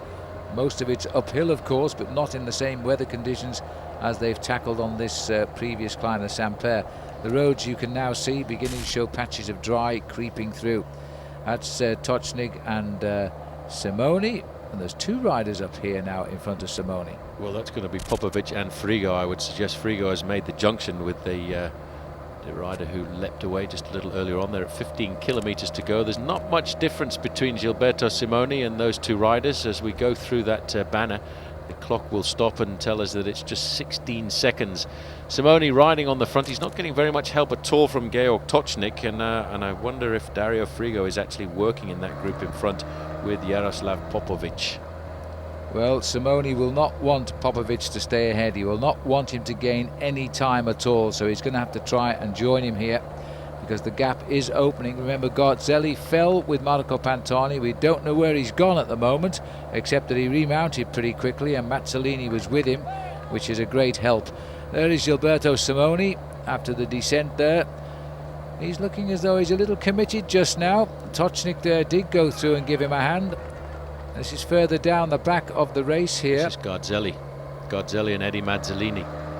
This is the tandem, so now we'll try and locate exactly where they are here.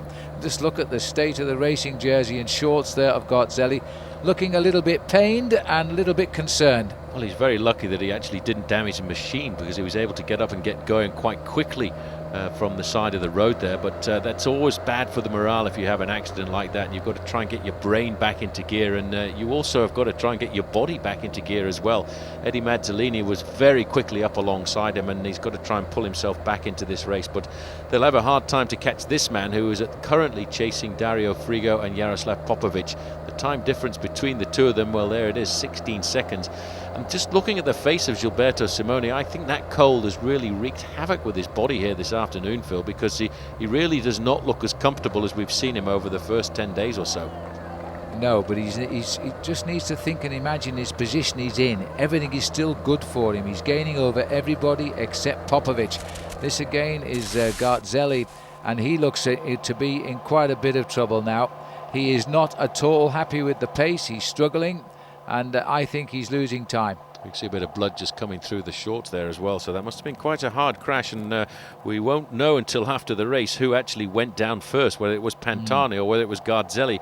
I would suggest Pantani went down first, and in fact Garzelli probably broadsided him as he came round the corner with Pantani in front of him. And that looks like Vladimir Belli's in this group as well. It's chaotic on these mountain stages, trying to get all the information together, because it's just such a large distance between the front riders and the back riders. Today, around about 50 minutes at the moment, separating the whole of the main field. Now he's Popovic now. Now, is he on his own? Because he was with Frigo a second ago. Our camera's not behaving too well just now. I should imagine they've got a lot of rain in them right now. Now, where has Frigo gone? Because I think Frigo may have pulled away there from Popovic. That should be Simone in the distance. Yes, Frigo has... now, they're saying Frigo is behind here at the moment. Well, he's been dropped by Popovic there. Now he's alongside Gilberto Simone. And we're just looking to see what happened there to Georg Tocznik.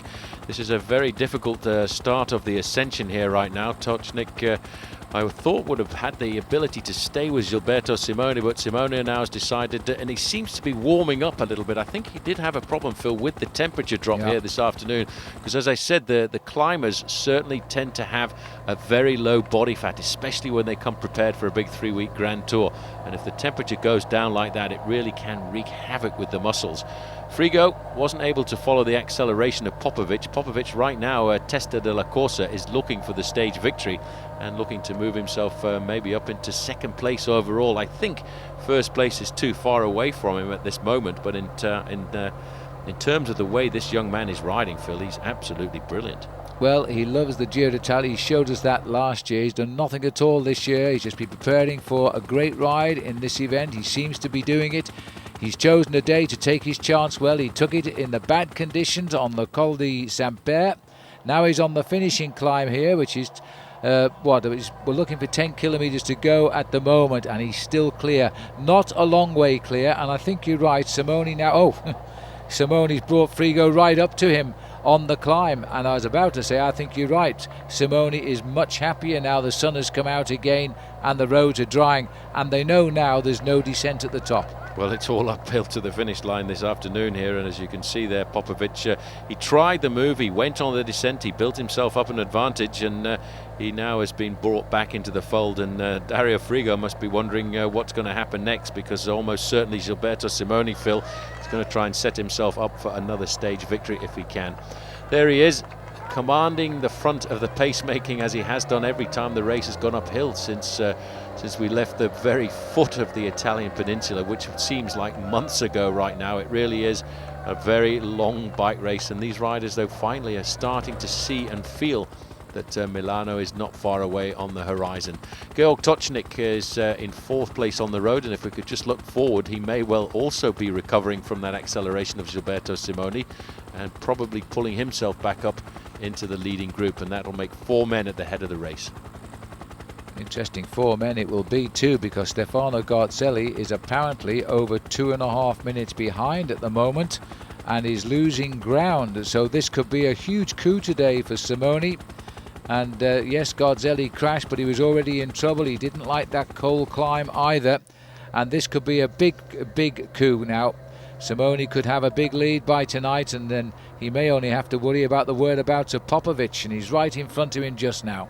Well, I tell you what, the fact that Simone Garzelli is so far behind could in fact mean that Popovic could move up into second place in the overall classification with a move like that, and that is rather sad for Stefano Garzelli, who'd ridden like a true champion throughout this bike race right now, but that could all be changing on the slopes of this final climb here, Phil, because Popovic really does look like he's doing an excellent ride. Georg Tocznik, well, he hasn't made the contact yet with that group of 3, and I wonder if he'll have the ability to do so, because they are absolutely flying along, and it's such a sad thing to see Stefano Garzelli a long way out of the picture. And we are getting information that Marco Pantani has actually got back onto his machine and he has started riding again. So Pantani may be thinking about trying to finish this Giro d'Italia. He's going to lose all hopes of a high place in the overall classification, but he'll gain an awful lot more popularity with the crowd. Well, I think it's very, very important for Pantani himself, for his strength of character. If he's not badly injured, he should get on and ride. So let's hope he does come to the finish today, because we're so close to the end of the race now, and he's come through this race with flying colours. Anyway, good dry roads up front now. Popovic is here. Frigo is working well. Simone is gaining time over everybody except, of course, Jaroslav Popovic. And, well, we expect the advantage to swing back to Simone as this hill starts to get steeper. Well, Frigo was looking pretty strong there. There's the turn where the gradient will start to kick in. Frigo, I think, is in front position there. Simone in third as they take that right-hander. I'll tell you what, though, Phil, Dario Frigo was actually looking pretty strong there. He was using a huge gear as they came into that corner. Popovic will be thinking about his move up the overall classification, because with that accident coming to Stefano Garzelli, he's got a very good chance of moving up into second place in the overall classification here this afternoon. Well, I'm sure he knows that too, and he's certainly ridden like a champion today. Took a few risks on the way down. He's never been afraid to go for Simone when he's had the chances. Simone's fought his way back. 5 hours racing now at the moment on this long stage today. As the camera pulls back, there's still one or two riders in the bottom of the picture there. That is Georg Tocznik, and he's around about 30 seconds behind. If he comes back, here he is, and he took a few risks trying to get around that corner as quickly as possible. I don't think he's going to be able to pull himself back to the three leaders as we go further down the main field to see just exactly what is going on in this bike race, because it is a very complicated story here. This is a group of Pellizotti. There on the far side is Andrea Noe. Yeah, he's the guy with most to lose at the moment. Not too sure of his location, but he's probably looking at maybe as much as 2 minutes behind the leading group.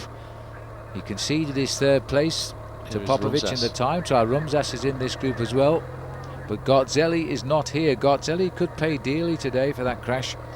Well, he could lose an awful lot of time before he gets to the end of this stage, because the thing is, Phil, when you have an accident like this, you've really got to get your mind back into the race and forget about the bad luck that you've just had. You've got to concentrate and make sure you don't lose too much time. At 10 kilometers to go, we do believe that Stefano Garzelli is 2.5 minutes in arrears, and that's an awful lot of time to lose on a stage like this for a man who just days ago was fighting over seconds. Yes, the tour might be just a week too long when the weather's turned ugly. This is still Georg Tocznik, 18 seconds and counting behind the leaders. It's the 10 kilometers to go board is giving us the time gap. He seems to be recovering a little bit as he continues, and that'll give him some heart as well. 28 seconds now, the gap to the fourth place man on the road. He's actually doing a pretty good ride. He will move up in the overall classification. This stage today will change the overall classification quite dramatically. A lot of riders losing out. Noe now taking the start of the climb, and very shortly he'll be coming up to that 10 kilometer to go banner. And actually they are not too far behind, because I think by the time they get to the 10 kilometer banner, it'll be around about a minute and a half.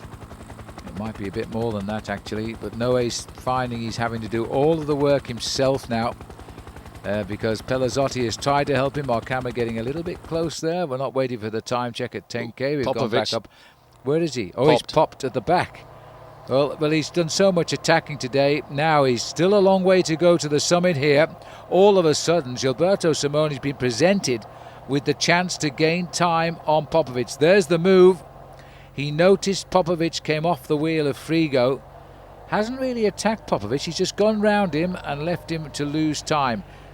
Could be everything going the way of Simone now. Well, don't forget that young man is only 23 years of age. He's got a lot of improvement left in his body, Phil, to come over the next couple of years. Because as a bike rider handling the Grand Tours, you normally don't reach your peak till you're 26, 27 years of age. And I think Popovic, by the time he gets to that age, is going to be a serious challenger and possibly a future winner of one of the Grand Tours. Well, at least Ernesto Colnago believes that. He believes this man is one of the most talented cyclists he's seen over the years. And he's certainly seen some, and he used to look after many of the top bike riders like Marco Pantani, of course, Beppe Saroni. Now we're getting a time check here back to that group of Andrea Noe, Phil, and it's actually 2 minutes 21 seconds to Andrea Noe. That's too big. So I wonder how much Stefano Garzelli is losing. Well, Garzelli's got to be at least another minute and a half onto that, and might be more. He could be losing 4 or 5 minutes today if he doesn't recover quickly on this climb. Frigo here, putting himself in a position here for another stage win in his career. He was 10th overall last year in the Giro, and I think the only stage he ever won in the Giro was a time trial stage. Now sharing the tandem with Gilberto Simoni. How many times this last few days has Simoni been in a position to gain maximum time on the day? And he's now seeing his next major rival crack. Well, here's the devil. We see him on so many of the big bike races around the world, and he's trying to give a bit of encouragement there to the man in the pink jersey, Gilberto Simoni. But in fact, the man who's doing the ride this afternoon is Dario Frigo. He's got the power on this climb right now as we go a little bit further back to Jaroslav Popovic. And I don't think we can say enough about this young man from Ukraine, and I'm sure we'll see him develop a lot more as the years go by. 12th place in your first attempt at the Giro d'Italia is a certain reference, and he was only 22 then. This man who at the under-23 level of the sport was the world road racing champion. Giro d'Italia, and the devil carries on. A fearsome looking character, isn't he? He must be training for the Tour de France. Well, he trains very hard throughout the year to be on form for the Tour de France, and some of the climbs he has to run up there are really fairly steep. And we've seen him in many races, and in fact he goes to all of the major tours around the world. It's a bit of a publicity campaign that he leads for himself now. Popovic is coming back here, Phil, because he's only 12 seconds in arrears. He obviously went through a bad patch for a moment there because of the pressure that was being put on there by Dario Frigo, but he seems to be riding himself back into the race. Well, he's ridden a superb race. At 9 kilometres to go, there's still an awful long way here. They're saying 12 seconds at that 9 kilometre banner. There's a long way to go, and it could work the other way too. There's a lot of time to be gained if Frigo is willing to set the pace alongside Simoni, which he does seem to be content to do right now. We're now hearing, in fact, that it's 3.5 minutes to Stefano Garzelli, so he's losing today, I'm afraid, a lot of time. He's still got to drag his body up 10 kilometres of this final ascent as well, so he could find that time gap going out to 5 or 6 minutes at the end of the day, unless he manages to recover his morale. He does have a very good teammate alongside him. Well, this is a superb effort now being made by Georg Tocznik, 7th overall, but still looking for 6 minutes and 57 seconds. While the relentless tempo here by the man in pink. He did have a hard time though today, Phil. I think he really suffered when that hailstorm came down, because he really seemed to take it very precariously on the descent of the Saint-Père. But right now he's got himself back into his rhythm, and they're distancing themselves from the man who wins the fastest down that descent, Jaroslav Popovic, Ukrainian rider who could be seeing himself climb up into 2nd place in the overall classification here this afternoon with a good ride.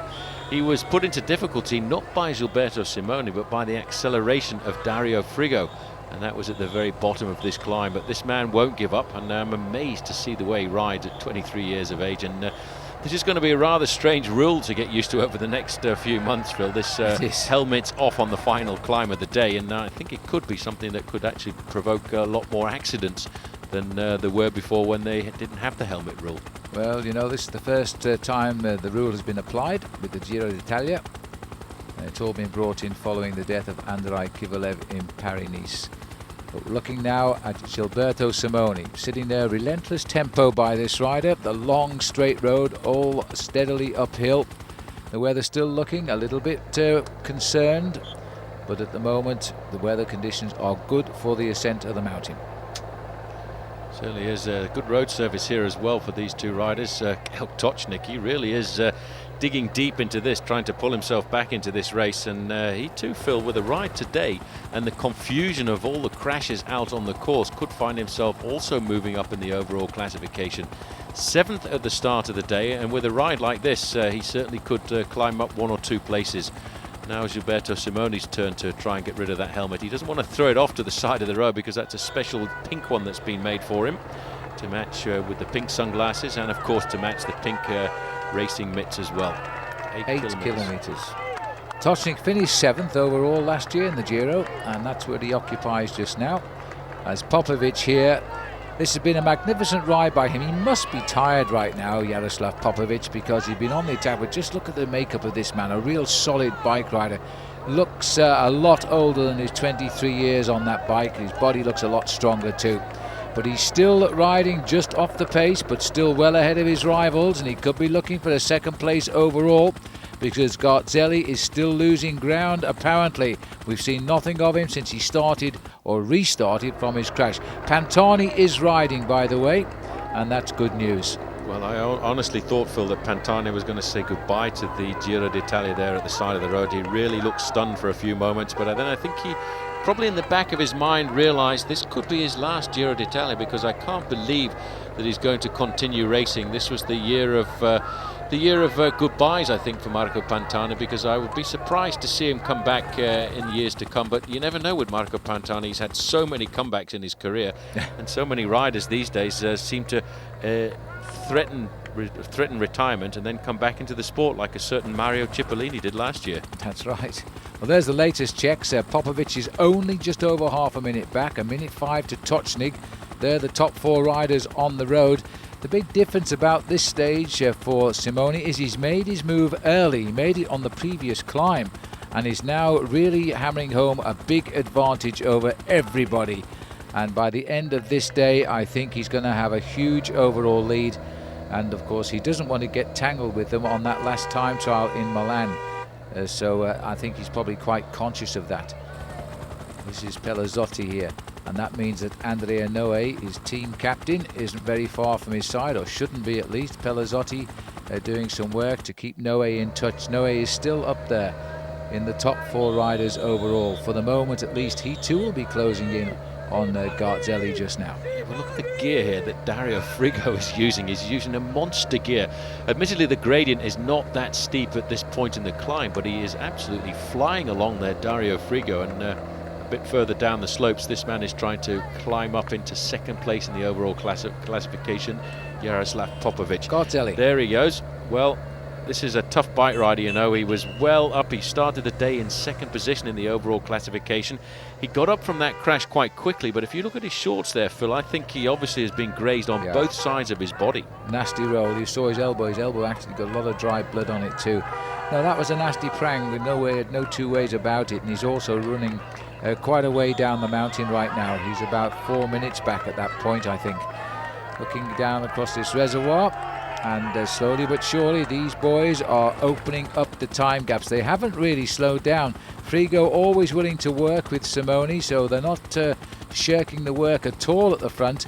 Popovic refuses to give up, absolutely refuses to give up, but he hasn't closed the gap down at all. He's a great bike rider. It really is good to see him this year, and I'm looking forward to seeing his general progression as he stays within the professional ranks. And I would think with a ride like this today, Phil, we're getting time checks. That's Noe Pelazzotti Rumsas group at 2 minutes and 54 seconds to the group of the 2 leaders here, Gilberto Simone and Dario Frigo. So I would have to think that Stefano Garzelli must be pretty close to losing approximately maybe 5 minutes. Well, it absolutely could be true, because that at nearly 3 minutes to that group. But we'll just have to wait and see as we get towards the summit. Here's the Pelazzotti group. Oh, Andre Noe looks as though he is in big trouble at the moment. We've never seen him look like that this whole tour. He's having a hard day. Well, that's the difference of riding for somebody else or riding for the responsibility as the team leader yourself. And here in the Giro d'Italia this year, probably for the first time in his career, he's actually riding as the team leader. In the past, he's been leader on the team in the last week of the Giro, but that's because his leaders usually cracked and got blown away.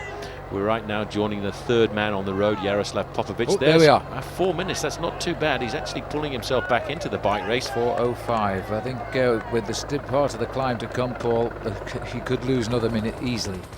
But he's a tough bike rider. He won't give up, and he's got his teammate Eddie Mazzolini alongside him. 5 kilometers to go, 3 miles of racing, and we're actually getting to the rather easier part of the course here right now for the 2 leaders, Frigo and Gilberto Simone.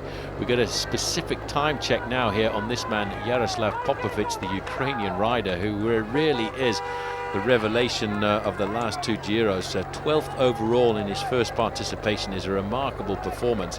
And this year, bearing accident or illness, he should be able to climb himself up into a podium position. And today, I have a feeling he may well even get a foot on the second step of the podium. Well, the clock is running and he's losing time because he was closer than this at the last check. He's losing time. There's no sign. There's the banner way in the distance. He's over a minute back now. So although he looks as though he's going extremely well, Simoni and Frigo are annihilating the field. And I think when we look back at the end of this race in a few days' time, this was the stage where Gilberto Simoni really won it. This will be an epic stage. This stage will go down in the history books of the Giro d'Italia because of the weather conditions over the summit of that final climb there, Phil. Those kind of weather conditions and surface conditions really make it a heroic move by everybody in this bike race. And everyone who's taken part in the Giro d'Italia today will certainly look back on this and be able to tell their grandchildren. A minute 14, he's losing out. Yes, he's lost over half a minute there since the last time check was made. Tocznik must be pretty close behind him unless Tocznik is falling back as well. But with these riders now spread over the mountainside, our cameras are totally committed. Here is the little group containing Andre Noe, and they are, well, the clock I presume is still running on that banner. So it was a minute 14. Tocznik must be through in the middle somewhere. This is Popovic, still out of the saddle, still not losing any of his effort to try and stay away. Just one moment of inattention or one moment of riding through a bad period that actually lost the wheel, and he could really have stayed in contact with these two right now, but it was just one moment when Dario Frigo picked up the pace, and he was obviously having a slightly bad time, and that's just the unfortunate thing about the sport, and he did in fact lose himself that little bit of connection with the group, and now he's losing time. It's a pity, because if he'd stayed with them, he would have been gaining serious time over Stefano Garzelli. Well, if he'd stayed with them, he would be definitely in second place. Now we'll have to work out. We don't know the location of Garzelli to Popovic, and so he's fighting for second place, whichever way you look at it right now. Simoni here, just a little grimace there for a moment. Frigo, he's found himself a great ally here, a man prepared to work. Popovic, just over a minute and a quarter behind, but still on his own. And we're not too sure what has happened to Tocznik, but I think he's still ahead of this group, obviously. I think Popovic there was having a bit of a hard time, Phil. These guys are actually picking up the pace. They're going to come up to that time check, and we'll just see what their relationship is to the two leaders. Andrea Noe probably having one of the worst days of his life there, and they're pretty happy to have some help on this occasion coming from Raimundas Rumsas. Well, there's the time check banner, and they're still just over 2 minutes behind Popovic, these three. Tocznik is ahead of them, and of course 3 minutes 19 in front is these two riders here. It's a big time gap. This has been a hugely decisive stage here. Started with the hailstorms on top of the Col de Saint-Père, and then a little bit of risk taken by Simoni, Popovic, and the couple that broke away on the descent. It's cost Garzelli dearly, as indeed it's cost Marco Pantani. And there is the time checks. They're not saying where Tocznik is, but he's in the middle there somewhere. Simoni's suffering there. He was actually under a bit of pressure from Dario Frigo there, and I wonder if Frigo was going to try and get rid of Gilberto Simoni on this final few kilometers. If you look at his face here right now, he's not enjoying being on the wheel of Dario Frigo. Frigo, a very strong bike rider, and I think the fact that there's not quite that much a gradient on this run up towards the finish here right now, that Frigo could take advantage of the massive power. And there you can see Popovic is about to get caught by Tocznik. Well, that's a sign that Tocznik has just about reached the limit today. 4 kilometers to go. George Tocznik, they were together, of course, quite a while back now. They're back together again, and I think Tocznik is not going to even wait for Popovic. There's not much left there, but then there is only 4 kilometers to go, and he remembers now that he is dropping all of the time. Stefano Garzelli. That's a shame to see this young man. He was so close to staying in contact with the two leaders for many kilometers, and unfortunately right now I think it's a question of the lights have gone out. He's just got to try and survive and make sure he doesn't lose too much time on the two leaders. But what he will be doing also is losing the advantage that he had over Stefano Garzelli. 3 kilometers to go for the two leaders, and I wonder if Dario Frigo is actually knocking it back just a little bit so that he can keep Gilberto Simoni with him. 4:21 to Garzelli. He's still going back, and that means probably a couple of minutes, 3 minutes possibly conceded to Popovic just now. Raimundas Rumsas trying to keep himself in the top 10 in the overall classification. big, powerful bike rider. He really wants to do what he can to try and keep himself in the top 10 here right now. And he is riding alongside Pelizzotti here with the long blonde hair, and of course Andrea Noe, the man who wears number 8, who's in 3rd position in this group. But the power today, and I have to say, I think we're going to see the win coming from Dario Frigo, because he really does have the power in those legs. And I think he probably will have to slow down and wait for Gilberto Simoni here this afternoon. Simoni really, I think, taking advantage of somebody who is in a big day. Well, Frigo has had 5 wins this year, you know. You never quite know when he's going to come up with the goods. He had a very good win overall in the Tour of Valencia in Spain. You were there, Paul, when he won the stage 4 time trial in Paris-Nice this year. And he also got the overall classification in the Catalan week. And he also finished 4th in the Tour de Pays Basque, and that was a race that Tyler Hamilton rode extremely well in. But right, bike rider though, you know, that time trial in Paris-Nice, he literally dominated everybody in that stage, and then the next day he didn't start. Yeah. You just don't know, do you? I tell you what though, today he's on one of his big days, because he's absolutely hammering along at the front of this bike race. And he's also going to climb quite a long way up the classification, because this race is completely spread over the mountains today. Well, there are people everywhere because of the weather conditions. Gilberto Simoni now looking at that sign indicating 2 kilometers to go, but look how fast Dario Frigo comes by him, and it looks as if Simoni's really having a hard time just to stay in contact with the man in the white jersey. They are opening the time gaps over everybody else in the overall classification. Here's Sandy Cassan. I'm not sure where he came from, but he's in the group of Stefano Garzelli. The jersey there covered in mud from that accident that he was involved in. He's not going to give up though. No, this man has a lot of courage. He's quite a proud bike rider, Stefano Garzelli. He's been rolled over in the dirt today in the cold of the mountains. He's losing time. He's not far off 5 minutes behind right now, because these two are going so quick at the front, and the main driver is Frigo. And for that reason, I think if I was Gilberto Simoni, I wouldn't contest the finish today, because he doesn't need to beat Frigo, and he owes him quite a debt of thanks. Well, it owes him a huge debt of thanks, because it's the power of Frigo that's opened up the time gaps over everybody else in this bike race this afternoon, including this young man who was with them for very many kilometers, Jaroslav Popovic. He's losing time on the 2 leaders, but he's also losing time over Stefano Garzelli. And I have a feeling a few moments ago I actually thought that Garzelli was going to drop down into 3rd place in the overall classification, but the way that Popovic was riding there, Phil, I think the lights have gone out, and he's going to lose that advantage he's got over the Italian.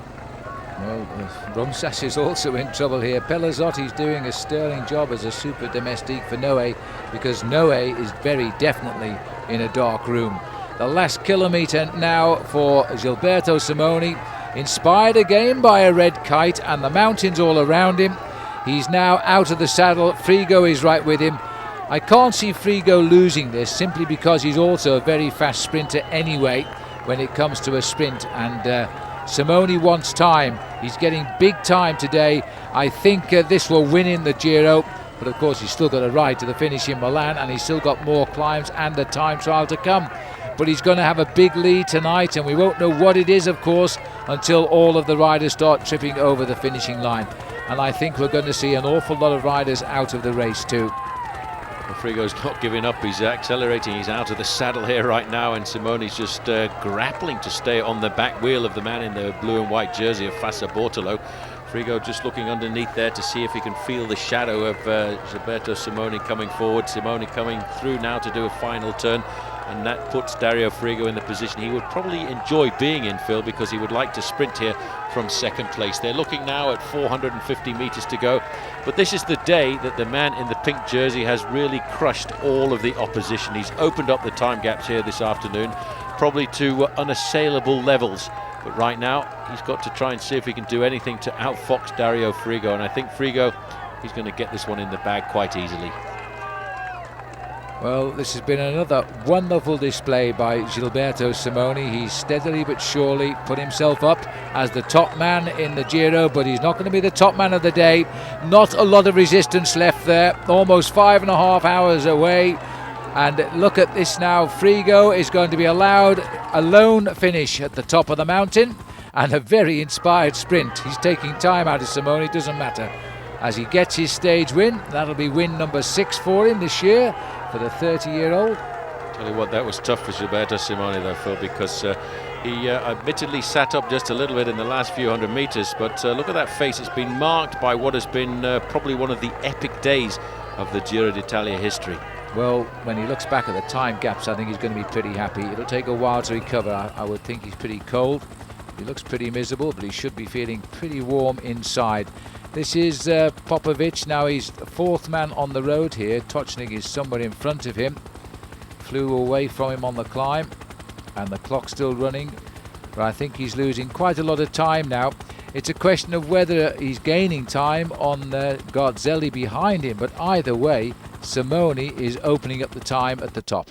There's Tocznik. Tocznik now has ridden very well, very sensibly. He was actually with the leading group of 4 when they came over the summit of that final climb, and in fact at one stage he was on his own on the descent. But unfortunately this race has been completely and utterly upside down. Popovic here coming inside the Flamme Rouge for the final kilometre, and important for him because he's trying to see if he can still keep time between himself and Stefano Garzelli, who unfortunately was involved in rather a dramatic crash. Tocznik here coming up for 3rd place, just a little bit further down. We just caught a glimpse there of Jaroslav Popovic. Well, it's going to take him a couple of minutes to get to the line, so he's going to be over 3 minutes on the line, Popovic. So what on earth, how far back is Garzelli going to be? This has been an exceptional ride by Tocznik, another man who's been inspired on this day in the hills, and it's going to give him a nice leg up the overall classification. The Austrian rider making his run into the finish now. We've had Frigo in, Simoni placed at 10 seconds, but it's going to be quite a long gap here to the 3rd place finisher, George Tocznik.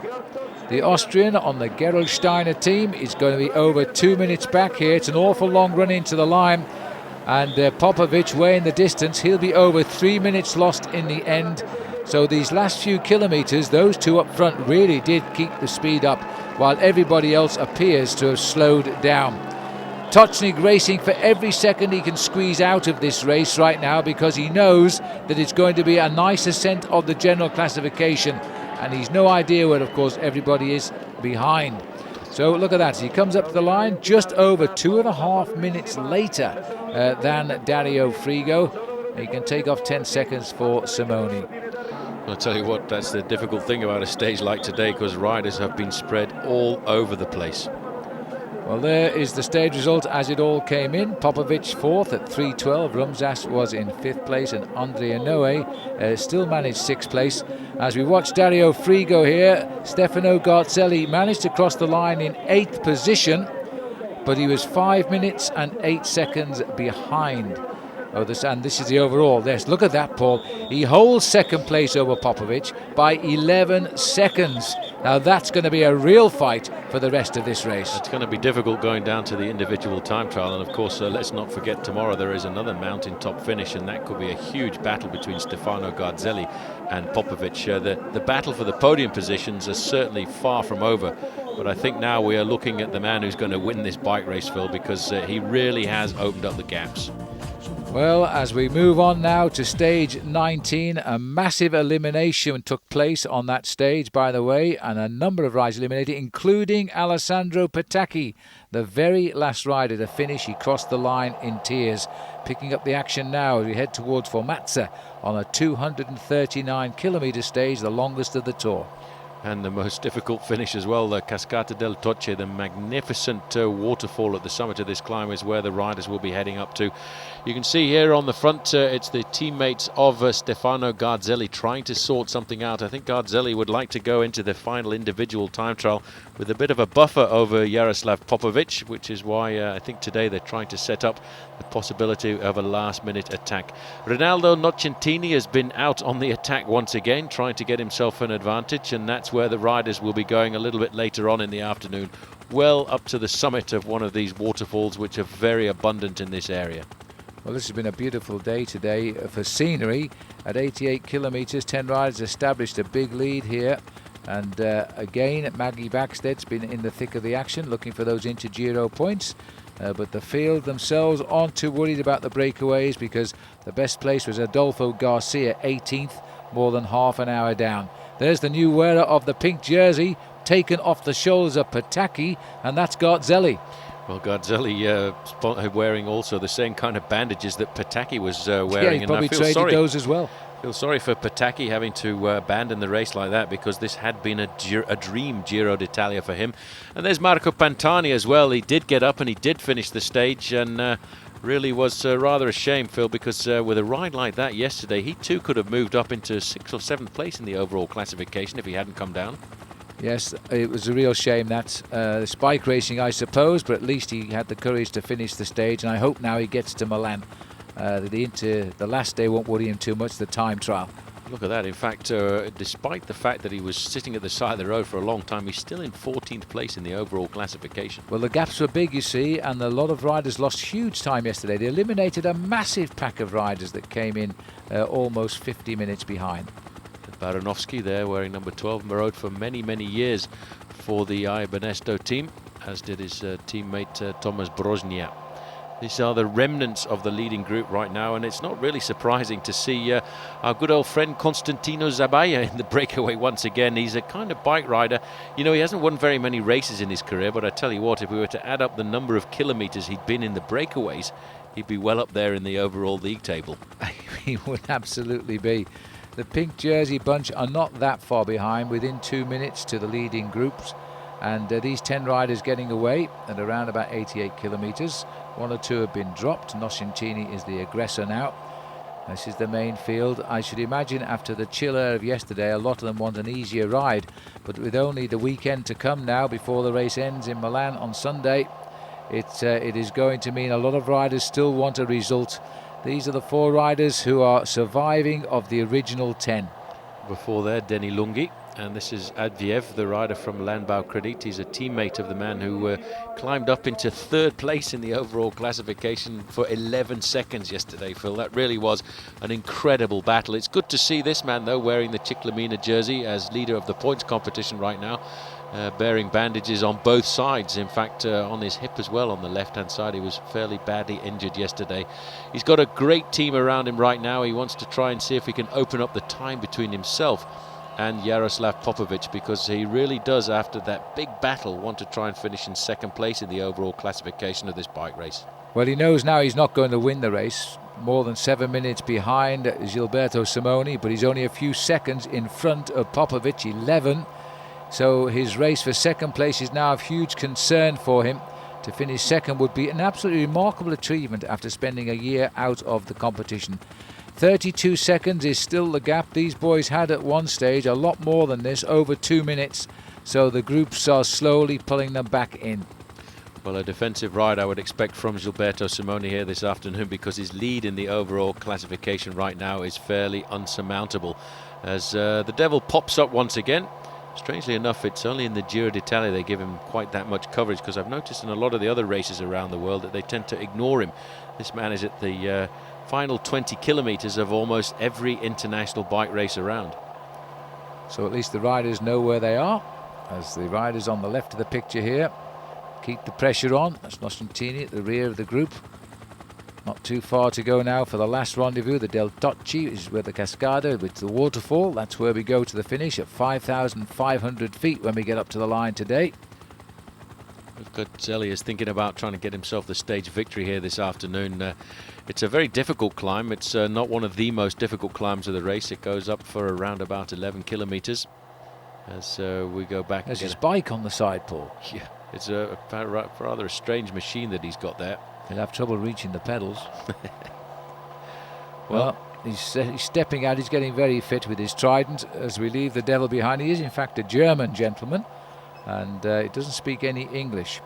But anyway, as we watch the 4 leaders here, led by Zabaya, this remarkable man who gets out in front and never wins a prize, yet he is a tremendous aggressive bike rider. And here's where we are, heading up towards the top of the Cascada del Tocci, and he's going to take us up to 1,675 metres or 5,495 feet. Well, it's not really the kind of climb that will suit Gilberto Simoni. It's 18.3 kilometres in length, but it's only an average gradient of around about 5%. And Simoni, being kind of the pure climber, really revels once the road kicks up to the 8, 9, 10, 12% gradients, and it could be the kind of finish that would suit Stefano Garzelli if he's not too sore from that crash yesterday. Well, he's obviously got a plan here, because he's brought three teammates up to the front to do the pacemaking. So Garzelli has got something in mind here. Don't forget, he's looking for perhaps a bonus at the top, because that will move him clear of Popovic, because he'll worry about Popovic now in the time trial. Top left corner there, David Cassani, former leader of the King of the Mountain, the Tour de France, loves the Giro d'Italia, often gets involved with the organisation on plotting the route.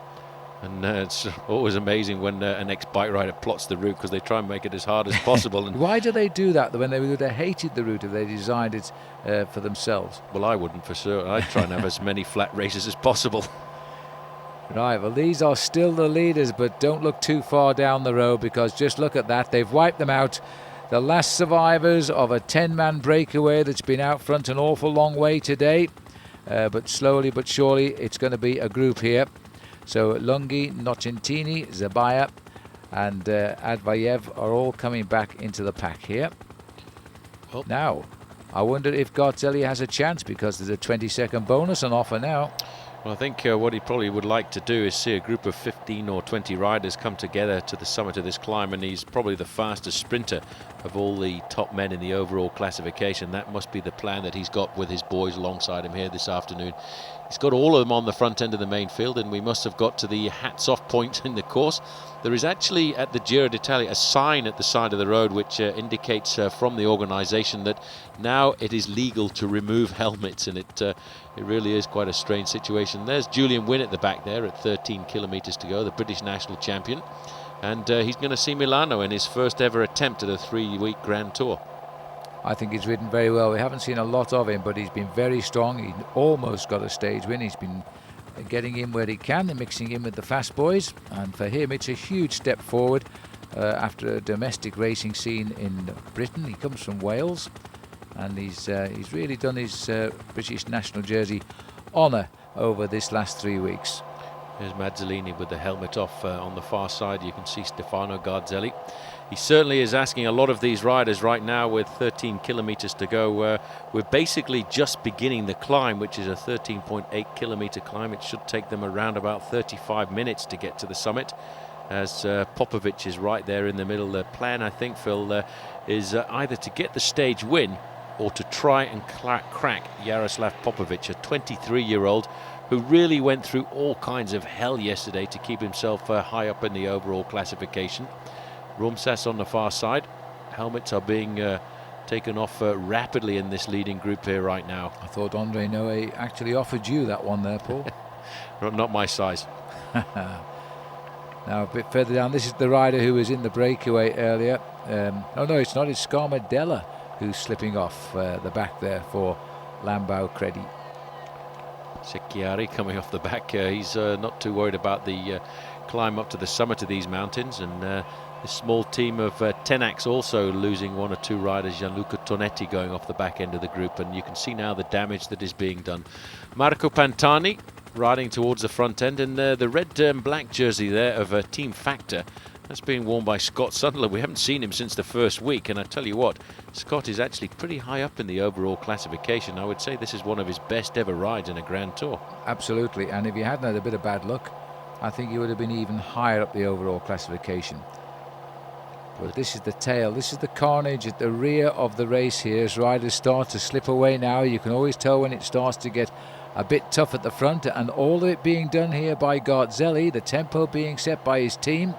One feels a little bit convinced he is trying here to try and get the jump on Popovic, and he's just behind Paul. I just spotted him there, so he's not going to let Garzelli out of his sight. No, they're going to be locked together, these two men, over the next couple of days. Damage coming at the back, and these are all the teammates now of Gilberto Simoni. Job done for the day. They will just try and survive. Bertagnoli was 155, just popping off.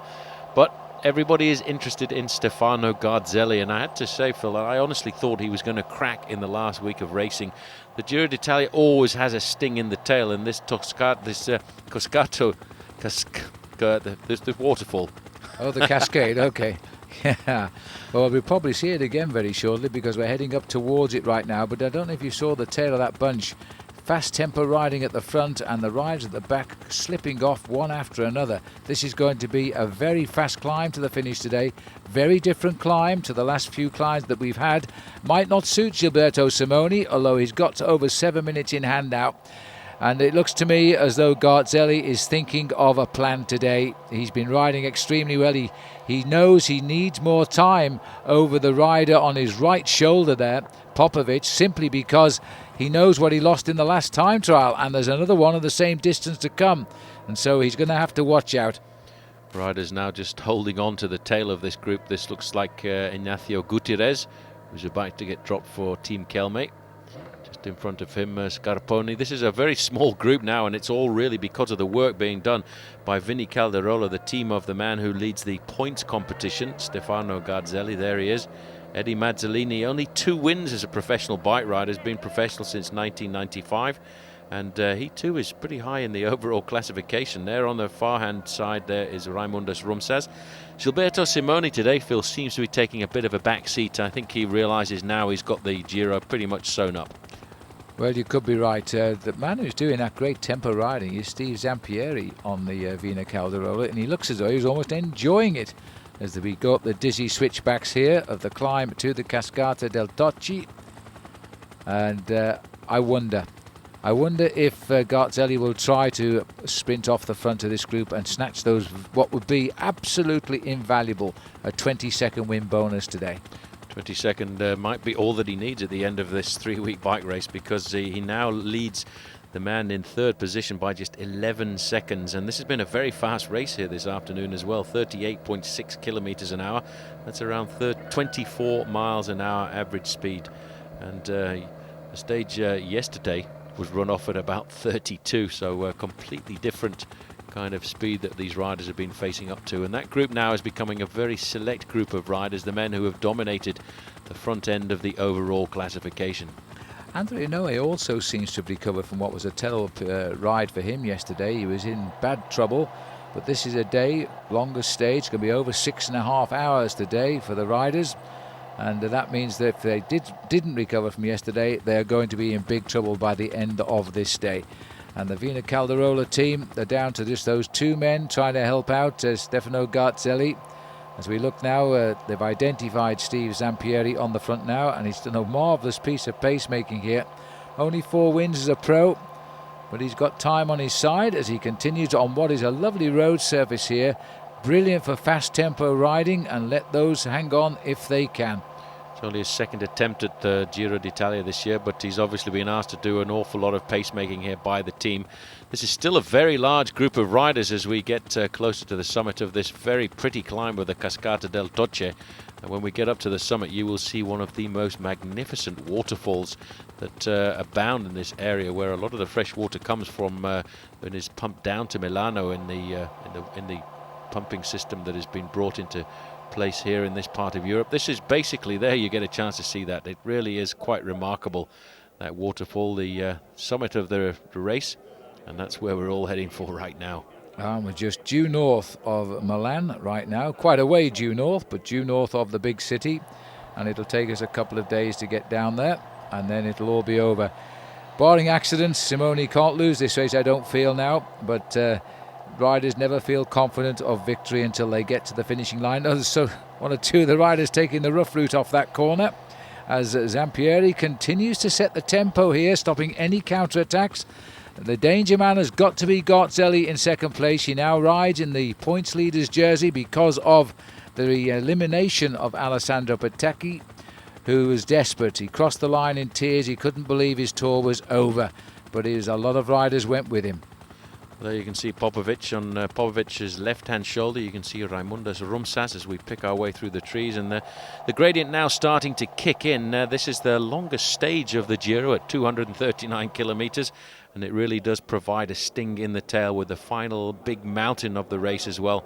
Nobody's going to challenge the overall lead in the King of the Mountains competition of Freddy Gonzalez. He's had that actually wrapped up since what a brilliant ride he did just yesterday. And the longest stage of the Giro, by the way, was 430 kilometers, and that was in 1914 from Lucca all the way to Rome. Not the time to remind the riders when it's the longest day today. but at least the weather's kind again. Apart from that one very nasty session we had on the Colle de Semper, we've had pretty good weather this year on the Giro d'Italia. Getting up near where the crowds are coming in now, watching for the kill. I'm not so sure it's going to happen too soon though. The high tempo staying on just to keep on thinning this group out. 10 kilometres still to climb. That's an awful long way for Steve here to keep that pace going, because he's been on the front now for I think 3 or 4 kilometres. This is Scott Sunderland on the back here, wearing 165. Just in front of him, in fact, is Charlie Vergelis, who rode very well in the first part of the Giro, but then unfortunately had a very bad crash and was pretty badly injured for a few days, but he seems to be surviving as he gets down towards the end. I think, you know, here looking at Stefano Garzelli in second position, he's asking his men to do an awful lot of work when you look at the number of riders in this group, and I think he may well pay for this effort a little bit later on, because there's still around about 25 riders in this group, and I think he expected to eliminate a lot more than that. Keeping himself topped up with fluids right now, and second position, Eddie Mazzolini was looking pretty good. And maybe they're thinking about trying to do something for Eddie Mazzolini, because he's been on the attack on a number of occasions. He's only had 2 wins in his professional career, but he's a guy who was always promised to do something special in one of the big tours. Well, I think they were hoping to get rid of Popovic, but so far he's right there, just sitting locked onto the wheel of Garzelli. There's 2 behind him at the moment. But paying close attention, George Totsnig's down there as well, having made his ascension up the overall classification yesterday. The pink jersey of Gilberto Simoni, it's almost been a day off for him. He's just kept an eye on everybody. He's still got 2 teammates around him at the moment. One is Damiano Cunego, 159, youngest man in the race, I think he is. And also Alessandro Specialetti. And Specialetti rode very well on the tough stage. Well, he certainly has done an awful lot of work for the man who leads this bike race, Gilberto Simoni, but they're just taking a back seat right now. They're letting everybody else fight out the lesser positions in the overall classification. A huge battle going on here between this man who leads the points classification, Stefano Garzelli, and the man that he wants to get rid of, Jaroslav Popovic. Just 11 seconds between the two of them. And I think what worries Stefano Garzelli is the fact that we've got this final time trial into Milan the day after tomorrow, over 40 kilometres.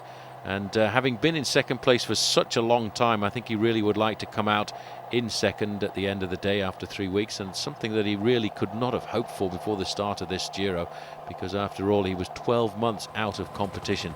Only started racing, he had 1 race before he came to the start line here in Lecce, which was 2.5 weeks ago, and that was the Tour of Trentino, where he actually got himself a win on the opening stage and finished in second place in the overall classification to none other than Gilberto Simoni. Incredible you can come back and just go and start with a win like that. Another one of the waterfalls as the mountain sends its winter rains down to the valleys below. Still very, very green up here. Remember now we're just on the end of the month of May, approaching June. Tour de France coming up, of course, and a big chance there for Lance Armstrong to make it 5. 8 kilometres to go, and still Steve Zampieri keeps the pace on, in order that his teammate Stefano Garzelli might sneak a couple of seconds and improve that very tenuous second place time gap he has now. This is Frigo, wants to give his helmet away. Well, I tell you what, Steve Zampieri is doing an absolutely splendid job on the front here for Vinny Calderola there. Gilberto Simoni just sitting on the tail of all of those riders, and he is quite happy to let them carry on with that. As we go to the back of the group. It's Kim Kirchen, sorry, I thought it was Frigo. It's Kim Kirchen now who's come to the back of the group. Well, he will be a completely different bike rider after this 3-week tour as well. He's done a lot of work for the team, and Dario Frigo obviously riding a lot better in the last week of the Giro d'Italia than he was in the first. Kirchen himself is in 31st place in the overall classification. And there's 1 or 2 strange names here that we've hardly spoken about since the start of the race. The man on the back there for CCC Polsat was in fact Radoslaw Romanik, and I'm sure we haven't mentioned his name since the start. Full stop. I've never mentioned his name, but that doesn't mean he won't come through later on perhaps. Just looking there now to see if Garzelli, as the time starts to tick off, looking for 7 kilometres I think it is to go at the moment. This is a very steady climb. It's not going to break any legs off, but it is just going to make them work very hard towards the finish. There's the 7 kilometre banner now, as we're going to see if Garzelli can improve on Popovic, because Popovic is going to think very much of second place now in Milan with the final time trial. It could all happen on the last day. I'm surprised at how big that group still is, Phil, because they've done a lot of work on the front. Steve Zampieri, he really needs a tip of the old hat for the job that he's done for the team here this afternoon, but there still are a lot of riders. Another helmet getting ejected there from a rider halfway down the main field. Garzelli up into second place, moving up down the outside there. It looks as if that was Georg Tocznik wants to stay at the front end of the main field. There is Dario Frigo. Now Frigo could actually do something on a climb like this as well again, Phil, because this is not that steep a climb. The average gradient is only 5%. So it's the kind of climb that you can get up with sheer power. And he's proved to us over the last couple of days that he has got power. And this man has proved to us that he's got courage as well, as we get a chance to compare the two men at the top of the overall classification. A relaxed Gilberto Simoni on the left-hand side, and a rather pained look here on the face of the man who is in second place. Now this looks like a move. This in fact is Cacchioli. I was just thinking, Phil, earlier, we've hardly seen him in the race so far, and he's been joined there by Kim Kirchen. He's had a very quiet tour, but he's trying now to slip away and see if he can actually steal a stage, because Pietro Cacchioli hardly featured in this race this year. 6 kilometres to go, though. He's gone with Kim Kirchen for the moment to make a run. Now they've chosen a good time to go here, but it will start the fireworks, I think. Certainly will start the fireworks, and this is how it happened. It really was quite a surprise. I don't think anybody was expecting at this moment, and Cacchioli really very quiet, 28th in the overall classification, and he's no stranger to winning stages at the Giro, because I think it was 2 years ago he won himself 2 stages in the and Giro. He finished 9th then, and then that's when everybody was thinking he might come back and win this race, but it hasn't quite worked out that way. No, it certainly hasn't. Well, they've got a slight advantage, about 50 metres, and still Steve Zampieri sitting on the front there doing all of the pacemaking. Nobody else really wanting to take up the chase behind, because these two guys, they're a long way down in the overall classification, not really important at all, and they're going to take advantage of the marking between the men in the top 10 places overall. This is a nice move. It's a good counter-attack too. It's caused a nice diversion for Fassa Bortolo there, with Kim Kirchen going off the front, because that's put now Dario Frigo in an interesting position, because I think there will be a reaction, but if there isn't, well, Kirchen I think might beat Cacchioli if it comes to the sprint. Well, he's a young rider who comes from Luxembourg, and he looks over his shoulder there to see what kind of advantage they had over the main field. And all it takes at a moment like this, before we get to the steeper part of the climb, is for a general slowing down in that group, and they could open themselves up a very nice 30 or 40 seconds advantage. They've gone through 5 kilometres to go. Now the group is going to come through in the next few seconds, and they've already opened up a 15-second advantage. Well, they've officially given us 14-second advantage, and this group actually does seem to have slowed down. Watch out for Pantani. He's squeezing up on the outside there, as we now look at the man that won the Tour of Holland last year, Kim Kirchen. Pantani has gone through on the outside, and he's gone away. Well, he seems okay after his crash yesterday as well, and he's now lying in 3rd place on the road, but now the reaction has come. This has brought Simoni into play. Well, I can't understand why Simoni would want to chase down Marco Pantani. That is a bit of a surprise for him to react like that. Right onto his wheel there, though, was Popovic, and Marco Pantani won't be very happy with that at all. And I can't understand why he would do that, chase a man like Pantani, who's 14th overall, a long way down, and a former great champion. Well, there's the gaps on the road, and it's just a 3-second gap here. Forget that. Here comes Frigo bringing up the teammate of Kim Kirchen, and they might turn off the attack once they've lassoed Marco Pantani. All our camera boys are getting in the way. The commissaires coming through on his motorbike to throw us all off, as we now see the split in the peloton being repaired. There were about 32 riders in this group when these attacks started. Pantani still there, right on the front, and the Lampre rider there was Belli, I think. Yes, it's Vladimir Belli back in the front action. Simoni in 4th or 5th. Garzelli's not there, though, and that's a bit of a surprise, because he looked to me as if he was setting himself up for the big win, and it looks to me now as if they've caught the leaders there. Pantani wants to go again. He wants to try and get himself this stage. Dario Frigo, look at the gear that Frigo is using going around that corner. Pelazzotti trying to get on the back. So the two leaders swept up there in that flurry of counter-attacks very quickly indeed, I must say. But it has put Frigo in a good position now, because he's been able to go with the move of Pantani. Frigo going for the double. There's Belly. There is the pink jersey. He's already got a couple of stage wins. There's Gilberto Simoni. There is now a definite split. Pantani's going again. He really wants this. This is a great, courageous move by Marco Pantani, who really is not the strongest bike rider in the race anymore. But you know what? He is the most courageous, he is the most flamboyant, and he really is trying to fly the coop right now. Dario Frigo going through on the inside. I'm trying to see if I can see where Stefano Garzelli is, Phil, and I wonder if maybe all that was a show of force on the front end of the main group, trying to outfox Popovic, because he's not there in the front part of this split. Well, we'll keep an eye out as we look down. Marco Pantani, amazingly, has not won a race since he won a stage of the Tour de France in July 2000, and all the problems which have come his way since then. And it would be so nice to see him take one now, but he's pulling away. The leader of the Giro d'Italia, Pellizotti's found his way in, and Pellizotti normally looks after Andrea Noah. Now then, the infight between Garzelli and Popovic will continue down a rung just now, while Simoni is now in a position to build on his overall lead. I can't understand why they keep chasing down Marco Pantani. Belly's in the back there as well. He's the kind of man who could launch a counter-attack quite shortly. And Frigo, I cannot believe the size of the gear that Frigo is using there in about fourth position. But there you can see the damage that was done by those attacks. Here is the man who leads the points classification. And let's get a chance to see just who is with him. There is Georg Tocznik. Aitor Gonzalez, I'd almost forgotten he was still in the bike race after his win in the individual time trial. A very quiet Giro d'Italia from him. And this is the man. Oh, he's going on his own. I think he's just got no, Pellizotti's still here. I thought he'd gone, but Simoni there looking for some help. And there goes Marco again up on the far side. Now that's a very intelligent way to attack. Wait for them to counter, go back in and have another go. This time he's got a little bit of a gap here, Marco Pantani. Well, he's recovered from the mental problems of yesterday when he almost abandoned. He's back in the thick of it. Well, that's a great move now, and all he needs is for somebody just to back off the pace for a kilometre or so, and he could build up an advantage of 10 or 15 seconds. But you know, the man setting the tempo on the front end of that group was none other than Gilberto Simoni. He certainly does not want El Pirata to fly his flag here at the Giro d'Italia here this afternoon.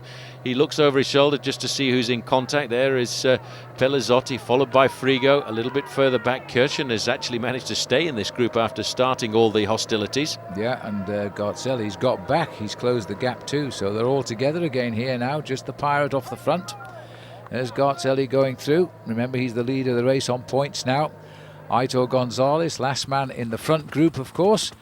And it looks as though Marco, the old legs aren't quite what they were. He's been brought back in here by Simoni at 3 kilometres to go. I still got to wonder why Simoni feels an obligation to chase down Marco Pantani, who is so far down in the overall classification. You would have thought he'd just let him go and force the other riders in the group to chase him down. The three men in the top 3 places are in this group, because I also saw Popovic right in front of Stefano Garzelli, so no change for the moment. There's Andrea Noe on the far side, and Pellizotti just keeping a check on him. Now this is a good move. Pellizotti's going. Well, a good time to go, I would suspect, because they're all preoccupied. Pellizotti is not going, and Simoni's gone after him as well. And this time Simoni seems to be looking for somebody to give him an excuse to attack the race. He split the group down by half. There was 32 riders there. It's down to about 15. And now this is a very serious move. Simoni has ridden this race with such superiority, and Pellizotti must be a little surprised that the pink jersey himself has come up. Well, he certainly is, but he'd be happy to work with him if he can. But right now, look at this gap that has been opened, and the man who was trying to stay on the wheel of the pink jersey there was Marco Pantani a few moments ago. Dario Frigo trying to pull himself back into the action. Noe is trying to pull himself back in as well after his bad day yesterday. Andrea Noe. Just look at the face here of Dario Frigo. What a different picture from yesterday when he was so strong. But Simoni gained time over everybody yesterday. He's now trying to do it again today. This is going to give him a wonderful weekend on the road to Milan rather, because he is a rider who is going to not need to worry about that last time trial. And that means a lot, I think, to somebody like Simoni. Aitor Gonzalez moving up right in front of Dario Frigo. He's trying to place his teammate back into the front of this race. Pantani there having a chat with his teammate as well. They're probably asking, how are you doing? Because if you're feeling good, we can try and pull you back up. He was talking there to Massimo Codol, a big bike rider who very often has looked after Marco Pantani over the years. The situation right now in this final mountaintop finish is Gilberto Simoni once again in complete control. And he's got with him a partner on this occasion. This is Franco Pellizotti in second position. The gap, Phil, is not that much, though. It's only around about 10 seconds. Well, as we edge ever so close now, just over a mile to go to the finish now. Franco Pellizotti was the revelation of the year 2001 when he finished 20th in the Tour of Spain. Last year he managed 16th in the Giro d'Italia, and he's better placed now with 2 days to go after we get rid of this. I think they're going to get caught there because Aitor Gonzalez was getting into a very sensible rhythm on the front end of the group there, trying to pull Dario Frigo up. Well, we can't actually get in there right now to see exactly what's happening in this tunnel. It really is remarkable. I don't think I've ever seen this in the sport of professional cycling. We've got to try and peek through the window to see whether or not Gilberto Simoni is still in the lead. Well, at least they've camouflaged the ugly concrete building of the tunnel with grass over the roof as we now look in through the looking glass and see who comes in first. It should be the two leaders. Pellizotti, there he is. No, that's not Pellizotti, that's further back. There's Pellizotti. And we can't go in the tunnel, our cameras would turn off. But there's still a measurable gap there. Aitor Gonzalez here with Frigo. Look like Popovic on his wheel as well. But you know, we're heading up to a situation here where Gilberto Simoni, and he's on his own. He's gone again. I was about to say could win the sprint. I don't think he's going to wait for the sprint. He has now gone for another big stage win at a very crucial stage. Whenever there's a chance at a mountaintop, Simoni has been the man. Well, that's remarkable. I didn't expect him to do this on the final big mountain stage because really he could have ridden a very defensive style. But right now he's got the advantage. It's not very much, and I still have a feeling that Aitor Gonzalez might be able to pull it all back together. We've got to wait until we get out of this very long tunnel heading up to the summit here of the Cascata del Toce. Once he comes out of the tunnel, he's got about 1.5 kilometers to go to the finishing line, but he is dancing on his way to victory. He has got the gap still. As we look at the Testa della Corsa, he looks over his shoulder there. He can see Pellizotti, who's around about 2 or 3 seconds behind him. Well, the form of this man is so good at the moment. I can't see them bringing him back. He's going for his third stage win. Pellizotti hanging on for second place. The group behind, which was 32, down to 15. And look at this, Popovic now. And he's hurting Garzelli. Garzelli cannot afford to let that man gain a single second. Otherwise, it'll be curtains in the time trial. So he's going to hang on to Popovic if possible. While here we go into the last kilometre with Gilberto Simoni looking for his third stage win and again increasing his overall lead. Well, Dario Frigo's taken up the chase. His teammate Aitor Gonzalez has disappeared. He's got Eddie Mazzolini with him, but in between we can see this is Pellizotti. But this has been a great reaction by Frigo. We're inside the last kilometre right now. Pellizotti second on the road. He's just got out of his sights there, Gilberto Simoni in the pink jersey, but this is the battle for second place in the overall classification. Just a little bit further back there, coming inside the last kilometre as well. Popovic with Romsas, and still hanging on there is Stefano Garzelli. Well, Popovic is really hurting Garzelli, but he's not giving an inch there. This is Aitor Gonzalez. Looks very casual, doesn't he? But he's hanging. Marco Pantani trying to get back into the action, back into the tunnel again. Gilberto Simoni heading up for his third stage win. Can't see anybody pulling him back right now, although he doesn't look to be going as good as he was about a kilometre ago. So he's probably having, for him, a slightly off day, yet he's still best of the race as they come up to the line. Gilberto Simoni is going to have to increase his lead tonight. He could go over 8 minutes over the field. What a final weekend he can look forward to. He certainly can. He's dancing through the tunnel here. Rather complicated for television to get in there and see just exactly how the race is progressing. But this man now has been in the saddle for 6 hours and 18 minutes. And once he comes out of this tunnel, he should get a chance to see right up in front of him the finishing line. And there's been a fairly rapid reaction behind by Dario Frigo, who's trying to pull himself back into this bike race. Well, we'll try and have a spin round shortly, but right now enjoy this great moment with Gilberto Simoni. There is Frigo, and they've gone back into the group. They've got Pellizotti and put him down, and now Andrea Noah's got to work as well. He's to keep his high position overall. He's having a wonderful Giro. He had a bad day yesterday. Pellizotti helped him out of that mess, and he's tried to win for himself today without success. As we go up to the finishing line now, Gilberto Simoni has got to feel good about this, coming back from that tough stage yesterday and now getting the stage win. He gave, well, I wouldn't say he gave yesterday's stage to Frigo. That would be absolutely wrong to say that. But he finished second to Frigo yesterday. Now he's going to win for himself unless Frigo has other ideas. Frigo has countered the move. How far back is he? Well, he's not too far back, but it's an awful long, interminable final kilometre up here for this man, Gilberto Simoni.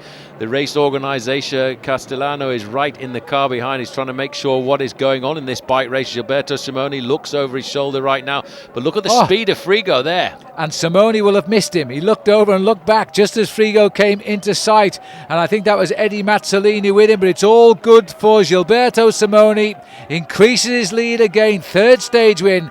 Frigo reverses the order of yesterday by taking second. Mazzolini, Andrea Noah has recovered well. He comes home in fourth place, and his teammate Pellizotti gets fifth.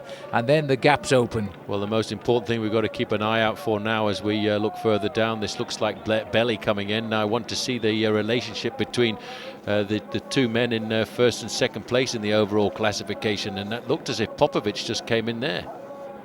Well, Popovic, and there's Garzelli.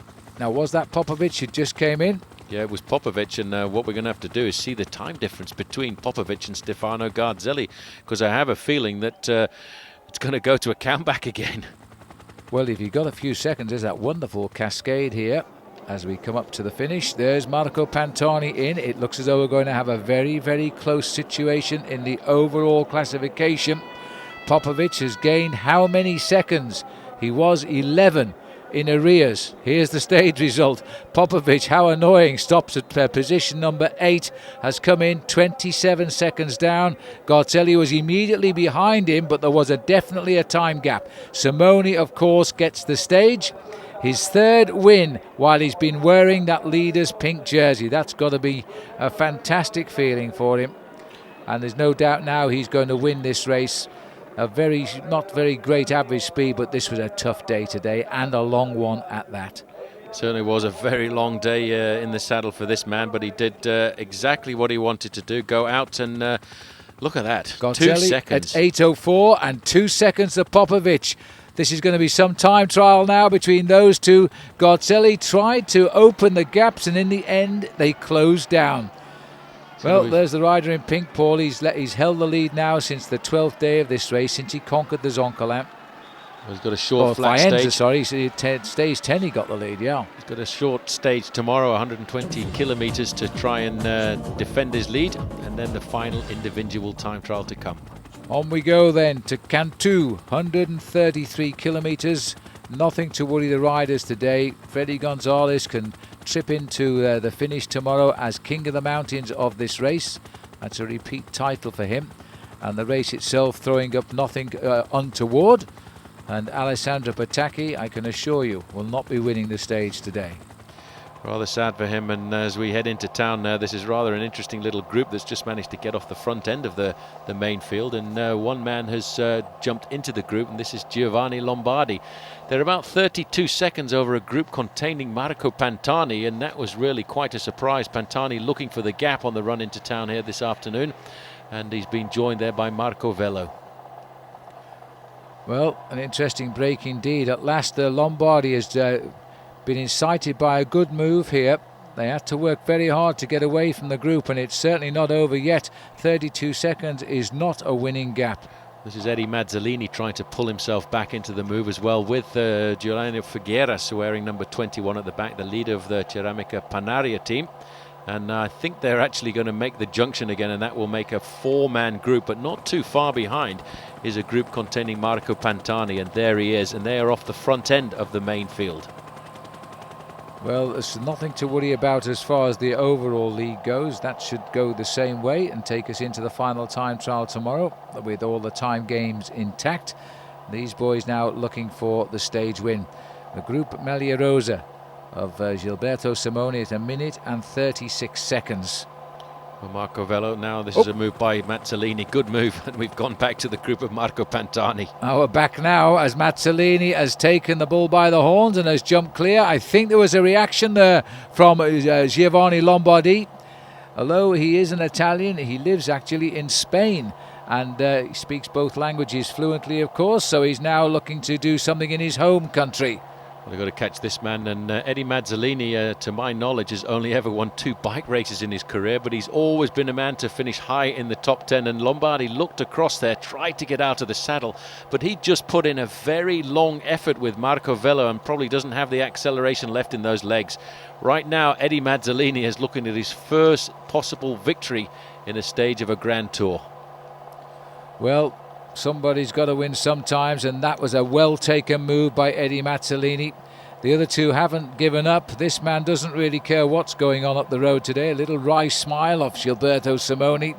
It's been a perfect day for him as he runs down towards the last time trial with a massive time gain over everybody. Well, Mazzolini did a great job for the team yesterday and had the ability to get into a small group of riders which slipped off the front end in what has been rather a dramatic last 40 kilometres. And there you can see, just looking down, Figueras is trying to get across right now. I think Giovanni Lombardi went much too early. He actually tried to attack, and look at that. He's obviously not listening to me because he's decided he's going to try and close down the gap as well. I was going to say, I think he's done an awful lot of work in this group. This is the group of Pantani. That's Codol on the front, Pantani in about 3rd position. They're around about 20 seconds behind this group of 4 leaders, which is starting to get back together. Still, though, at 5 kilometres to go, Eddie Mazzolini is surviving. 5 kilometres to go. Mazzolini hangs on by just about 5 seconds here from these 3 riders who are coming very close now. Figueras packs quite a sprint in the orange jersey there. I think we'd all like to see Eddie Mazzolini win a stage because he's worked so hard for his team over the years, but he's taken his chance well today. But he's just got to go and hope he can hang on now. It's no good looking behind. This is where the race is, and Eddie Mazzolini has probably the best chance he'll ever have to win a stage. See how he tried to use the motorbike there. He's using every possible piece of professional knowledge that he's got right now. He tried to get into the slipstream of the motorbike coming by him just to give himself that slight bit of advantage. Marco Velo, the former Italian national time trial champion, in 2nd position. Giovanni Lombardi, and then up there in 3rd in the orange jersey, Giuliano Figueras. I think Eddie Mazzolini is just holding on to around about a 10-12 second advantage here right now, and it's possible. They just don't seem to be able to nail back this gap that he's got. He's ridden so well over the last few days. He's well up in the overall classification, but if he could get a win of a stage, that would really be the icing on the cake for him and his team. Figueras trying to have other thoughts down there at the moment with Marco Velo and Giovanni Lombardi, the sprinter, but he's first of all got to get up alongside Mazzolini. He did try to go it alone. It didn't work. He fell back, rallied the other 2, and is now making another run at Mazzolini. This is the group further back, group with Marco Pantani. Pantani really has finished off this Giro in fine form, Phil, despite the fact a couple of days ago I thought he was actually going to walk away from the race when he was involved in a pretty dramatic crash and sat down at the side of the road, in my estimation, for around about 10 minutes. Yeah, but luckily he'd made a lot of time, and that was the day that many riders had lost big time. So you see, he didn't lose too much in the end. But even so, he's coming up. He might make a top 14 or 15 finish. Can you imagine if Marco Pantani was to win this? He's got all of his men up to the front end of the main field here right now, and I can't believe that he thinks he's going to try and win the bunch sprint if they can bring it all back together, because they're actually not too far behind Eddie Mazzolini and then the 3 chasers containing Giovanni Lombardi and Marco Velo. Well, Mazzolini here must be suffering all kinds of pain right now because he is desperate. He's mustering everything left in those legs. He cannot pedal any faster, and to make matters worse, we're going slightly uphill here. He's hanging on to the left-hand side of the road, just hopefully they won't see him. And first round the corner, there's the chasers. And somebody has gone, that's Lombardi has gone on this little climb. Giovanni Lombardi has attacked on the slope, the only way he could shake the other 2. Now that is an incredibly brave move, and he's flying across the gap because he's almost up with Mazzolini. He's almost halved the gap in about 100 metres, and he's halfway across there right now. He really needs to get onto the wheel of Mazzolini right now if he wants to make the contact, because as Mazzolini gets over the brow of that hill there, he'll be able to accelerate and get back up to his cruising speed. There, halfway across, is Giovanni Lombardi. Let's not forget this guy is a very good track rider, Phil. He knows just exactly what moment to move, and he obviously felt he wasn't getting any help at all from the other riders in the group. And there he is. He's almost on the wheel of Mazzolini. You're right. He's an ex-Olympic champion on the track as an amateur. Now he's joined Mazzolini just inside 3 to go. Eddie might be a bit disappointed about that, but he's still there. He might have chance to recover, but he will know the quality of Lombardi's sprinting prowess. Free of duties now for Mario Cipollini, rather. It seems ages ago since Cipollini dropped out of this race, injured after that crash in the rain. But now we've got 2 riders clear, and the group Pantani 21 seconds only behind. That's not very much, and that's a big group as well. There are about 18 riders in that group with Marco Pantani, and Eddie Mazzolini doesn't seem to want to collaborate with Giovanni Lombardi. He won't work with him at all. He realises that if he does work, he's racing for second position. He wants to have the race come back together and try again. That's 2 kilometres to go, that blue bridge. 2 kilometres to go. Lombardi is committed now. He can't do a thing about this. Eddie says, well, if I take it to the line, I'll finish second, so I may as well sit here and see if I can get a better shot at the finish. I don't think you can blame those tactics, frankly. Well, not really. He doesn't want to race for second place. He'd get a real good telling off for the team management if he was to drag Giovanni Lombardi to the line. This is Figueras doing the majority of the work to bring it all back, and Marco Velo coming by, and it looks to me as if like they're getting back. I think they'll come back, and it really does, but it all might come back together because this is the Gruppo Pantani, the group of Marco Pantani. I couldn't see Pantani, but he was definitely in that group, and he's been trying desperately to get himself a stage win. And could you imagine if he won a bunch sprint? And 1:38 to the leader of the Tour. Now we're looking for the red kite. It cannot be far away. These boys are flying across the gap. These 4 riders have repaired the damage. They are back together, and they must be desperately close to 1 kilometre. Well, that's a pity, because that move by Giovanni Lombardi up that slight incline was absolutely superb. That looks like it's Marco Velo's decided to go over the top. There's the Flamme Rouge, 1 kilometre, ultimo chilometro. Flamme Rouge for the 4 leaders now, and Marco, I think, has done the right thing. He's jumped straight away, but they've marked him. Lombardi is right on there, knowing that he can beat everybody in the sprint. I don't know whether he can now, because he spent a lot of energy getting across to a breakaway that didn't work. And I think the main field, or that Pantani group, isn't too far. There they are, just caught a glimpse of them. There can be no cat and mouse tactics here, because they will all lose out to the sprinters behind. Velo is waiting desperately for somebody to open up the firing, and I reckon Mazzolini will go first from the back. But still Marco Velo watching. Clever track riding here to see when somebody makes a move. Keep them over one side of the road. The attack can only come on the left. And now Marco Velo at the same time lifting the acceleration. The race behind is full on, and they can't hold them off long as they come over that hill. Mercatoni Uno are driving that pack at the front because they don't have a man in the breakaway. And now the Marco Velo has been forced to open it up here. Giovanni Lombardi, a test of nerves, has won. Watch out for the balloon as they race for the line now. Lombardi has got the lead and shortly will get the victory. So Lombardi gets it. Eddie Mazzolini took a well-earned second place. And right on the line there, that was Mario Manzoni, I think, who came over there in 5th place for Mercatoni Uno. Well, I wonder what the judges will think about that, Phil, because he used most of the road in that sprint. It really was almost a slow-motion sprint before it got started. 43 kilometres an hour. He really pushed himself. Look at that. Lombardi is gasping for breath right now. Hopefully the judges will look the other way, because he did start the sprint a long way over, right by the barriers, went across almost to the right-hand side of the road and then ended up right down the middle. And here comes the group, I presume, containing the pink jersey of Gilberto Simoni. The last road race stage of this year's Giro is over, and Gilberto Simoni hasn't got to worry about the time trial tomorrow. He can lose time tomorrow and walk away a clear winner of this race. He'll go to the start tomorrow, last man, with more than 8 minutes in hand over the second place rider of the Tour. It's been a marvellous lap of Italy for Gilberto Simoni, and he sent his team to the front now to bring him home.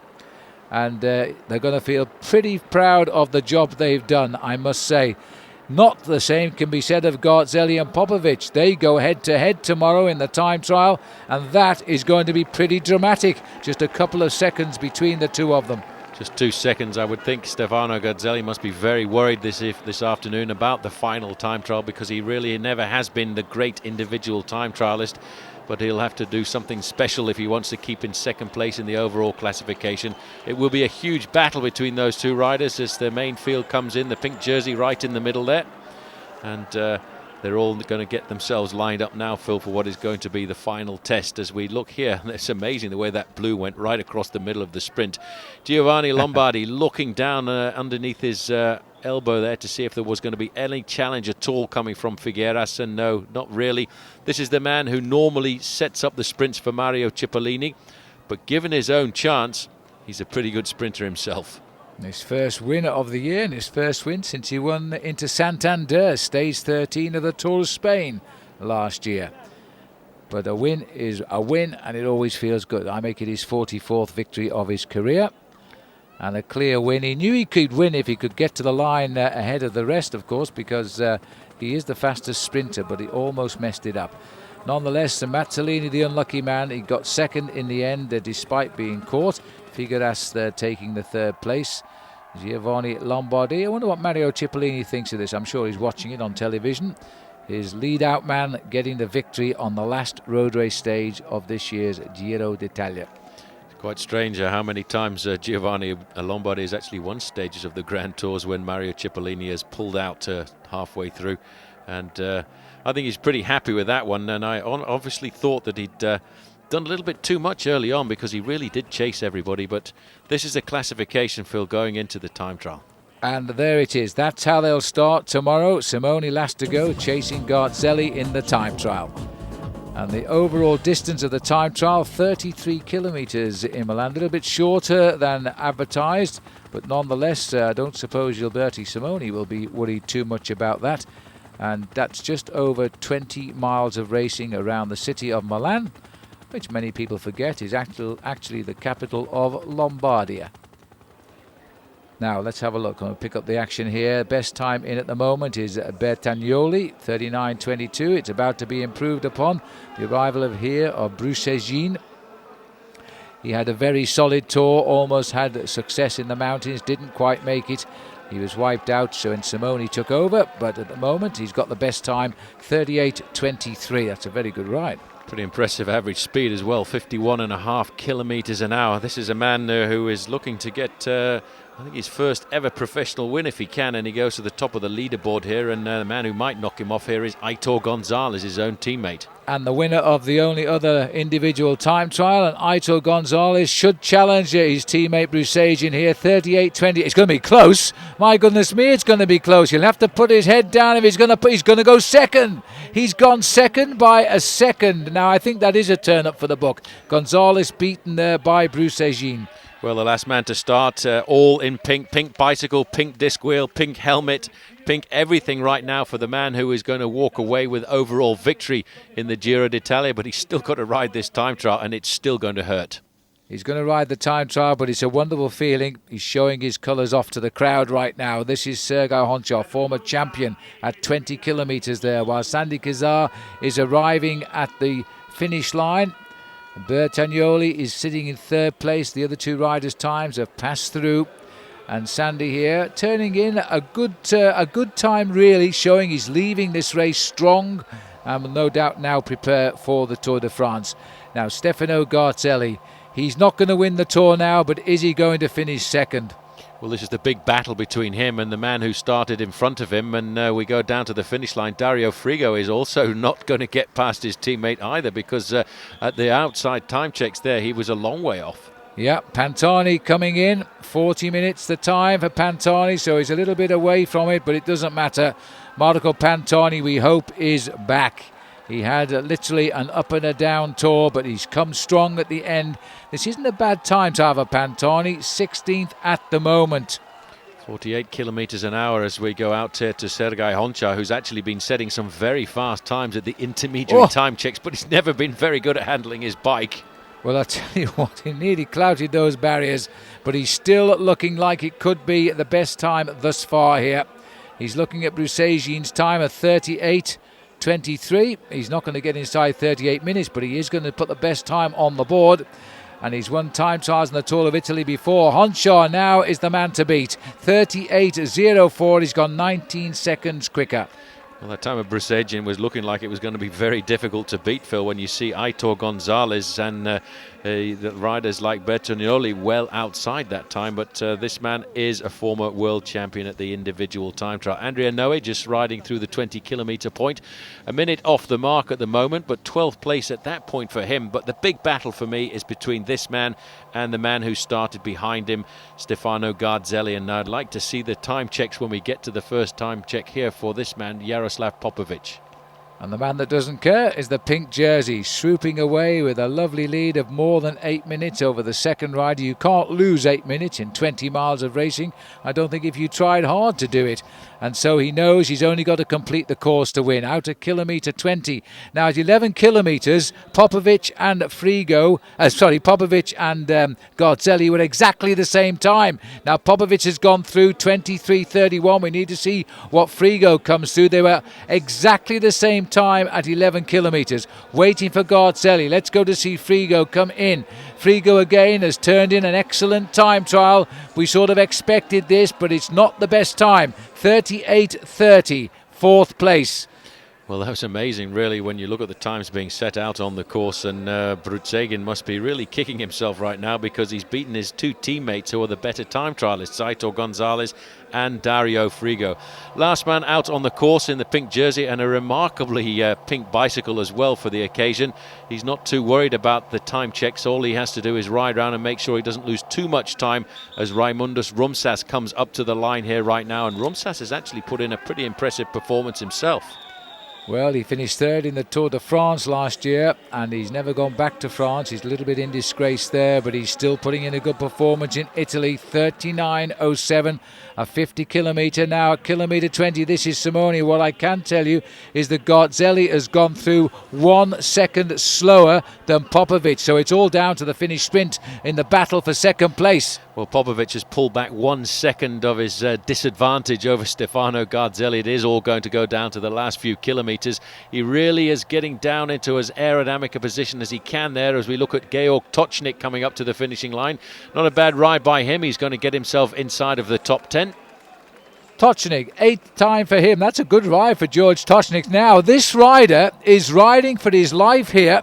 And I really thought Popovic would have pulled away, but not has been the case. Dead level at 11 kilometres. 1 second the advantage Popovic at 20 kilometres, and that's all we know. What we will know is what they give us on the screen as they hit the line. But the 2 second gap is still very much a reality. It's all going to go down to the final finishing line for these two riders in third and second place in the overall classification. Jaroslav Popovic from Ukraine, he's third place right now, 23 years of age, and not really worried about any of these battles. Is the man who started last on the road, and what a machine they've put together for him here this afternoon, Phil. It really is quite splendid. Well, he's conceding a little bit of time, but it's nothing to talk about. He'll win the Tour. Let's have a look who'll finish second. Popovic then is coming to the line. Then we'll have to wait for the arrival of Garzelli. He is literally sprinting for a second here, and it could be deadly. As he comes up towards the line, don't worry about his finishing position, it doesn't matter. Now there's the clock, stops at 39.23. Now we want and see what Garzelli does here now. Garzelli is in the streets of Milan. What a nail biter this is for the finish of the Giro d'Italia. The man who's won the Tour, had a year out, come back, and now he's racing to hold on to second place. It's going to be desperately, desperately close as Garzelli now comes up towards the line.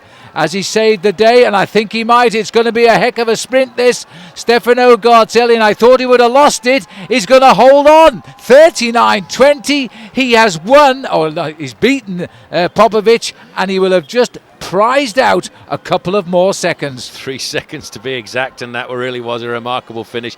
This man now, last man out on the road, 151 is his number. He's not going to finish inside the top 15 in this final individual time trial, but that's not important. He started the day with over 7 minutes advantage over his closest challengers, and I think he's enjoying the last 50 metres. I thought we might get a two-arm salute here, because it didn't matter. Oh, we know, just a little punch in the sky. The winner of the Tour of Italy is indeed Gilberto Simoni. He did wave to us in the end, the winner of the time trial, Sergei Honchar. But the man who has carried off this event, he won it once before. Don't forget, Gilberto Simoni won it in the year 2001.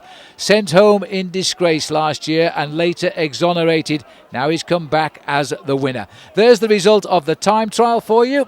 And the big gap of 2 seconds became 5 in the end between Gutzelli and Popovic. But this rider really was the very best man in the race. He won all of the mountain stages, and he showed us that whenever the time was to be taken, he could take it. I think his supporters need to be a little bit more careful there, because after all, he's just ridden a very difficult 33 kilometres, and here is confirmation of the overall classification. A remarkable ride by Stefano Garzelli to keep himself in second place. He was always a true competitor. He didn't quite have it to match up with Simoni, but they were never going to take anything off him. Hope you've enjoyed the coverage. For Paul Sherwen, I'm Phil Liggett saying, until the next time, goodbye.